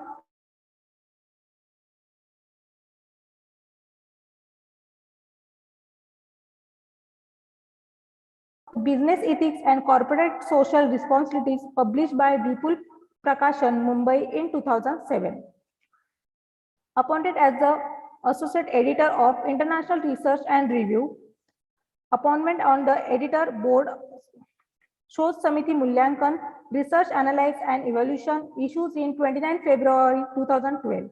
International Research Result. Ma'am's award is received Adarsh Dombilikar Puraskar, organized by Dombilikar Magazine in the category of Education, Best Professor on 25th December 2013 in Dombivli. Received Dr. S. Radhakrishnan Memorial Award 2018, organized by International Human Rights in the category of Education, Best Professor on 2nd September 2018 at Juhu, Mumbai. Received Navadurga Puraskar, organized by Dr. Shrikant Shinde Foundation in the category of Education on September 2018 in Dombivli. Felicitated by Kalyan Janta Sahakari Bank Limited, Dombivli branch on 8th March 2016 on Women's Day for the contribution in the field of education.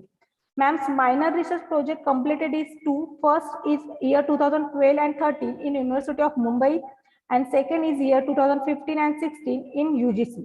Ma'am, life member is received the life membership of the Maharashtra State Commerce Association, received the life membership of the Indian Commerce Association. Member of various committee at Mumbai University. First is syllabus restructuring committee. Second, paper setter UG and PG level. Third, selection panel of PhD students.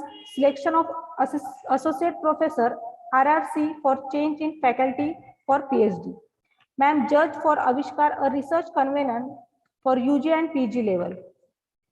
Other certification is research guide for MPhil Tamil Nadu, project guide for MBA YCMOU Nashik, Project Guide for PGDHRM Symbiosis Pune, external referee for project assessment of MBA YCMOU Nashik.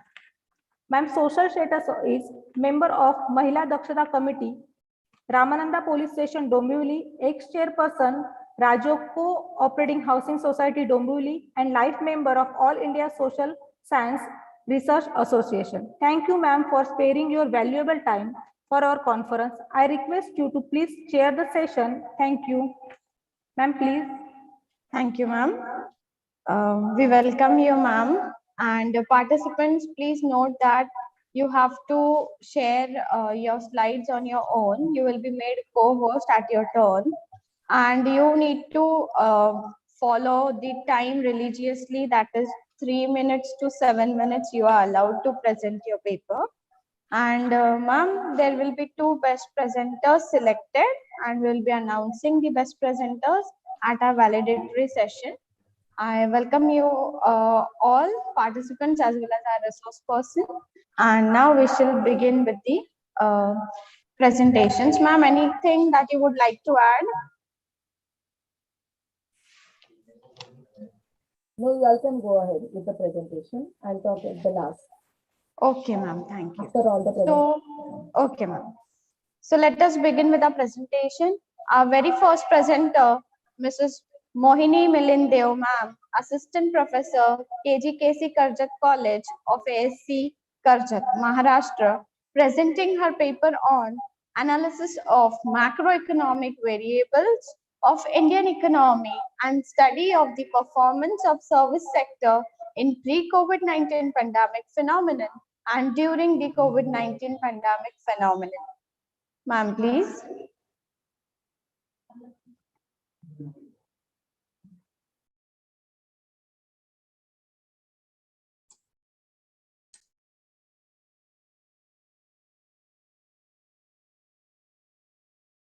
Yes. She is not, she is there, but hers. Yes. Otherwise, announce next name. Don't waste the time. Announce next time. She is there, sir. Dev ma'am, please start your screen share.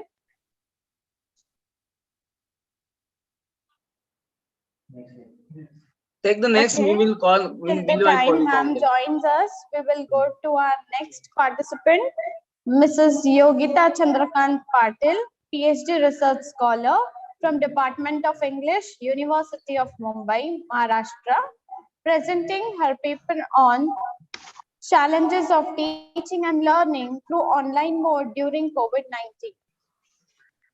Mrs. Yogita Chandrakant Patil. Yes, ma'am.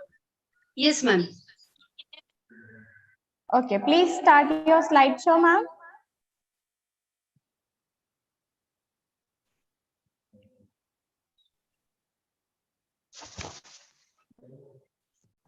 Yes. Sir, ma'am, is my screen visible? Yes, ma'am, yes. Okay. Namaskar. Good afternoon, one and all.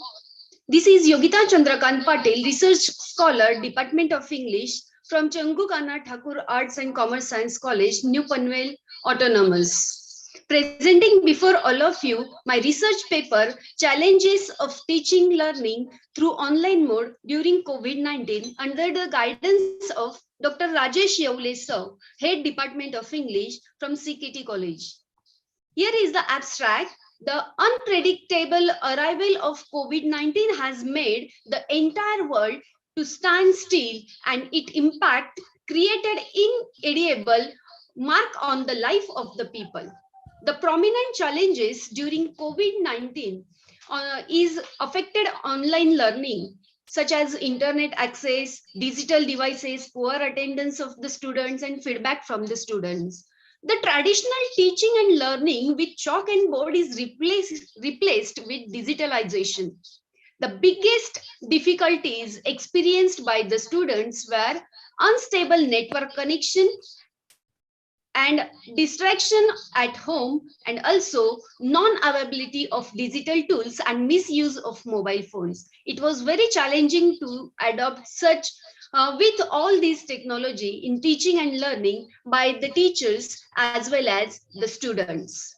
I give my heartfelt thanks to KONKAN GYANPEEth URAN College of Uran for providing me the opportunity to present my research paper on e-conference on the topic, the challenges of teaching and learning through online mode during COVID-19. And I will like to give my special thanks to Dr. Rajesh Yavle, my mentor, for guiding me for this research paper.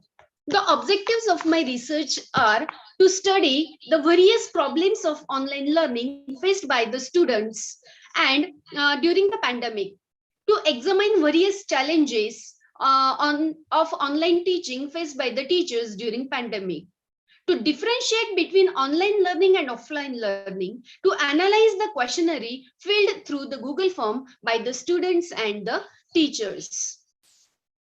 While this online learning, challenges of teaching and learning through online mode, the students as well as teachers were facing so many challenges. The challenges such as COVID-19 has affected in all the sectors globally with catastrophic consequences. Education field also affected thoroughly through this process. But this coronavirus is unable to stop learning process because the true and passionate teachers reach to their students to direct or indirect mechanism with the help of technologies. And also to maintain the students' learning, most schools have adopted online teaching. While reaching to the students, both teachers and students faced so many challenges, and coronavirus has made a great change in every sector of human life.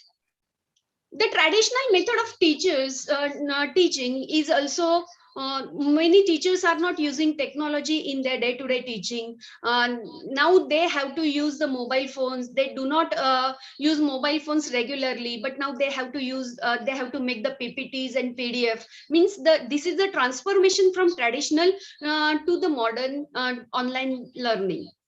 The lack of smartphone in for the students is the major issue faced by 80 to 90% teachers and students also. There is a lack of smartphones, mostly in Marathi medium schools belonging to Jilla Parishad. Many teachers are not habitual to use the technology in their day-to-day teaching. It is necessary to understand the manner in which teachers and students have adjusted through online mode of teaching.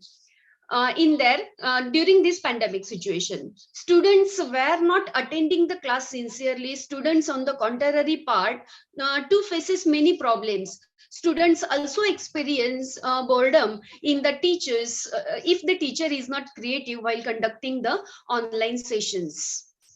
Offline education transfer into online education because due to this pandemic situation, it is also affected on the writing skill and presentation skills of the students. Therefore, students got lazy in their virtual education.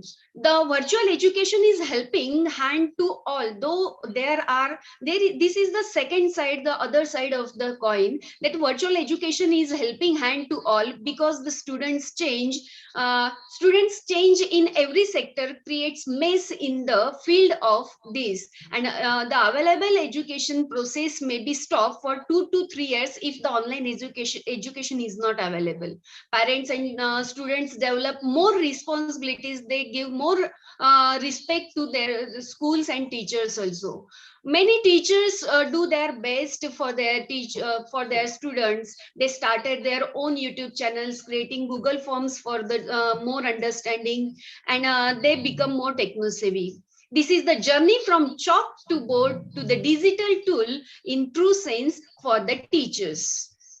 The preliminary work of this research is the researcher has taken interview of the students to understand the various difficulties they are facing.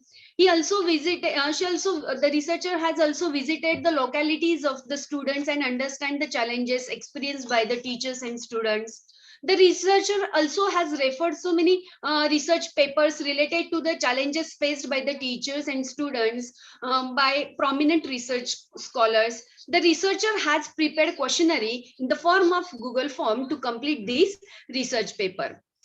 Research design and methodology is, here are the glimpses of interaction with the students and teachers.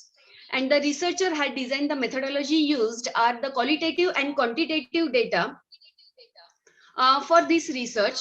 It has been, the form is consisted of 10 questions regarding online teaching and online learning. Each consisted 10 questions. It also, the researcher used questionnaire of 185 students and 68 teachers to collect data and took interview of 50 students from her school. And the total respondents of the questionnaire were 253. Ma'am, please be quick to sum up. Yes, ma'am. The result here is the data analysis of the questionnaire. During the pandemic situation, 185 students responses is given. If they are preferring online, offline education, the more students are preferring the online learning. They are doing online learning during pandemic, but they are preferring more students, 62% students were offering that they are saying that they prefer to offline education. And also here the questionnaire for the teachers analysis, most of the teachers, 57.4% teachers are using online mode of teaching during pandemic. Here are the percentage and the analysis of the data that the researcher has collected. And the findings of this research are, teaching and learning process become monotonous initially, students enjoying, but the few months later, it becomes boring for the students. Primarily, teachers are using PDF format and they are sending the YouTube links in the WhatsApp groups. And the researcher has found out that many teachers become techno-savvy during this pandemic situation. They are becoming more and more techno-savvy before the pandemic. It is observed that the majority of teachers and students demand offline mode of teaching and learning, especially in the Marathi medium schools belonging to Jilla Parishad. In this way, the conclusion of this research is, in this way, the attempt has been made to understand various challenges faced by the students as well as teachers through online mode of teaching during pandemic. And here is the bibliography and bibliography that I have used to refer this to complete this research paper. I give a heartfelt thank to all of you for giving me the opportunity to present my paper here. Thank you very much. Thank you, ma'am. Any questions from the participant or Kishori Bhagat ma'am? Are you asking any questions now? No, we'll take all the paper presentations first. Okay, ma'am. So our next participant is participant number 1, Mrs. Mohini Milind Deo ma'am, Assistant Professor, KONKAN GYANPEETH URAN College of Arts, Science and Commerce, Maharashtra, presenting her paper on analysis of macroeconomic variables of Indian economy and study of the performance of services sector in pre-COVID-19 pandemic phenomenon and during COVID-19 pandemic phenomenon. Ma'am, please. Yes, I am here. Am I audible? Yes, ma'am. Thank you. I'm just sharing the screen. May I? Yes, ma'am. Just a moment. I have shared. It is visible. Is it visible? Yes, ma'am. It is visible. Good. Yes. Good. Thank you. Okay. So this is Mrs. Mohini Milindev, Assistant Professor, KGKC Karjat College, Karjat Raigad, presenting a research paper on a topic, analysis of macroeconomic variables of Indian economy and study of the performance of services sector in pre-COVID-19 pandemic phenomenon and during COVID-19 pandemic phenomenon. So this is the topic of the research paper. Here, the objectives of the study are: first is to study the association and the relation between the macroeconomic variables, that is gross domestic product, GDP, and the unemployment. So first relationship mapped is in between the unemployment variable and gross domestic product at economy level. It is understood with the Okun's law. Second, objective is to study the performance of services sector with reference to aggregate quarterly gross value added of the services sector. It will be called GVA of services sector. Here the association is mapped between the GVA over a period of time pre-pandemic and during pandemic, and it has been assessed whether the economic crisis of pandemic is the variable related with this declining of GVA. The time element under consideration, that is the pre-pandemic, is from the period of 2017-18 to 2019-20, and during pandemic the time period study over analyzed is 2020-21. So what is this service sector's performance with this value added has been seen or examined are the trade, hotels, transport, communication and services, financial and real estate, and the third one is the public administration. So it is defined the objectives, the period and the performance where it is been analyzed particularly. Now, what's the assumptions therein? First one is assumption that the gross domestic product, GDP, and employment are correlated, and it is mapped with the Okun's law.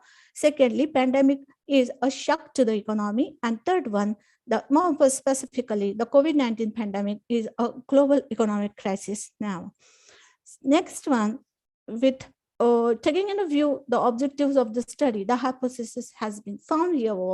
The null hypothesis is the COVID-19 pandemic has increased the unemployment rate in economy during this 2020-21, taking into account the pre-pandemic period. And alternate hypothesis is the pandemic has not increase the unemployment rate. So this relationship is mapped with this Okun's law, this state equation that change in the unemployment is a function of this 0.4 reduction of the unemployment rate when it is taken a gap between Y, that is GDP, and the trend value 2.5, it is in percentage form.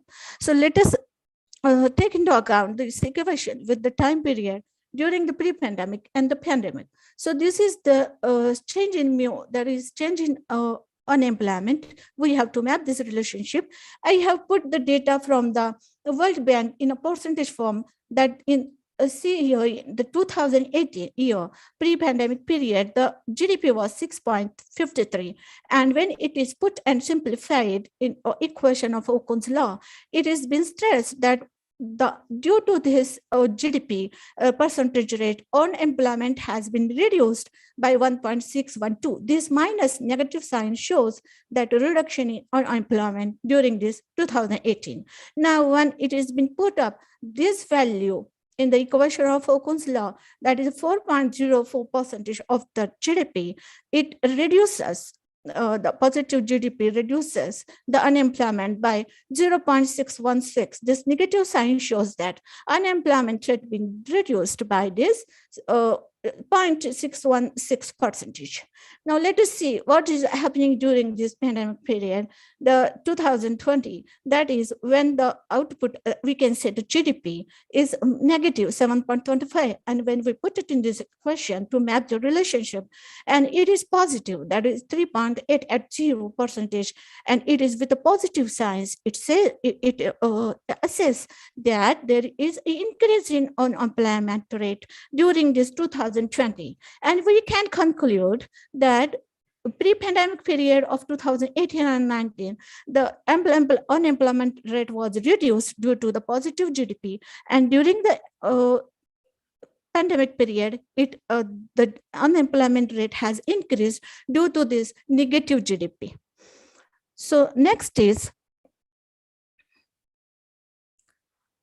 let's just come to the next hypothesis. Second, Miss Hannat, am I audible? Ma'am, yes, you are audible. Okay, thank you. The hypothesis 2 states that the null hypothesis is aggregate quarterly gross value added of services sector in a period 2017 to 21 has been declined due to COVID pandemic, and the alternate is the GVA, that is gross value added aggregate quarterly of this services sector, has not declined due to COVID-19 pandemic. Now, Hereover, the association or the relation between the two variables, that is dependent variable been taken as a gross value added, and the independent variable is taken as a time period, that is the pre-pandemic period and during pandemic period. Then it has been analyzed and mapped with this regression linearity, and it has been seen at a t-test of level of significance 5% on two-tailed test by getting a hypothesis that the value of this B1, see this is the y is equal to some B1x plus B0, that this is the constant of the equation, and this is the parameter, we can say a coefficient B1. When I have to map the relationship between whether this GVA and the pre-pandemic and during pandemic are related, or the relation really exists or not, I have to take this hypothesis that this coefficient B1 of this regression line is 0.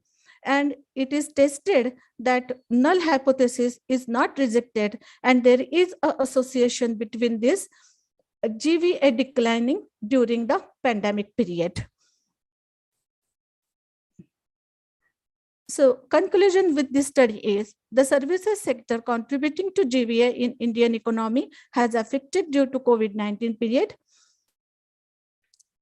Ms. Hannat, am I audible? Yes, ma'am, yes. Yes, the conclusion is that the services sector is contributing to GVA in Indian economy and has affected due to COVID-19 pandemic. Second one, the decline in gross domestic ratio product GDP has increased the rate of unemployment during the pandemic period. Next to it, the economies globally should understand the fundamental principles of economics such as rationality, maximization of utility, and cooperation and welfare of humankind for well-being of the economic systems. Next to it, why? Because the shock anywhere in any economy is a shock everywhere in world economy. So this is the World Bank data taken for this GDP rate, and this is the data for GVA regression analysis. Thank you. May I stop sharing? Yes, ma'am. Thank you so much, ma'am.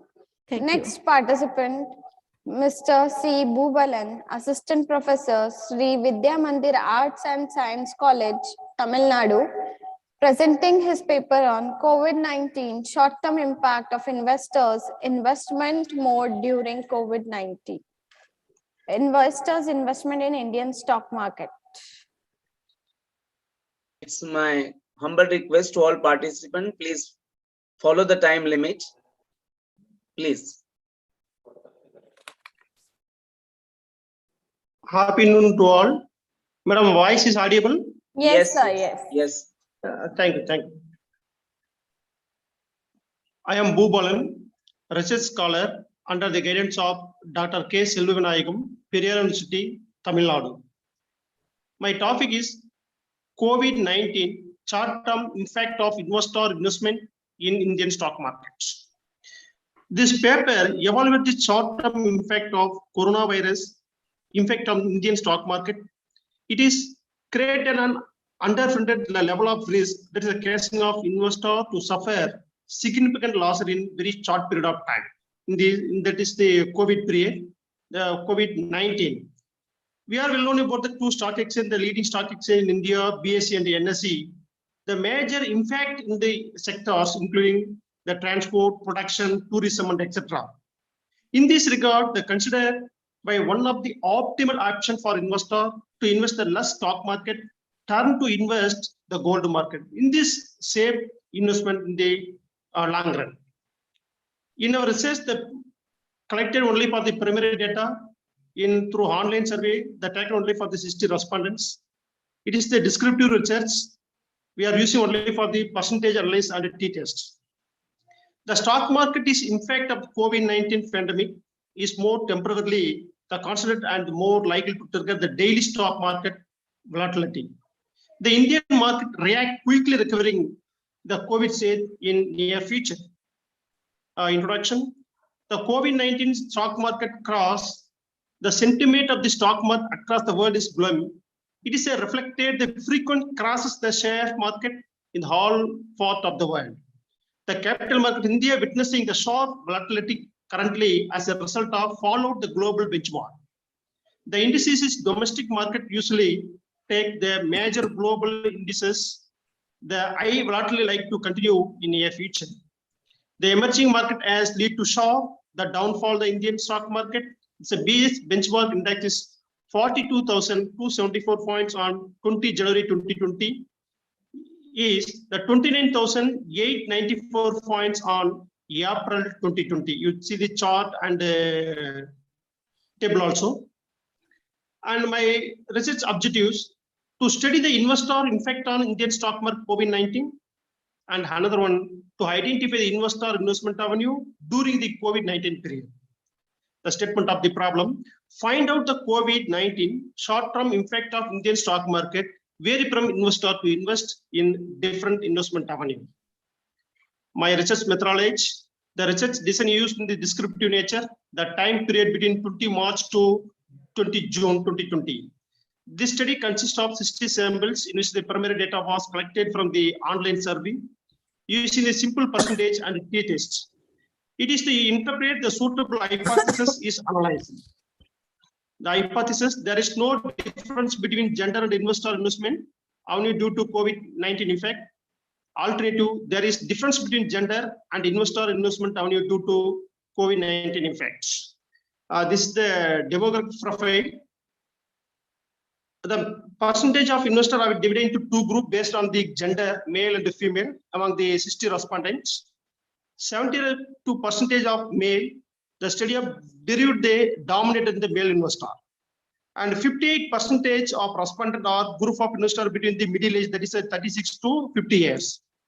The respondent of marital status is 65%, and the most of respondent of the degree level, the occupation under the employee, and the 65% investor income between 20,000 to 40,000. Next, the stock market will grow against the COVID-19. The majority of respondents, yes, they are more confident of the investor. Stock market will grow against the COVID-19 in the future. The next one is a mode of trading. The mode of trading, the online, offline. The most of respondents feel the online because the convenience and easy to operate the online trading at the time of COVID period. Next one, the impact of COVID-19 is global market. Yes, the majority of investor, in fact, the COVID-19 global financial market is, yes, they are affected. Any correction to COVID-19, the coronavirus effect, yeah, the two paths is there. One is the fear to invest and opposed to invest. The number of person there say only for the time of COVID situation to fear to invest in the 62%. And the coronavirus infect the sectors. The negative impacts infect the sector like the first rank the transport and auto sector, second rank the tourism and the education sector, and the real estate and the automobile sector is most impact of the COVID-19 period. The fast impact sector like telecommunication and health and the pharma sector is the only for the positive. And investor investment only during the COVID-19 period, 23% respond on investor in the shares and the derivatives market, 10% respond in the bond, 16% respond in the mutual fund and insurance, 12% respond in the fixed deposit, and 28% respond in the gold. So the majority of investment gold during the COVID-19 period. So the investor feel the gold is a good opportunity to invest in the Salem district. Next, my test we are using only for the t-test. The hypothesis we are framed, the null hypothesis, there is no difference between gender and investment only during the COVID period. The research show the applying the t-test, the gender and investor investment avenue, the table value is more than the calculated value, so the reject the null hypothesis. So the difference between gender and investment during the COVID-19 periods. Findings, the COVID-19 outbreak, the significant negative impact on the stock market return. The investors, some of the fear to sentiment, some of them opportunity entering in the market in the investors. The good opportunity to enter the market, but cash in advised, maintaining adequate liquidity. The scenario continues the volatility of the pessimistic the economic globe, the investor realizing and diversifying the investment portfolio. We are well known about the portfolio, the diversification of the securities. The government gives some boost of all the sector. There is a stimulus package they given. It's a good suggestion. The hedging is a best insurance. The gold is good investment in the short period of time. In my conclusion, the research paper is aimed to analyze the immediate effect of the COVID-19 in Indian stock market damage in pandemic on the fundamental. The effect of virus which affect the world, both social and culture and the commercial context have been inevitable. The biggest effect of the looming head, the pandemic is an economic crisis. FME sector, the labor and the liquidity problem. The automobile sector is a raw material problem and the sales problem. The sector not expected the high growth in the short period of time. The pharma sector's demand created, the people are care and health. The India is a major export in the generic in the pharma products. During this period, the investor to invest their investment the maximum in the gold market. In this scenario, the continuing the volatility and the pressuring the economic growth. The investor are realizing the diversifying their investment portfolio. The stock market dropped the index temporarily, dip provide the investor gold opportunity to enter the blue chips indices. The stock here the return with long term like chemical, health, telecommunication and the technology. Whenever the correction is 30%, the good opportunity to enter into invest in the stock market. The investor investment before analyze the fundamentals of the company. Thank you. Thanks for giving the wonderful opportunity to me. Thank you. Thank you, sir. Going towards our fourth participant, Mr. Saqib Abdul Hakim Usmani, a research scholar from School of Management Science, Smritan Subcenter, Latur, Maharashtra, presenting his paper on impact of COVID-19 and its management during second wave in Latur district. Sir, please. Are you able to hear me? Yes, sir. Good afternoon, all of you. Myself is Saqib Abdul Hakim Usmani. I am working as a district disaster management officer at Latur district. Currently, I am pursuing my PhD from Swami Ramanand Tirth Marathwada University under the guidance of Dr. Pramod Patil sir. Before starting the presentation, I would like to thank the organizers and the convener of the conference and the chairperson of this technical session to provide me such a great opportunity to present my paper. The title of my research paper is The Impact of COVID-19 and its Management During Second Wave in Latur district. This is the content of my presentation.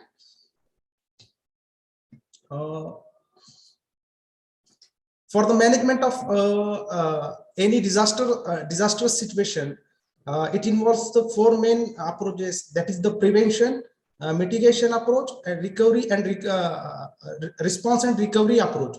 The idea behind this paper is that to study the impact of COVID-19 on the existing health system during the second wave in Latur district, comparing with the first one. Government machineries are the key agency to respond such types of disasters. The policy makers needs the feedback from all the stakeholders, specifically from the local authorities from the different part of the country. For that purpose, we offer this research paper in the form of case study. This paper describes the response mechanism at the district level to handle the threatening COVID situation during second wave of COVID-19. To addressing the problems, I have gone through with the earlier studies related to the topic. The different authors are commented on the issue like comparison of first wave with second one in the terms of virus severity, vulnerability of the virus in the second wave, district-wise death rates in the first and second waves, barriers to the effective governmental response to the COVID-19. The literature suggested that the basics difference in two waves, that the first wave is a little but mild than second one. There was the socio-economic impact experienced in the first wave, whereas in the second wave, the more impact on the human lives. The present study is conducted with objective to study the impact of COVID-19 during the second wave and to discuss the COVID management practices implemented by the Latur district administration. The research is the descriptive in nature based on the secondary data. The case study method is used for to conducting the research. Next one is the impact and the district situation at the first wave of COVID-19. The main issues are foreign travelers and the airport protocol is and the testing strategies and to identify the infrastructure handling of migrant workers and such socio-economic issues due to the strict lockdown in the first wave. In other hand, the second wave is about to respond to the pandemic with the limited available resources with the government machineries. There was a three-tier institution were prepared for COVID-19 management by the administration. In Latur district, after the first wave, infrastructure were improved around 40%. You can see in the graph, even with the increase in the numbers, the oxygen supported beds and ICU beds were falling short at the peak time of the second wave. This is the one of the slide related to the testing, case detection and positivity rate during first and second wave of Latur district. First wave peak was in the around July-August 2020. The maximum cases was around 9,000, whereas second wave was in the April-May 2021 with the case around 38,000, which was four times more than the first wave cases. As far as a positivity rate is concerned, it was 23 in the first wave and 29.5 in the second wave. There were around 658 deaths reported in the 5 months of duration of the first wave, whereas 1,644 deaths were reported in the merely 2 months of the second wave. So we can done the death analysis also. We found that the comorbidity factors are the main reason for the deaths. Around 65% deaths are concerned with the comorbid patients. It is found that around 82% of deaths are above 50 years, where these persons have died due to COVID-19. The last graph is about analysis of patients died since their hospitalization. Out of 2,470, more than 1,200 people died in the within 1 to 5 days of their hospitalization. This is one of the issue. The late admission of the patients in the hospitals are the one of the reason of more deaths occurred. This is the conceptual framework about the COVID management measures by the Latur district administration. Basically, the Latur district administration increased their capacity in terms of LMO was increased, as well as liquid medical oxygen, and as well as new PSA plants for the oxygen were installed at the government health institutions. In non-structural mitigation measures, the government put the efforts for boost the vaccination drive. It was crucial that to channelize the patients as per the bed availability. The nodal officers were appointed to all the government and private COVID centers to facilitate the citizens and to redress the grievances of their grievances. The unique idea of the district administration was that of establishment of groups of young volunteers as an anti-corona force. They were utilized for the enforcement of lockdown in the first wave, and in the second wave for the awareness of COVID vaccination. They were utilized. At the conclusion I have drawn, the second wave of the COVID-19 was more deadly than first one. In the first wave, more emphasis was given on prevention through the lockdown measures. At the time of second wave, country's economy was badly affected. So the policymakers shifted the approach from the prevention to the mitigation and preparedness measures. The learning from the first wave is what the scientific study about the virus and adequate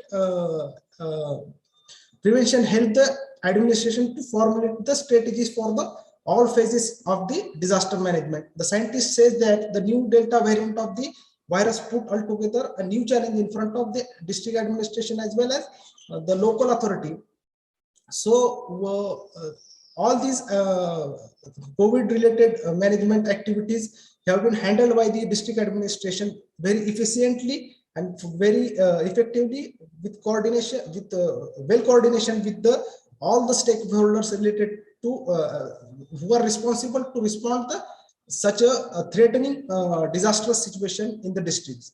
It was the first experience in the district administration, because district administration faced various disasters like a flood, earthquake, cyclones, but the situation of epidemics and pandemics is the new one to all the government machinery. So this is all about my presentation. The references I have used for this paper is you can see on the screen.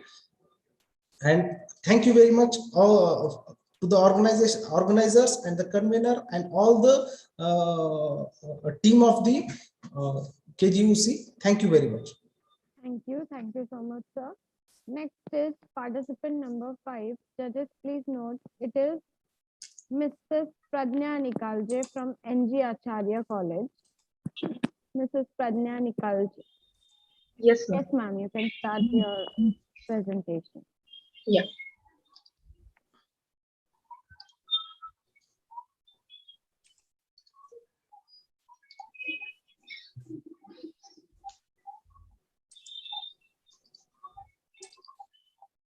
Yeah, 1 minute, Hannat ma'am. It's a humble request to all participants. Please follow the time limit.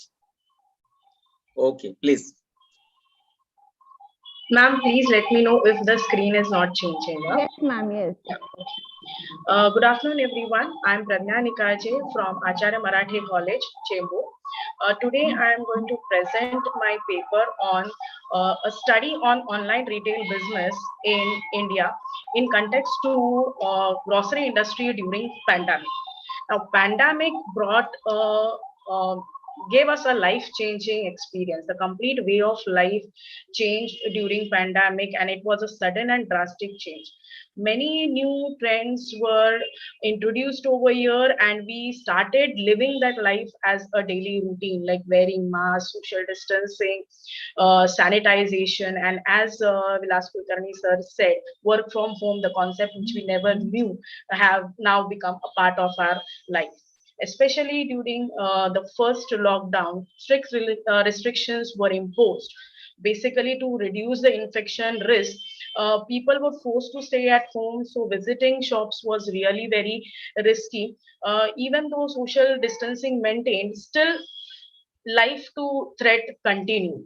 So many of the offline stores, almost all sectors were forced to get innovated and go digital platform to take the opportunity, even in current scenario, the changing situation, to get adapted to it. Here it comes a turning point. Ma'am, somebody is on the screen. Shall I continue? Madam, please you continue. Okay. Because Okay. students are also there, na, they may be creating problems. Okay, okay, sir. Okay. So here comes a turning point, which is also called as an inflection point for Indian e-commerce market, which became the large beneficiary, especially during pandemic. Basically, average customer from his monthly income spends more on grocery. So Indian market has witnessed as a large consumer segment, especially for grocery. Here is a huge shift, a significant change, where we used to prefer going offline, purchasing the product physically from most probably a nearby vendor, whether organized or unorganized. But then during pandemic, we prefer to stay at home so that we could be safe, and we could purchase the product online just at the tip of the finger. So here you can see how we enjoying the offline shopping and were forced to go for online. But as a habit, that also my basic objective, or my study focuses on the objective to study the various options and sorry, various online applications available for grocery shopping, to understand the change taken place in the grocery industry in India during pandemic, to review the customer preference for purchasing online grocery, and to study the future prospects for online grocery market. Here are some of the prominent players: Grofers, Big Basket, and later entered by Swiggy, Instamart, JioMart, and all those became part and parcel not only of our life but also of our smartphones. There are certain factors to be considered for the online grocery market to increase in India. Intense competition forced many of the offline stores to go online. Technological adoption of technology, new technology, so as to keep your business function smoothly and provide better convenience to the customer. Credits to Indian internet exposure and more usage of smartphones, especially from the younger generation, the tech savvy customers. Urbanization, increase in middle income group, work from home made our life more busy. So we were really experiencing very less time to even purchase for grocery. And the product we expect for our because the more priority was for health and hygiene, and coming up with variety of options with better quality and branded products. From customers point of view, now the preference goes for obviously a safe mode to purchase, convenience in purchasing. I can order the product as per my requirement within less time, and energy saving, being economical, ease in online payment for the order, attractive offers to gain those also. Online marketing was done for grocery, fresh stock, and above all, the delivery which is on time and contactless. Prominent players, as I've said before, Big Basket are there, Grofers, DMart, JioMart, Amazon Fresh has started, Nature Basket, Zepto, Frazo, Swiggy Mart. Some of them are even giving a surety of 10 minutes delivery. Online grocery segment has increased almost by 75% during the lockdown. The co-founder and CEO of Frazo mentions about the phenomenal growth in customer demand during pandemic. Indian grocery market, online grocery market size has witnessed $2.9 billion in 2020, and from 2021 to 2028 expected to grow at 37.1%. According to the report of Big Basket and Redseer, who combinedly conducted this survey, online food and grocery retail yet is of 0.2% of the overall online retail, and is expected to reach by 1.2% by 2023. Some stores also witnessed very high demand, and so the supply was less because the stock reduced. Many of the customers resorted to impulsive purchasing, that is even stocking without requirement, taking into consideration what will happen next, so better to store it in advance. Also expectations increased, where people used to wait for 4 or 5 days of delivery. Now they are expecting it as early as possible, and if you are not giving it, then we are going to go to some other online store. Though lockdown brought a significant change in online grocery business, but still we cannot deny the fact that unorganized marketing, that is the traditional stores, are still ruling over the Indian market and covering the major portion. The reason may be that still in urban areas also many of the consumers are remained untapped. The reason may be less trust and confidence on online products, or awareness about such kind of products available online, or being price conscious. Any of the thing can take over here because of still not being covered in online grocery business. So here it is a high time for the e-grocers, if they want to continue the trend which has been initiated by pandemic to go for online, even for grocery products, then have to be more competitive and explore those markets which yet remain untapped. Here I conclude. Thank you. Thank you, ma'am. Very well presented. Thank you. So next participant is participant number 6, Ms. Krupali Manohar Pawar, Indian research scholar from Maharashtra, presenting her paper on paradigm shifts in service sector industry during and post COVID-19, a study of the daily wage workers of Uran, Raigad district, Maharashtra state. Greetings to all the dignitaries. I am Krupali Manohar Pawar, Indian research scholar. I extend my heartfelt gratitude to KONKAN GYANPEETH URAN College and all the staff members, all the participants and the institutions present in today's event. Every coin has two sides. The best example for the positive paradigm shift in service sectors, especially technology, communication and education sector, is today's international conference conducted by KGUC College and all its team members via Zoom platform, despite of the COVID-19 and Omicron virus, which has connected today numerous of participants all around the globe. The title of my paper is Paradigm Shift in Service Sector Industry During and Post COVID-19, study of daily Sheva Navgar Raigad district. Madam, I'm audible. Yes, ma'am. Now you're audible. Okay, and is the screen? Can you see the PPT? Yes, ma'am. Yes. Okay, shall I continue? Yeah, ma'am. Okay, so on the presentation, you can see the introduction for my paper. As we all are aware that virus was detected first in Wuhan city on 17th November 2019. It slowly began to affect the countries of the world. When India was aware about the virus and its effect, the Indian government decided to implement the lockdown shutdown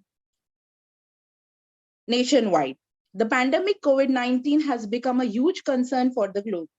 A paradigm shift has taken place at the workplace in many ways, and if the organizations are not in tune with these changes and shifts, then definitely there would arise a survival issue for all of us. By the time when the pandemic ends, we'll probably see a new world, a new social norm as well outlook with far-reaching economic and social destructions. Work from home and the lockdown has made a serious impact on daily wage workers' livelihood. The research paper highlights on issues and challenges faced by daily wage workers during the COVID-19 pandemic in Uran Raigad district of Maharashtra.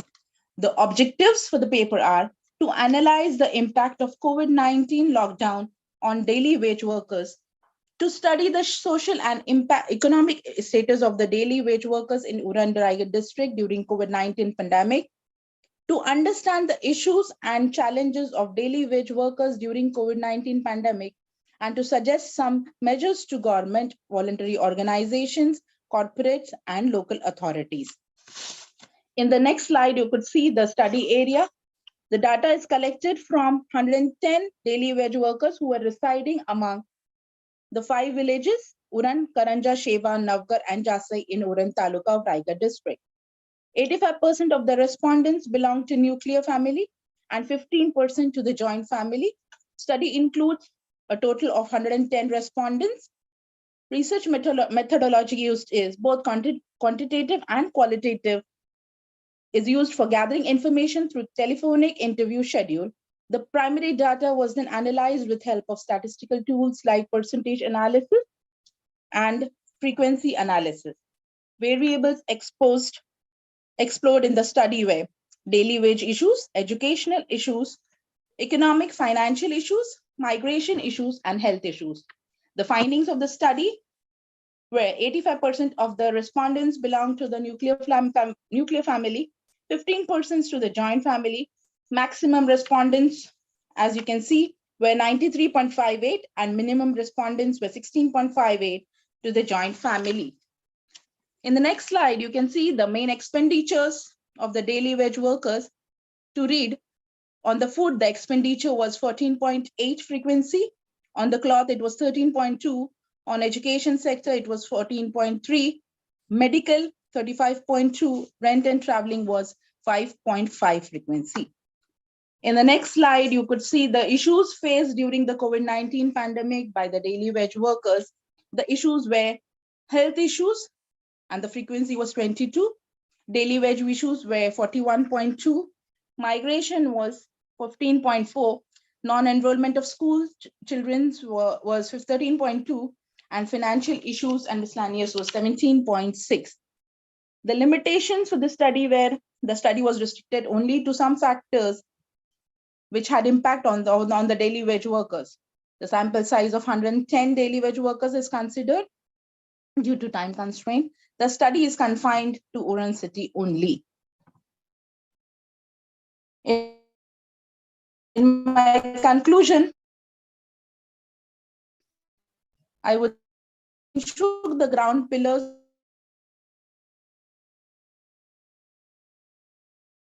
You're not audible, ma'am.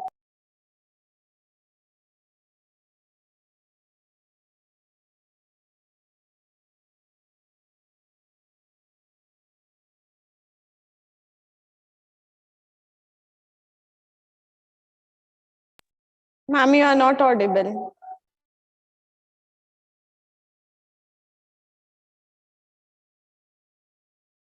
Must be engaged in professional skills and develop future professional knowledge-based society, and they receive the benefits introduced for them. The government, local authorities, volunteers, and non-governmental organizations should step forward and take immediate action which have serious impacts on the lively conditions of the daily wage workers. This category of the workers should be included in the definition of the workers and brought under the positive curve of paradigm shifts or service sector of the nation economy. Thank you all to give me an opportunity to present my work in the international conference. Thank you and stay safe. Thank you, ma'am. Well presented. The next participant is, judges please note, it is participant number 8. Shiraz Pervin, research scholar, Avinashalingam University for Women, Coimbatore, Tamil Nadu, presenting her paper on shift of 0 to 0. What will be the future for online retailing? Ma'am, please. Yes, ma'am.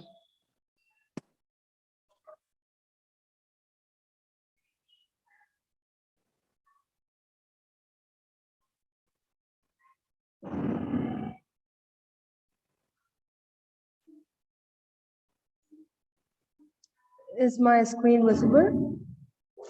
Yes, ma'am. Am I audible? Yes, ma'am. You may proceed. Okay.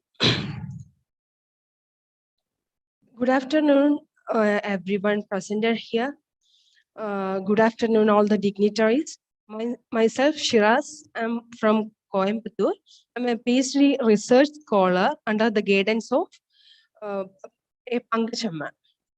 And my topic is shift of online to offline retailing. What will be the future for online retailing? So this is my abstract.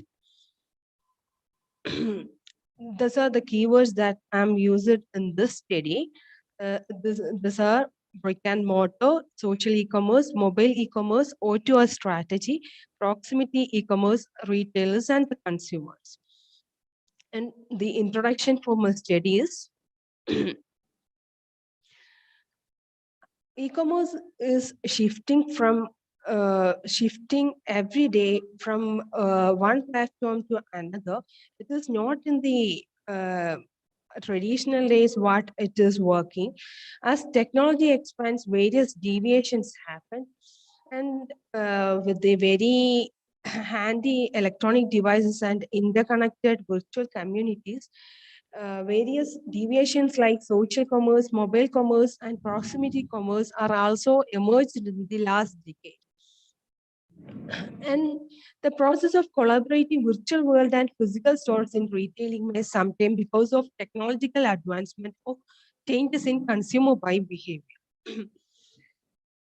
Consumer may use it to shift their purchasing behavior from one platform to another as per their convenience and preferences. So from the retailer's point of view, it is very crucial to restructure the functional operations. So what is the current scenario for e-commerce?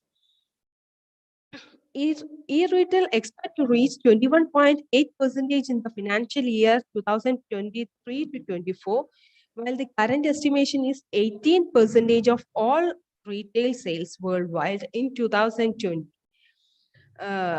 And the Indian e-commerce market is expected to reach the height of $111 billion in 2024, while it may be much higher of $200 billion in the year 2026.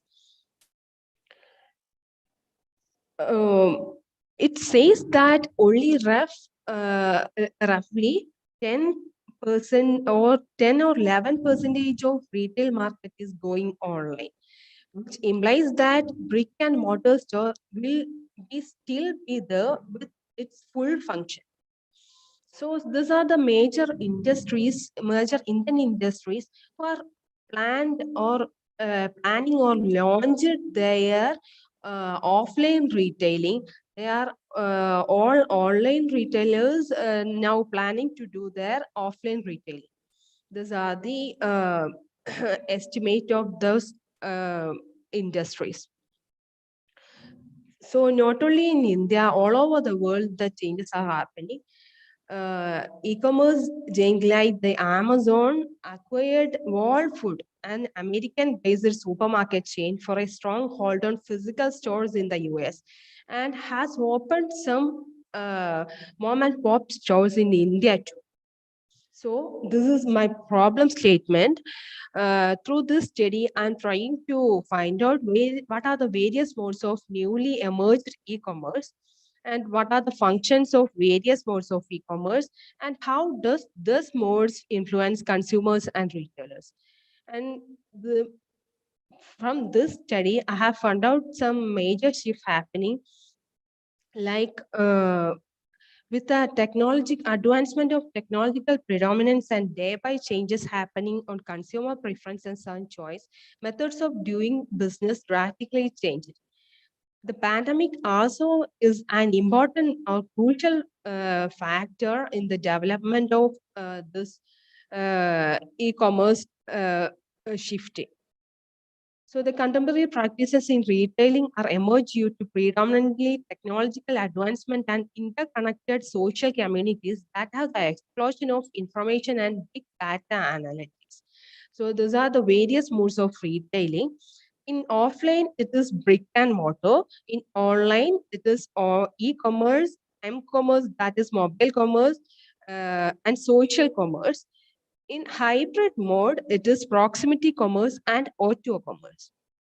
So what are the necessity of online to offline stores? Actually, it creates a multi-sensory consumer experiences. Like if a consumer wants to physically touch or physically try one product, the offline stores necessitate that. Showroom is booming. Now the consumers are preferring to go to showroom and touching, and easy return is possible. Quick delivery is also possible in the case of offline stores, and in-store rocketing is also possible. And this hybrid mode, like the offline mode, is a better business model. It also builds relationship with customers that creates loyal customers, or the relationship that lasts forever. So what Let's try to sum up, ma'am. Yeah. What lies ahead for e-commerce? A consumer will change from one channel to another channel according to their taste, preference, choice, and their convenience. So it is very essential that the retailer should choose between physical stores or online stores or combination of both. Uh, if one retailer is choosing offline store or online store, it is all depends on their functionalities. But only the functionalities will change, but their significance to provide good quality services and fulfillment of consumer satisfaction will always in high peak. And also it suggests multi-channel functioning. To have a functioning in more than one channel will help to understand consumers better. And another factor that leads to this is omni-channel management. Is a new trend which will be effective enough to cater to the needs of growing marketplace in the era of mass digitalization, social communities, and emerging big data analysis. Through online marketing or omni-channel marketing, integration of digital interconnection between social media sites, websites, specific web application like apps, and customer support services are possible. So it provides customers best possible way of shopping experience for customers. Now they can interact with their selected brands anywhere and everywhere. So through the study, I have found out that while coming to the acceptance of e-commerce system, price plays an important role. The benefit of purchasing goods and service through online is that there is flexibility in time and places to make transactions. There's an edge for combination of both online and brick mortar stores. It is better to look into this like as a complementary rather than competitors. And omni-channel facilitation should be there. So the convergence of e-commerce and physical store is inevitable as a hybrid model can only bring competitive advantage in the long run. So those are the conclusion of my study. Thank you for this opportunity. Thank you. Thank you, ma'am. Judges, please note that participant number 9, Rameshwar Ashok Swami, are you there? Rameshwar Ashok Swami. So judges, participant number 9, 10, and 11 will not be presenting. We have our last participant, Mr. Khan Mujahid Afzal, research scholar from School of Management Science, Smritan, Subcenter Latur, Maharashtra, presenting his paper on a study of impact of COVID-19 on milk industry in Maharashtra. So you may start. Hello, can you hear me, ma'am? Yes, sir.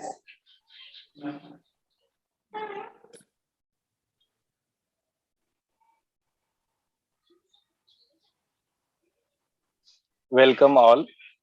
I'm here to present my research topic on study of impact of COVID-19 on milk industry.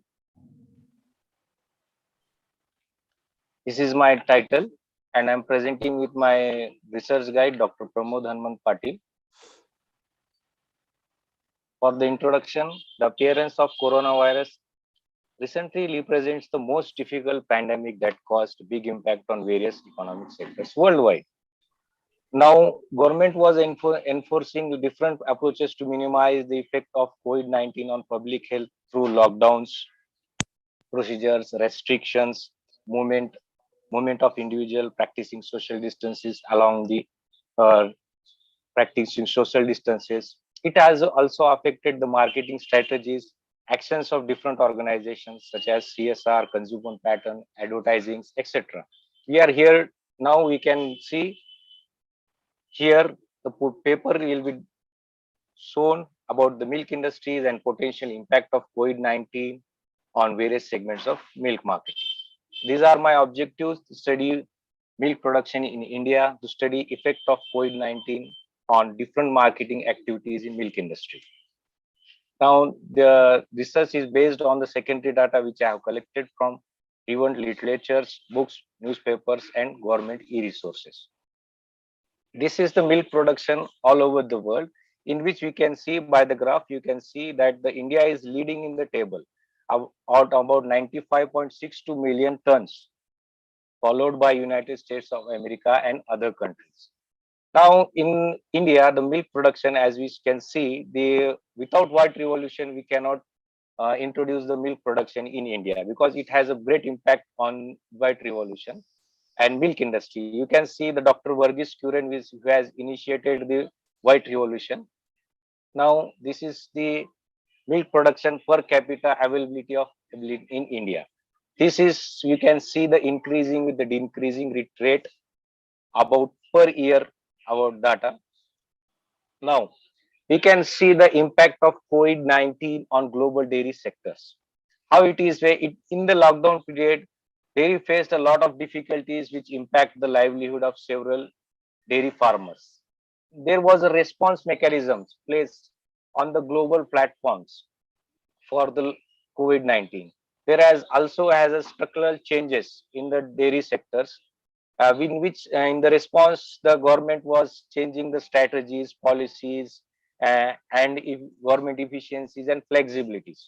Okay, then the closure of the sweet shops and restaurants led the declines of the demand of meat. Also, the livestock prices has been also decreased. This is a great impact on backward integrations of milk industries. Now we can look up about the effect of milk industry during pandemic. As my fellow participants had already said, that there was a shift in online buyings, as both groceries and durables, and it also has affected the milk industries and its stakeholders. Now there was a shift in consumer preferences. Consumers are more now preferring the dietary habits. They have changed their dietary habits and shifted to milk products for their health benefits. The consumers also has focused on nutrition based milk products for their daily diets. Then there is an impact on supply chains. There was a mismatch in the supply chain, and the early months there was, in the pandemic, there was a supply chain mismatch. The government has had done the adjustments for supply chain and operation flexibilities.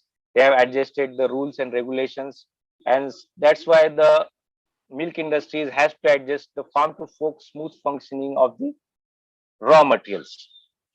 And now the impact of urban and rural consumers, we can see that there is a more attractive rural consumers, but they are very challenging.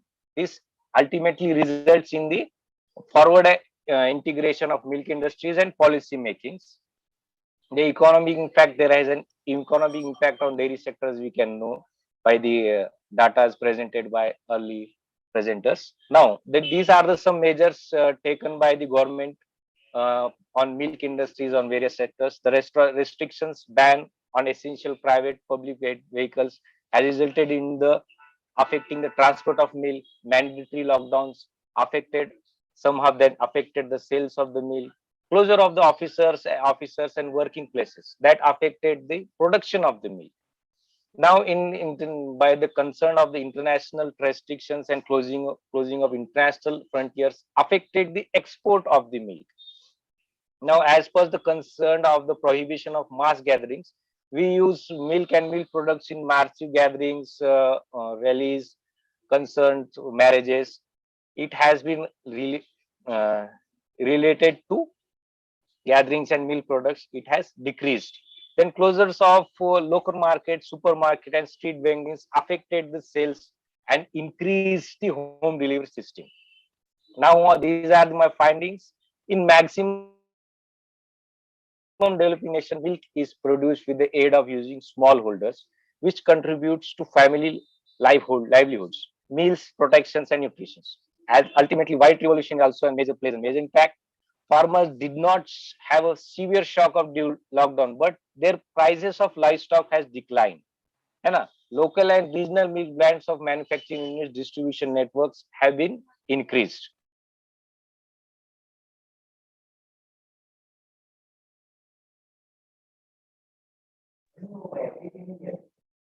Are you done, sir?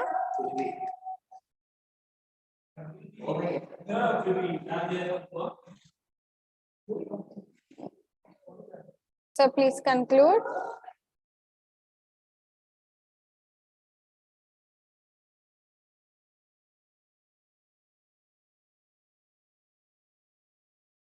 I think some network issue. Yes, sir. Yes, thank you. Thank you, sir. Yeah.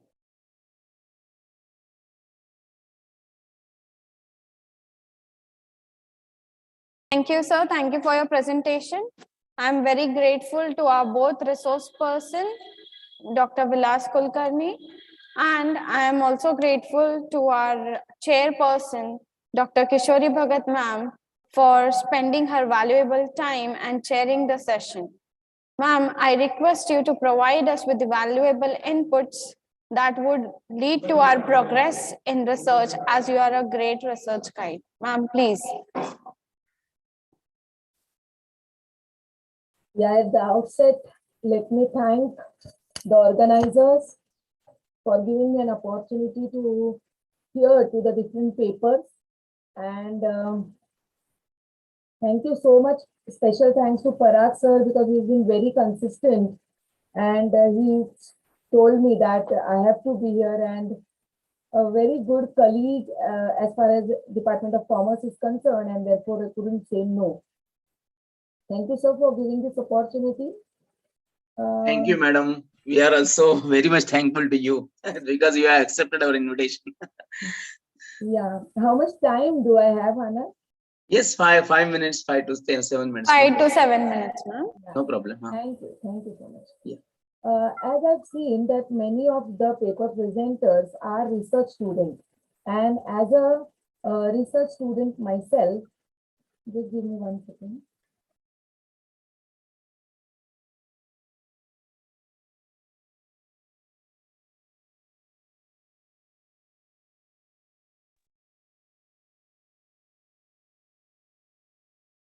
You are muted, madam. Yeah. Yes. Yes. So as a research student myself, I would like to put forward certain things for the budding researcher that I've been listening to. So all the research students, my dear students, please understand the importance of the word research. So if you all appreciate and if you take it very positively, please unmute yourself and tell me that I should comment and I should give you certain guidelines on how you will make your research paper the best research paper or a good research paper. Do you want to hear that? Riaz, Anita? Yes, ma'am. Ajna, Bhubalan sir, yeah. There are 3 things that we need to do when we're talking about research: before, during, and after. Before doing the research, you should be very crystal clear about 2 things: about the research area and the title and the problem area. You must be very crystal clear about what exactly is the problem area, because without problem, there is no research. Second, you also have to emphasize on what title you will be giving. Your title plays a very important role, my students, my dear students. Many of the titles are very, fancy, and they'll be putting impact, and there are so many words. But all these words carry a particular testing of hypothesis tool. If you use the word influence, there is a particular tool which should be used to show the influence. If you are using the word impact, there is a tool where you have to use it for showing the impact. So this is very important. Please understand, students, the days are gone when you used to just collect the data, and depending upon the data, then you have to decide, how you would analyze or konsa testing of hypothesis you would be using. Today, there are so much of clarity and transparency in the data, in the research area, that everything is precise and everything is very, very clear, and everything is very much there because of this technology. So at the finger of tips, you will have everything. So before starting off research, you should be clear with the problem area, and you should define your problem properly, the title properly. Your title will state who is your universe, what is your sample, who are your sample, from where you're going to collect the data, and how are you going to test the hypothesis. So your title itself will give you all this information.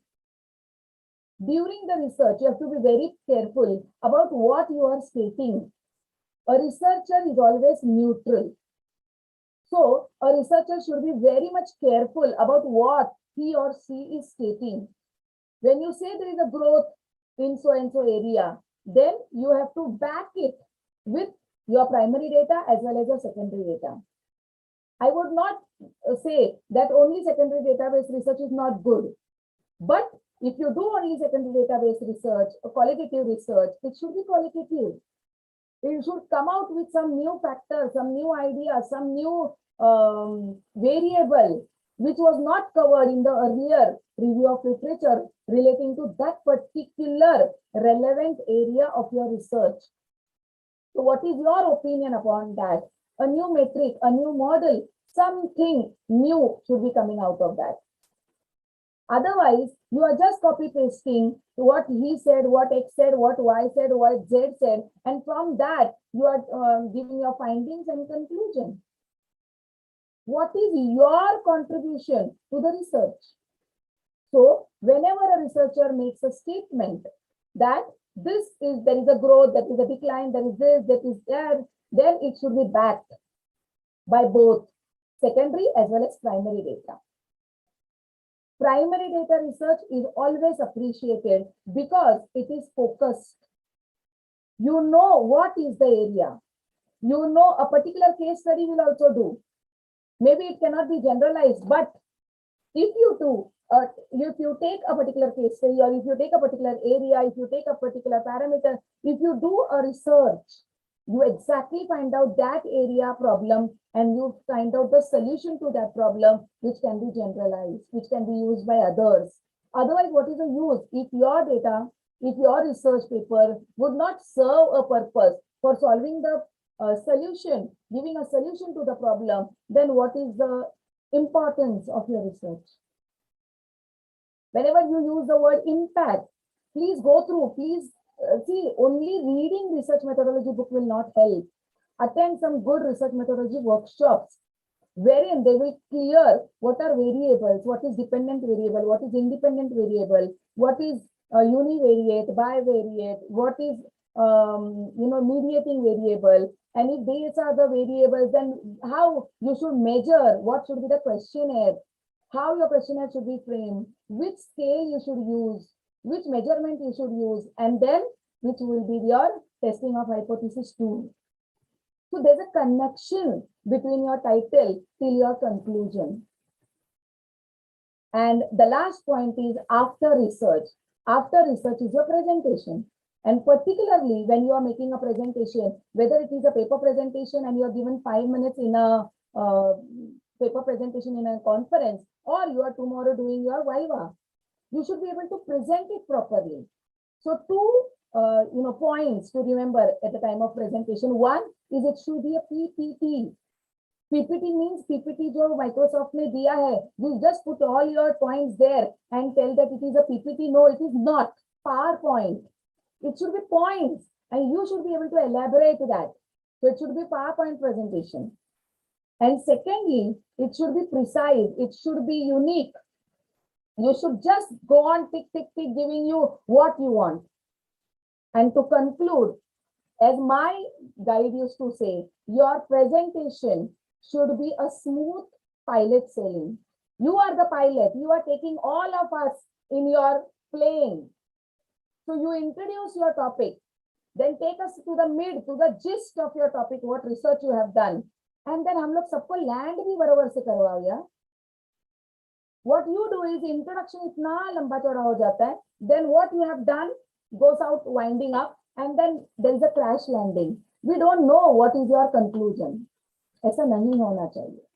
So the most important thing is your presentation is your proper time management. So how you prepare a PPT and how you manage the time. So these are the three broader areas which I think a researcher should understand and take care, and your paper will be a good paper, your best paper, and your presentation will also be the best. So all the best wishes. Once again, thank you the organizers for having me in your international conference, and may number of conference you do. Parag sir, special congratulations to you and your organizing team. Though I've come to know that there were a lot of problems with your network area, but still you have, managed to complete it within the scheduled time. So time management is very, very important. And all the best for your publications also. And thank you again. Thank you so much. Thank you, ma'am. Thank you, ma'am. Thank you, ma'am. Your inputs will be definitely useful to improvise our research studies. I express my sincere gratitude for your valuable guidance. I request Dr. M.G. Lone, sir, HOD, Department of History, to propose vote of thanks. Good evening to one and all present over here.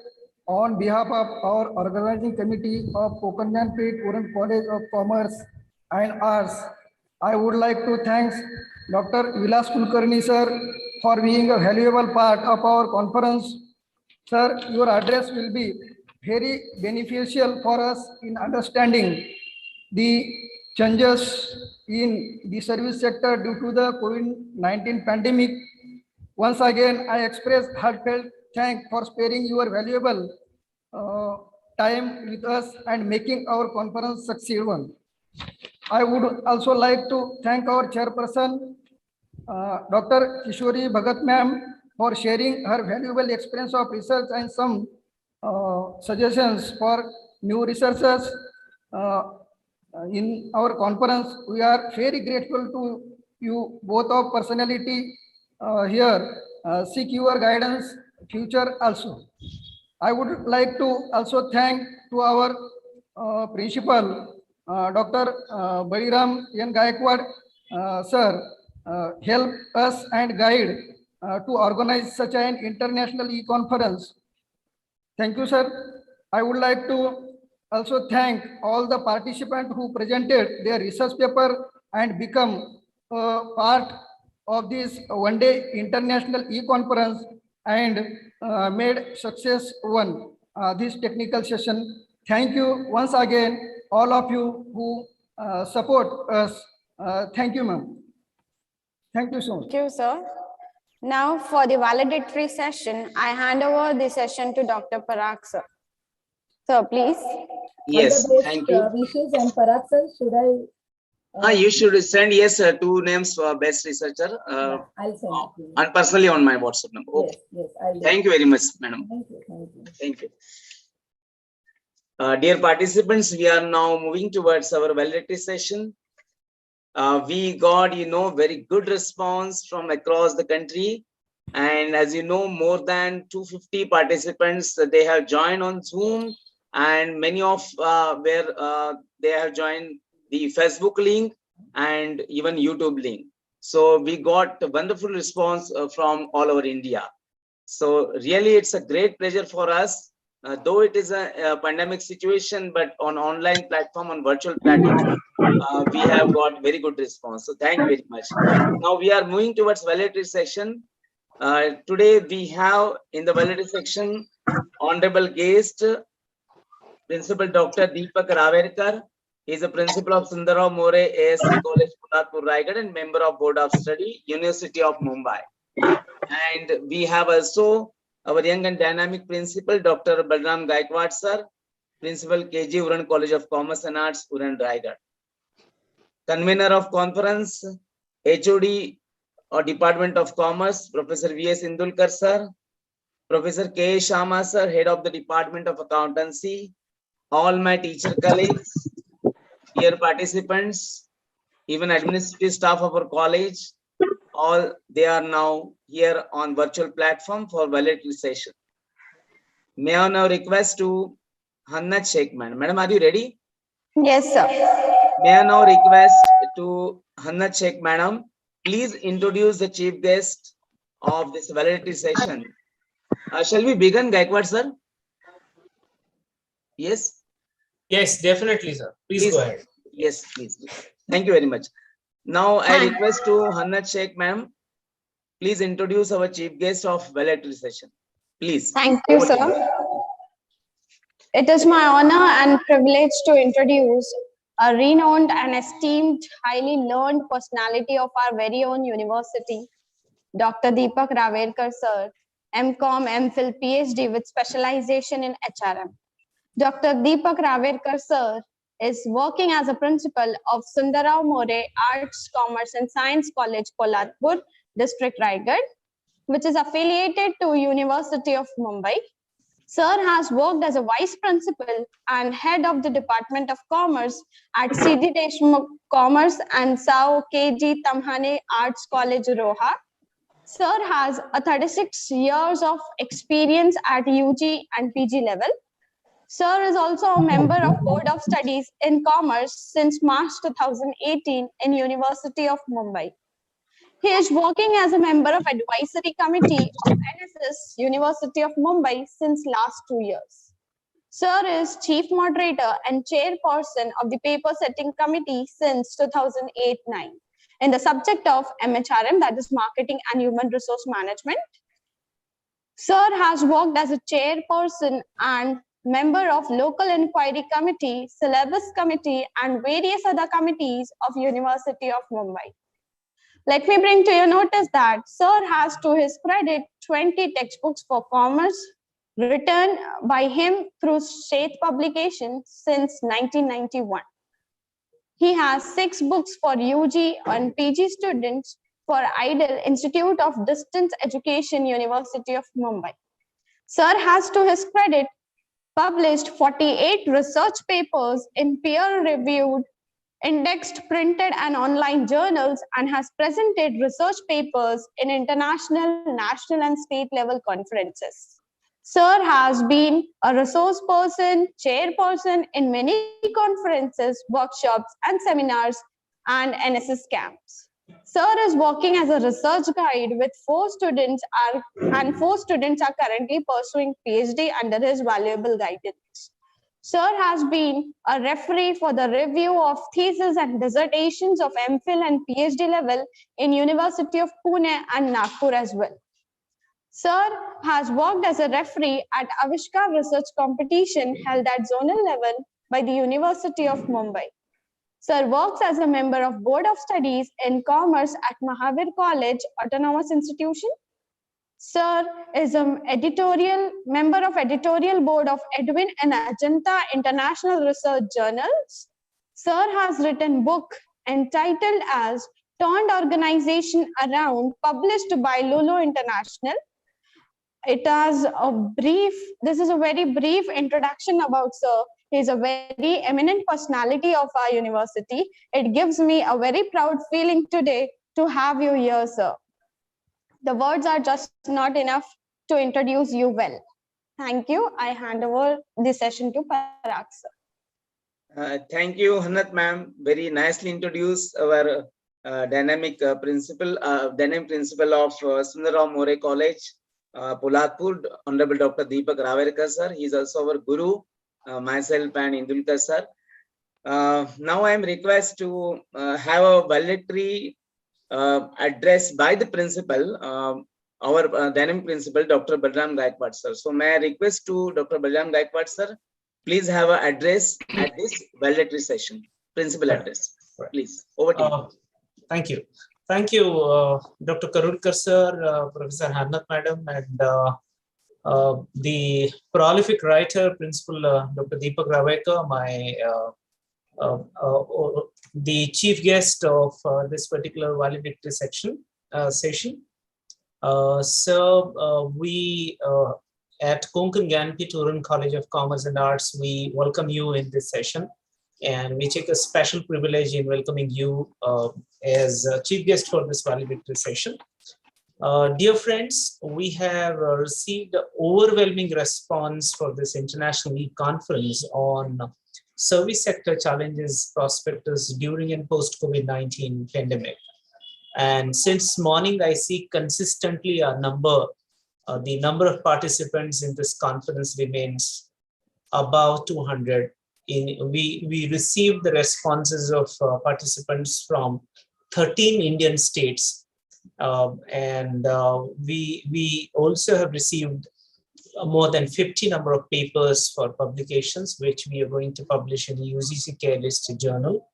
And the first session today, the inauguration session, in which we understood Dr. Dave Ogerman and Dave Ogerman, who happened to be our resource person, one of the resource person, and also apart from that, we also had address by chief guest Dr. Rajesh Jaipurkar sir, former vice chancellor of Sant Gadge Baba University, and our president, vice president of our institute, Honorable Mr. Shishir Dada Dharkar. All of the kind of laid foundation towards the very successful discourse of this particular conference. And I'm really very, very glad to have received such overwhelming response by all of you. In fact, when we all are pressed with the time and also with the kind of space technology, the colleges are reopening now, and in such a situation also, in last 2 months' time, when we put in our efforts to make this kind of educational research level dialogue discussion on the very pressing kind of issue that we, not just India, but entire nation, the entire world is facing. And we are very, very happy that we have received such kind of very positive responses from all of you. I just say that your journey with us since morning must have been smooth. If it has went very well, this is the success of my entire team. And if there are any lacunas and any difficulties you have faced, then that's my responsibility. So I just request you to ignore that and kind of consider this to be the hitches in technology. But we have tried to do the best in our capacity. And I'm sure also both these sessions that I have heard, in which the papers on different subjects which were presented, that also talks about the dynamics in education and also right from education to the entire sector, business sector, service sector, all various themes were also included. I think that's what we were seeking at, that's what we were looking at. So largely, we believe that we are satisfied with, if not 100%, but at least something we could do. And I hope that you also have had that kind of a satisfactory experience. I just take a few minutes more to thank the Department of Commerce, Department of Accounting Finance, our management, and all our resource persons, including Dr. Deepak Ravekar sir. Your contribution and your presence has been so key in making this conference a successful conference. Thank you very much, all of you. And Dr. Karulkar sir. Okay, thank you very much, sir, for addressing the audience in the valedictory session. Dear participants, one announcement is here. We are going to announce the best paper presentation. Best paper presenter for session 1 separately and session 2 separately. Okay, so please have a patience because session 2 results yet are not received from the madam. Now we are just taking a review of conference. I request to HOD and Associate Professor of Department of Commerce, Honorable Professor Vinod Indulkar sir, please take the overview of conference. Over to you, sir. Indulkar sir, please. Thank you, Dr. P.R.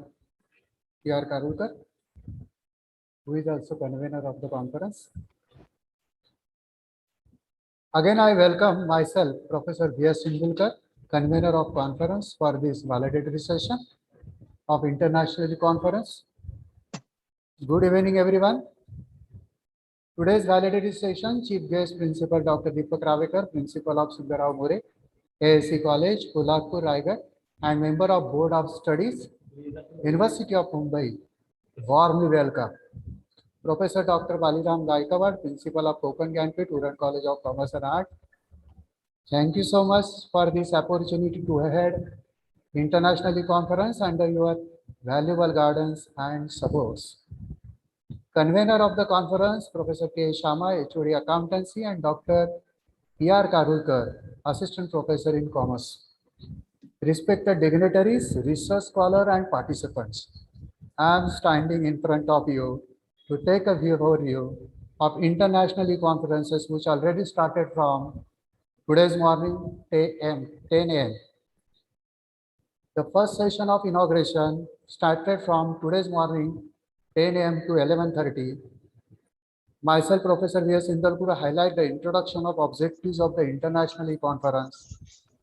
Today's inauguration session presided by Honorable Mr. Shishir Dada Prabhakar Dharkar, Vice President of KONKAN GYANPEETH. In their speech, they were comparable of India and China. It featured India having the more prospects, not only service sector, but also other sector in the world economy. They are very appreciated about such a type of international conference and given the best wishes for this international e-conference. Welcome address given by the Professor Dr. Baliram Gaikwad, who is the principal of KONKAN GYANPEETH URAN College of Commerce, and on the occasion of inauguration session, they spoke on the objectives behind such conference. It should be necessary very good brainstorming academician, research scholar, and expertise people from India and global level. Today's honorable chief guest, Dr.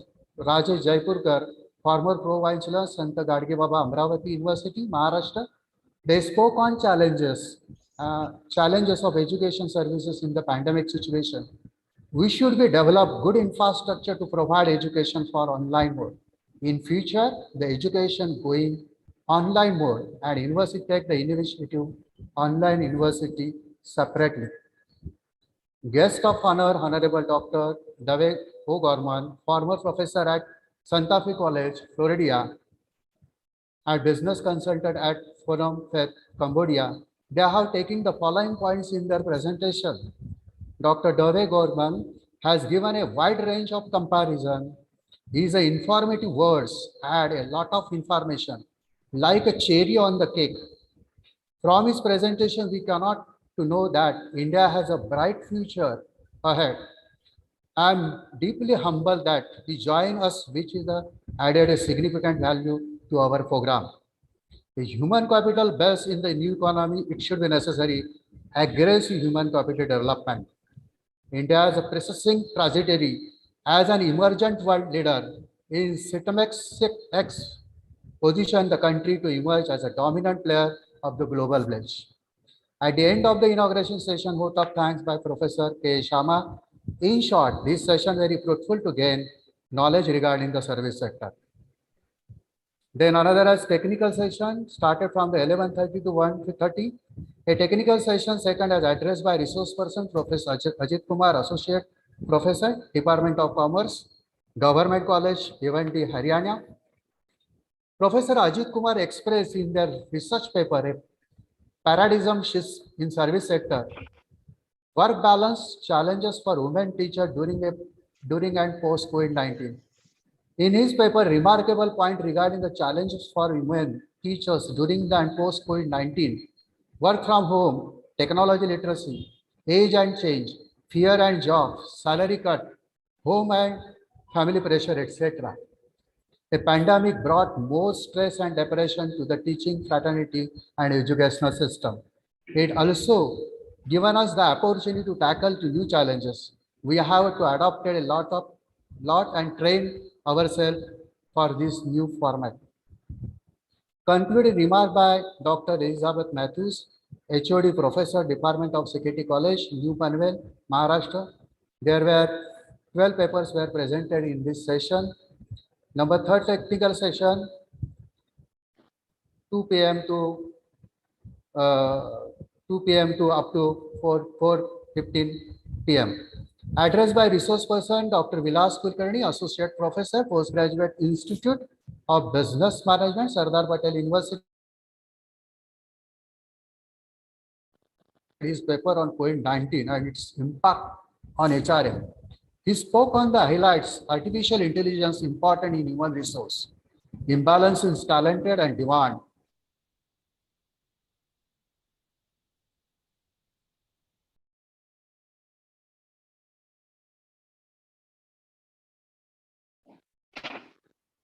Complexity and managing cyber security in the workforce recovery process. Concluding remark by the chairman, Dr. Kishori Bhagat, member of Board of Studies, University of Mumbai and Associate Professor Pragati College, Domboli. She has taken the review of paper presentation, research paper, but not only research paper presentation, but how to represent the paper, how to write your paper in a standard format. And she has a very good elaborate that total the technical session number 3rd. And there were the 10 papers were presented in the technical 3rd section. Participation in the conference from the Maharashtra, Tamil Nadu, Karnataka, Uttarakhand, Bihar, West Bengal, Kerala, Madhya Pradesh, Bihar, etc. At now we are gathered for validatory session. Thank you so much, academician, research scholar, resource person, chairperson of technical session and students. Thank you so much. Over Thank you, to Dr. sir. P.R. Karulkar. Thank you very much, sir, for taking the review of for whole day of the conference. It was very nice experience for all of us to conduct this conference on virtual platform. Now, there are some messages or calls from the student participant that we would like to give feedback about our conference. So I first take the name of Abhishek Chandola. He's there? Yes, I'm Yes, here. sir. Yes, sir. Please, please share your valuable feedback about the conference. Yes. First of all, good evening, everyone. This is Abhishek from HND Gadwal University, Srinagar, Gadwal. First of all, I want to thank the organizing committee of this conference for conducting such a wonderful conference. I had attended many conferences so far, but I can say that this is one of the best conferences I had attended. The organizing committee had performed that wonderful job till from the time of registration, and definitely after successful completion of this conference, I am definitely looking forward for the future conferences and other projects conducted by the KGUC College Maharashtra. Thank you so much, sir. Thank you for giving me such an opportunity. Thank you very much, Abhishek Chandola, HNB Garwal College. Now I request, I think there is a second name, Pushpakiran Singh is there. Pushpakiran Singh. Okay, Mr. C. Bubulan. Mr. C. Bubulan. Okay, I think. Yes, sir, he's there. Bubulan. Sir, you wanted to speak, na? Yesterday you called me regarding. No? Okay, fine. Now we'll move ahead, sir. Thank you for wonderful responses, because there were so many responses, good responses about conducting of conference and feedback of resource persons in the chat box. So throughout the day, I was going through that responses. Thank you very much.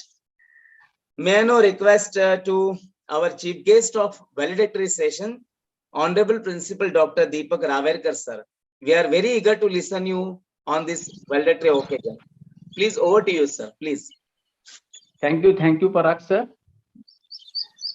Am I audible? Yes, sir. Yes. Okay. First of all, good evening to one and all.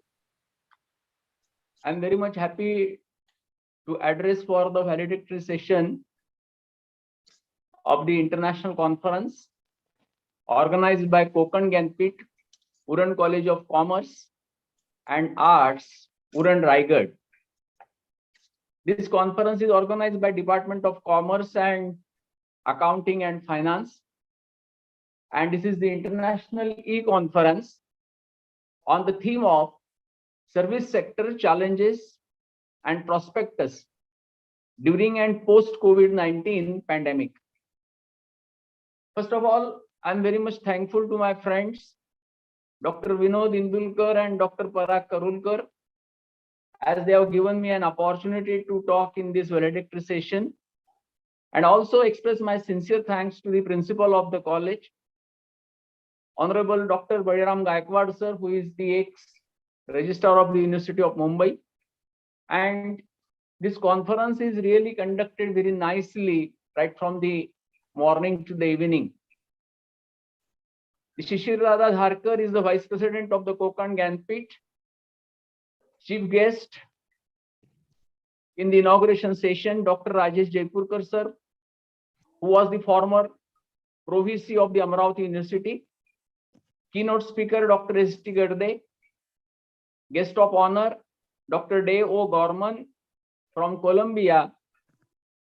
The chairperson of the third session, my friend Dr. Kishori Bhagat. The chairperson of the second technical session, our colleagues, Dr. Matthew from the CKT College. The honorable principals, organizing committee, convener, co-convener, the researchers, the paper presenters, the academicians, and dear friends. Really, the college has selected a very relevant topic for the international conference, that is the service sector, challenges and prospects during and post COVID-19 pandemic. This coronavirus disease, COVID-19, is having an unprecedented and unpredictable impact on the world's economy. The pandemic has driven the world towards adapting to the current circumstances, regardless to the business and industry. The COVID-19 has affected the global economy and the service sector too.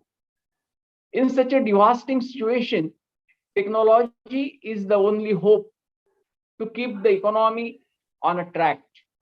During this pandemic, the healthcare system collapsed in many countries, and overwhelming influx of the patients to the hospitals has been destroyous. Other than healthcare system, key industries that are hit harder by lockdowns are the manufacturing, retailing, the transport, the tourism, the education sector, the banking sector, etc. The banking sector is systematically and asystematically affected by the volatility of market risk.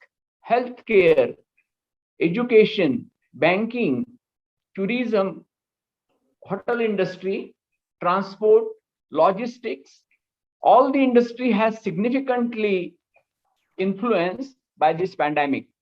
The seriousness of COVID-19 increased in China significantly, and it has been observed across the globe. COVID-19 affects the education sectors beyond the learnings of the students.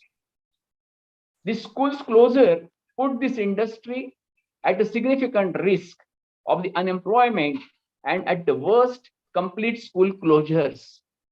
The education industry, the health sector, the public services, and tourism industry have faced the worst financial setbacks during the coronavirus.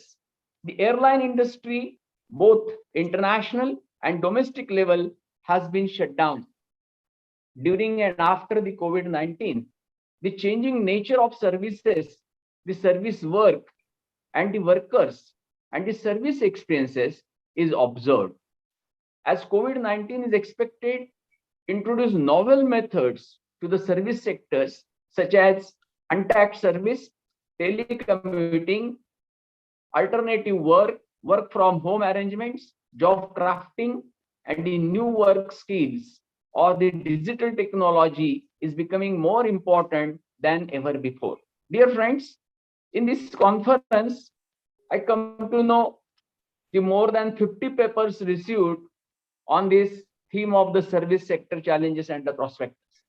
Out of that, the 22 research presenters have presented their papers in this technical session. I gone through this conference right from the morning so many times, and I attended the inaugural session and some technical sessions too. And I found that really the researchers have prepared their papers on the relevant theme, and they presented the maximum potentials of these particular respected themes of the conference. Dear friends, organizing the e-conference is not easy because it is depends on our technology. As and when we meet physically and in front of the one another, that organization becomes so simple. And therefore, I have organized in my college also the last from 2-3 years, 2-3 e-conferences, and I know the difficulties what the organizers face. But under the dynamic leadership of the principal, Dr. Bairam Gaikwad, and the tireless efforts of the convener, co-convener, and the entire team of this Uran College have conducted this conference very successfully. So, nevertheless, I would like to say this effort should be continued in future too, because as we are staying in the rural area, many new researchers or the youngsters get an opportunity to prepare their papers, and every activity requires some sort of the motivation, some sort of the intention. And when the intention comes before the researchers or the students, they automatically prepare for that event. So I also an good experience for getting the research papers from the corners of the our district or the state and the different state of the India, and therefore this activity should be continued. And as we are preparing for the publication in the UGC care list, that is the good one, because that UGC care list publication gets the good impact factor as well as the peer reviewed, and the researchers also get an benefit of that publication in their API count. Service sector is very important, as I explained, and it was really affected by this pandemic. But as I have listened the presentation of Dr. Dave O. Gorman in the morning, and he said the developing countries and the underdeveloped countries are less impacted, less influenced because of this pandemic. And really, we also found the new ways for managing these type of the pandemic. In India, the many new systems like the in education sectors, our teachers have tried best to reach with the students with the new novel methods of the teaching, like the Zoom platform or the Google Meet platform or the WhatsApp, and we contacted to the students. We conducted the online examinations throughout the universities, maybe Mumbai University, maybe Pune University. Throughout the country, this education system is mostly conducted in the pandemic through this online method, and we got this one new event or the new novel method of contacting, because the international conference is not possible for the small colleges or the rural colleges, and we can conduct these now the hybrid conferences. Sometimes after reopening of this now the schools and colleges after the pandemic, we can organize the hybrid conferences. Some people may come in the conference place or the conference venue, and the guest from the outside the country or the guest from the some other places of India may join us in the overall the Zoom platform or the online platform, and we can have the hybrid conferences also in future. So on the outset of this evening, I would say this conference is really successful with the tireless efforts of the organizers. And I'm very much thankful once again to the organizers, to my friends and the principal of the college for calling me to address this valedictory function. Once again, you are very much congratulated by me. You are once again the useful platform. You have provided a useful platform for the researcher, and this event should be continued in future too. All the best. Thank you. Thank you very much. Thank you very much, sir, for your wonderful guidance at the validity session, and also appreciation of our whole college team, organizing committee, and even principal also. Because as an elder, you are very senior most professor, principal in this region, and your guidance is very, very valuable. Now, dear participants, some announcements are there. I will now announce the best paper presenter for session 1 and session 2. These best paper presenters will be awarding. Please, Chavan sir, please unmute their participants. I have muted, sir. Go ahead. Okay. So we'll announce the name here, and you will be getting certificate after 8 days. Please give us a time for 8 days, because there should not be a mistake in the certificates. If you have filled up your data properly, then definitely you will be receiving certificate correctly. Okay, there will be no mistake in that. So I will announce the name of this session 1, and there were 12 paper presenter and very good response and very good presentation by the participants. As the chairperson, Dr. Elizabeth Matthews, has told about that. So Manjusha Sunil, she is from Maharashtra, Garware Institute of Career Education and Development, University of Mumbai. Her paper was Challenges Leading to Innovations and Best Practices in the Hospitality Industry of India during the COVID-19 pandemic. So Manjusha Sunil has selected for the session 1 best paper. Then there are more papers because there is tough competition. Sir, Yes. this is Manjusha here. I also had Mrs. Anita Chandrasekhar with me. Yes, madam. That will take care to share the certificate. No problem. Okay. Thank you so much, sir. Okay. Then Pushpakaran Singh, PhD scholar from Pandit Dindayal Energy University, Gujarat. Her paper was Impact of Financial Inclusion during COVID-19 pandemic. So Pushpakaran Singh. Then Achal Rawat and Abhishek Chandola, both are research scholar from HNB Garwar, Uttarakhand. Their paper was on impact of COVID-19 on tourism sector of Uttarakhand, a post-pandemic recovery framework. So their paper was also selected. And there are more two papers. A. Abhinaya, MPhil scholar from Tamil Nadu. Her paper was Financial Appraisal of Export-Import Bank of India using Camel model. And under one paper, Vinay Indulkar, he's a research scholar from NM Institute of Management Studies, Kharghar. And his paper was on effect of COVID-19 pandemic on tourism India to global level. So congratulations to all the paper participants and the best paper awardee because they have performed very good presentation in session 1. Dr. Parag sir, please check the list. I think you missed out one name. Manjusha Sunil. Check your WhatsApp too. 1 minute, yeah. 1 minute, sir, please. Yeah. Yes, sir. Sorry. Pradnya Nikalje is also there.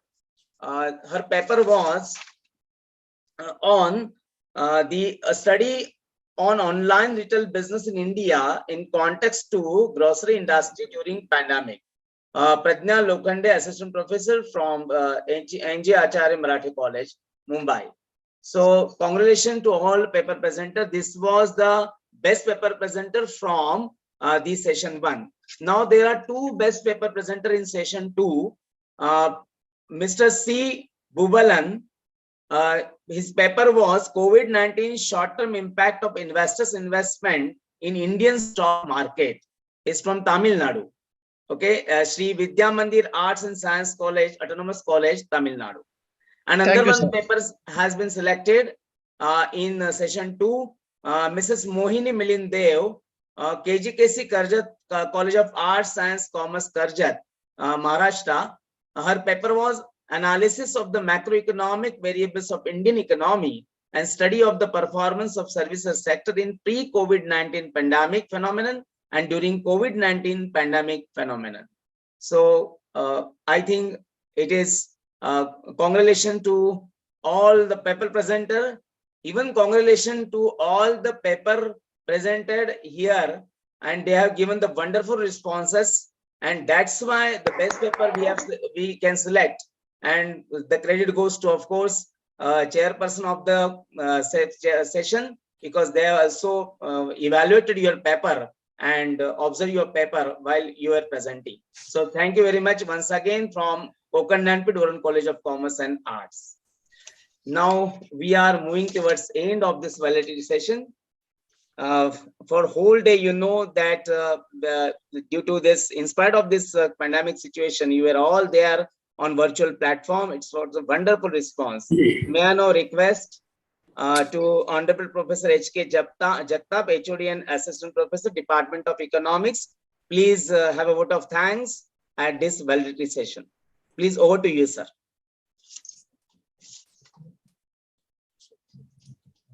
Okay, thank you for that, sir. Good evening, one and all.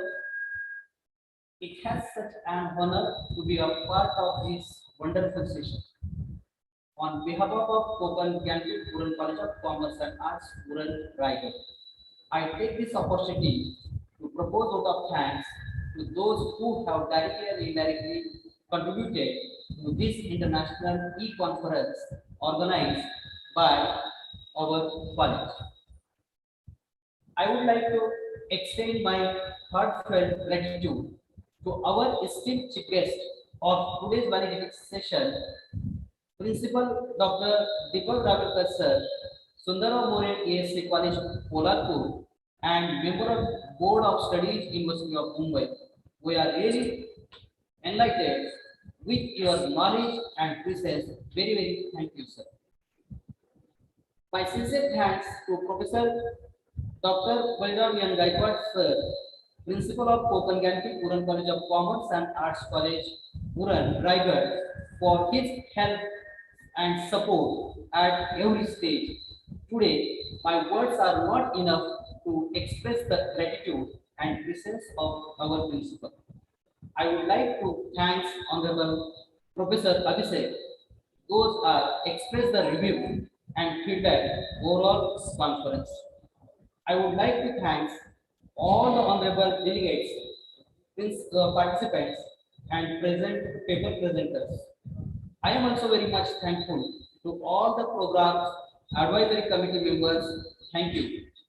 We are thankful to our management CVC committee for their motivation, guidance, support. Thank you, sir.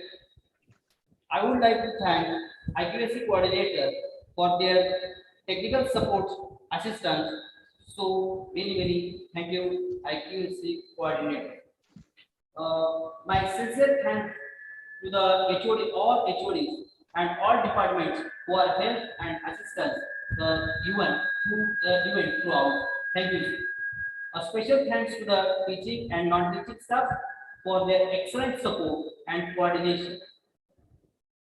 I thanks to all the participants who made the event memorable and successful.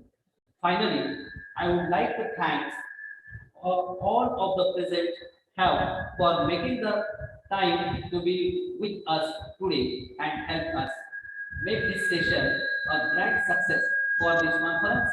Once again, very all of you. Thank you everyone. Thank you very much, Dr. Jagtap sir. Yes. Now there is one small the announcement for dear participants and our academicians. You will get the certificate within 8 days. So definitely you will receive the certificate. You will receive publication certificate from the publisher, and we will be only giving you participation and presentation certificate. Okay. After this conclusion of validity session, we will send a feedback link on the same WhatsApp group. So don't leave the WhatsApp group unless and until you receive the all certificates. Please note this. Don't leave the group unless and until you will receive the certificates, because you may be getting some instructions on the group. Accordingly, you have to fill up everything. So please don't forget to give us a feedback. Your feedback is most valuable for us for conducting this international conference. So please cooperate us, and you have given very nice cooperation. Once again, thanks to one and all. Thanks. With due permission of Honorable Dr. B.N. Gaikwad sir, Principal of our college, we will end this international conference with national anthem. So please, I request to our technical team, please play the national anthem. We'll all have a standing. Please rise. Please. Jana Gana मन अधिनायक जय हे भारत भाग्य विधाता। पंजाब सिंध गुजरात मराठा द्राविड़ उत्कल बंगा, विंध्य हिमाचल यमुना गंगा उच्छल जलधि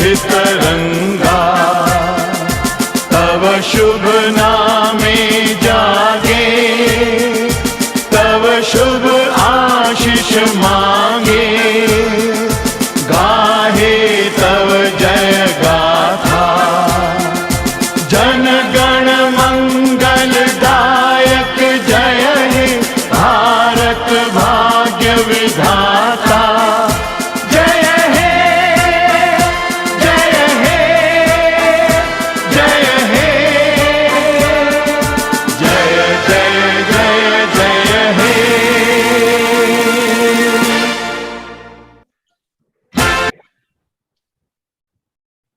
बजाओ जोर से ताली।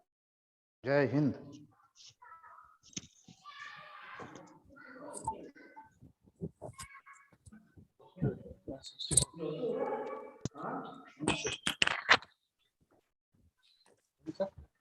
Thank you very much. Thank you very much, and many congratulations to the organizing team. Thank you, everyone, all the participants. All the HOD score like.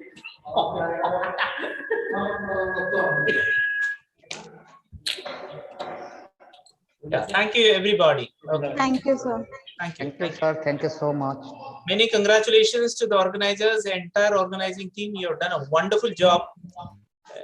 Yeah, you can stop recording. It is still live. Okay, please stop it. Thank you.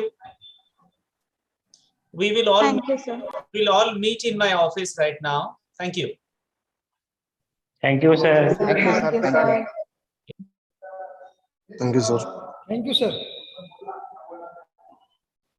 Okay, thank you, sir.